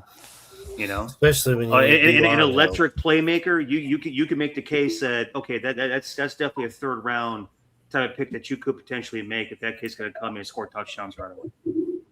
Third string tight end is a questionable. So that's probably the one massive question mark I have in the entirety of his draft. So far, I think it's been pretty fucking solid. So far, I think the entirety of the draft has been very solid. With safety last night, the offensive lineman today, the playmaker at wide receiver, potential special teams star, in the return game. Don't have a problem with any of those picks. If this kid's Devin Hester returning and got some wide receiver 100%. juice, we'll all be happy. 100%. Yep. Well, Tim is here. What's going on, What do you Tim? think? The Bears made some picks today. So last night, first of all, slam dunk. I mean, when I saw that Thieneman was still there at that point, to me, it was a no-brainer. And I had a buddy texting me about it, and my kid was sitting next to me, and I told him they're going to take Thieneman here. And he's like, no. And it's like, you just don't know the name. Trust me, this kid's a ball player. It's a perfect fit, obviously, for the scheme, what they want to do, interchangeable safeties. It just made perfect sense. And I really love the kid. And he's a Westfield kid. I live in Indiana. Like, that's, somebody I'd heard about from the past anyway. But and honestly, the center pick, I mean, that's to me, that obviously center was due. I didn't think they would take one that early, but they obviously have a hole at center that they're going to have to fill next year. And why not take the best one that you have when you have the opportunity to take him and let him work under Bradbury. So to me, that was a good pick as well. The tight end one, that one kind of was, and I think I agree with you guys about where it was at, because I thought it was a little early too, considering that's kind of a luxury pick, obviously, to have that third tight end. But the third tight end is very important to this offense. They need that extra blocker. And he is, like Danny said, he's the best blocking tight end in the draft that I know of. My issue with him is he's got really short arms. And is he going to be able to hold up against outside when he's blocking in the outside of the tackle?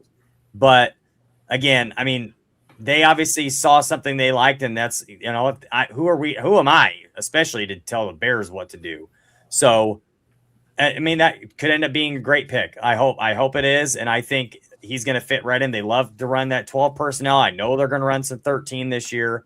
The other one that kind of was a head scratcher for me was the Xavier Thomas pick, but speed kills. I mean, that's what they're looking for. I think they could have probably gotten him tomorrow for sure. Yeah. But again, when you see that speed, maybe they were afraid somebody else was going to take him at some point before they got another pick in. And maybe they have their eyes on somebody else in that 5th round, and they were worried that if they waited until the 7th round, they weren't going to get him.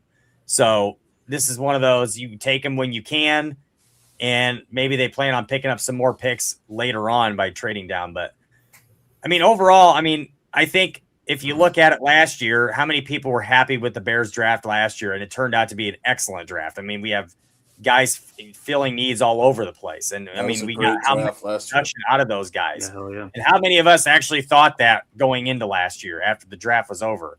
I did. Besides you, who does a better job than I do. But Luther Burden and Colson Love. Nobody. Mm-hmm. Right. The Dolphins took the Louisville kid, AC. Yeah, Chris Bell. Yep. Thank God. Yep. Orange Mullet went to the Steelers. Yeah. The Ravens always have good drafts, but I kind of like their draft too, man. They had the number 1 guard. They drafted Zion Young, and then they got a pretty good wide receiver. Always admired the Ravens draft. Browns took Austin Barber, offensive tackle. Yep, I love that pick for the Browns. Yeah, Browns nice making pick. a nice offensive line. Yep. Hey, Browns they've drafted all right, I think. They've done everything around the quarterback position that you need. Now it's just who the hell is going to be the quarterback? That's the ultimate question. Cowboys took 2 That's edge next rushers. year's problem. That is next year's problem. You're right. Cowboys took 2 edge rushers, huh? Yep. Malachi Lawrence and Jay Sean Barham. I'm trying to find what the Packers did. Let me see. I wanted Chris McClellan, which sucked. Right. So we'll be seeing him every week. Probably. Defense: Brandon Cisse and Chris McClellan. Okay, that was a guy. I was like, why don't the Bears try and get Chris McClellan? It would have been a nice pick. Yeah, that's the thing. Is like once they picked they pick a tight end, and that's where some of the guys I wanted. Antonio Williams, the receiver. Yeah. He went to Washington. I think Chris McCollum went to the Packers. One other guy a couple of receivers I was talking about, like Chris Brazel went to Carolina. Ted Hirsch went to Georgia. One more guy that I really wanted. And then they picked Xavier. Keontae Scott did not get drafted yet. Not yet. The thing with him is he's a tweener. Some see him as a nickel corner. Some see him as a safety. Some I think he's listed as a cornerback on a lot of these draft boards. So we'll see how it goes. But I think outside corner will be an issue for him. I think he's more of that. I saw more of that Brian Branch kind of C.J. Gardner-Johnson role where he's at the up in the box and he's also dropping back in coverage. So that's why I liked him a lot. And but with getting Thielemann, there's no way I figure that they'll take it unless they saw him as a corner. We'll see tomorrow. But right now I am concerned about the defensive line, especially defensive tackle. So I think we all are, Danny. Yeah, we'll see. We're all in the same boat. See what happens tomorrow. We're not picking until 29th in the 4th round. Yep. Yeah, they didn't have a 5th round pick, right? As I mentioned earlier, so now they do. They got that 5th round pick back, so we'll see what they do with that. But a 4th, a 5th, and then 2 7ths. So unless they trade back tomorrow and then they get recoup some more picks, we'll see what happens. But I think that's my biggest concern right now is that defensive line. See what happens tomorrow. Yeah, and I think again, I'm talking myself into it, but it's very suspicious that they have gone this whole off season. They are prepared to make one sort of swing on the defensive line. They haven't pulled the trigger yet. So they're going to sign Cam Jordan, like Danny says. Yeah, maybe that, or maybe they pull a trade for like Kayvon Thibodeau, or maybe they revive Max Crosby talks again. You can't tell me that they're not going to do something to the defensive line. When you do this draft today, just picture it, just bear with me for a second. You go tomorrow, finish out the draft, whatever, post June 1st, they make their move to trade for either a Max Crosby or maybe they trade for another defensive end. That would make this draft make a lot more sense. Because that all of a sudden, if you had a Max Crosby or hell, maybe a Kayvon Thibodeau or some other options out there, like if you can make the Giants say no to Brian Burns, maybe approach him, like go after him if you want to. If you get one of those guys, especially Brian Burns or Max Crosby, it will make this draft that much more palpable. Of course, that's a big if. That's a huge if. But it just feels like between now and the trade deadline, they're waiting to make their move. They've got options. They've got the ability to open up cap space. And I just can't see them going into this regular season saying, we're fine on the defensive line. It's happened before, like 2004, August rolls around, they make the trade for Adwale Agwanglee from the Dolphins.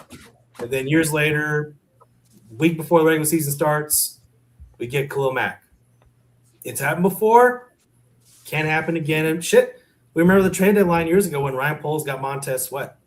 I don't want to trade our 1st round pick next year. Oh, no, I don't want to trade him. Well, think of it this way, though. If it's a Max Crosby kind of player, and you don't care. 32nd, I don't care. If you don't want to trade 32, I think I'm with you because with the injury history, they're not even sure that because it sounds like it's an arthritis thing, and how is he going to recover from that? So I was just talking to Neil about my offer would be just 2nd round pick in 2027, and then God knows 2028 conditional pick. But point withstanding, it's like if the Bears find their defensive end, pair with Montez Sweat, they get to the damn Super Bowl. Whoever, if it's Max Crosby, Brian Burns, somebody else. Austin Booker. I know that's crazy. I know it'd be crazy if Austin Booker becomes the hero that we all want him to be. But it's. I mean, I get it. I still think we need D-line, but to think that our guys are topped out on potential and aren't still ascending, that's a crazy thought too. I get it with Grady Jarrett. He's old. He's probably descending at this point. But you got Austin Booker, who's on a rookie deal. You got, maybe Javon Dexter is maxed out, but who knows? But the one thing, I hate to be the wet blanket here, but the one thing about with those guys, Eric, in terms of the big names, the Crosbys, the Brian Burns, the guys you mentioned, those are big contracts. Those are big contracts. You don't have enough money to restructure now. You don't have enough contracts to restructure now to open up space to bring those guys in. So salary cap wise, you cannot bring those guys in. Actually, things have happened between those two players. So they've already exercised the option of Max Crosby, where he's counting $7 million this year. That's it. So they can offer. Why wouldn't the Raiders keep him? I mean, the Raiders, because they're the Raiders, and also they're in the situation where I think you don't just trade someone, trade falls apart, and then they say, no, we're good. We're not going to trade you no more. It's going to happen at some point. It's going to come to a head. They're not going to be competitive this year. And they're going to say, well, we need to build for the future. Let's get him off the books for 2028 and beyond. Or, again, reapproach Brian Burns, because they just pushed Brian Burns' contract as well. And it actually makes it easier for him to trade. So it's. But the only thing, they just clear up, because they had $1 million going in. They had $1 million open going into the draft. They clear up what they restructured Komet and number 73, the guard. I'm forgetting his name. Jackson. Thank you. To open up $10 million just so they can draft, the class, right? So they're going to have to. And I don't know off the top of my head anyone else that's up where they could, restructure and open up, whether it's $7 million for, if that's true. I don't know off the top of my head if that's true or not. But or like a Brian Burns, something like that. I don't know who they can restructure to open up that salary cap. So that's why I'm saying, like, maybe you could bring in a vet like Cam Jordan, $7 million or something like that. And that. Well, they can still tap into Jalen Johnson's contract. They can still tap into Montez Sweat's contract. But then you're extending them in terms of the guaranteed contract. So now you're keeping them longer on the roster. Do you want to keep a Jalen Johnson on the roster longer? Do you want to keep a Montez Sweat on the roster? I'm saying you're locking yourself up to those guys. And remember, you have a Darnell Wright contract coming up. You have a Caleb Williams contract coming up. You have maybe a Roma Dunze contract coming up here as well. You can't lock yourself into Jalen Johnson and Montez Sweat, especially since, I admit it, we haven't been happy with the last, in terms of what they've been putting out consistently over the year. So we'll see what happens with Jalen Johnson this year and also Montez Sweat. Yeah. But you don't want to lock yourself up to those contracts long term. Well, agree to disagree. There's always options that are always looked open, but I think we've definitely drugged this out quite a bit. So I think tomorrow's going to be interesting. We'll see we will see what they will do next. I mean, if we come away with D-line tomorrow, I'm hoping for Grayson Halton and DDS, because same. I don't see any other edge rusher that fits the system, fits the scheme, and interests me. Well, maybe LT Overton, I guess, size, but he doesn't really the tape doesn't pop, right, Danny? So who was that? I didn't hear you. LT Overton, the Alabama edge rusher. Yeah, he's a base defensive end. He's not one of those guys that's going to come in and be and in my opinion, be like a double-digit sack guy. Right. But he's a guy that can come in to play part of the rotation for sure. Yeah, and I think that's where we're at this point anyway. The only other thing they could do is the one thing that Jeff King said in his press conference earlier this week, he said that the coaches are amicable to change, right? So if DA says, hey, you know what, bring me a pass rusher, that's me a pass rusher, something like that. I mean, that could happen, but I don't see it, but we'll see. Yeah. Well, it's way past my bedtime. Thank you everybody for coming on and breaking down the picks. I know for a fact Aldo will be on in the morning with Greg breaking down the picks as well. I'm not sure what else the plan is at Barroom, but like, comment, and subscribe to the Barroom Radio Network. Hit the notification bell to tell you when we go live. And shout out to Tally Brand, the crown of Chi-Town is where we got our hats from. TALLEYBRAND.com. Go on there and get your hats, t-shirts, hoodies, flags. He's giving out stickers with orders if you're ordering anytime here soon. So yeah, just check his stuff out. All of his stuff is comfortable and looks nice and clean, and it's a great company to work with Rob and those guys. But I mean, I guess until next time, we'll just leave everybody with a bear down. Yeah, bear down, everybody.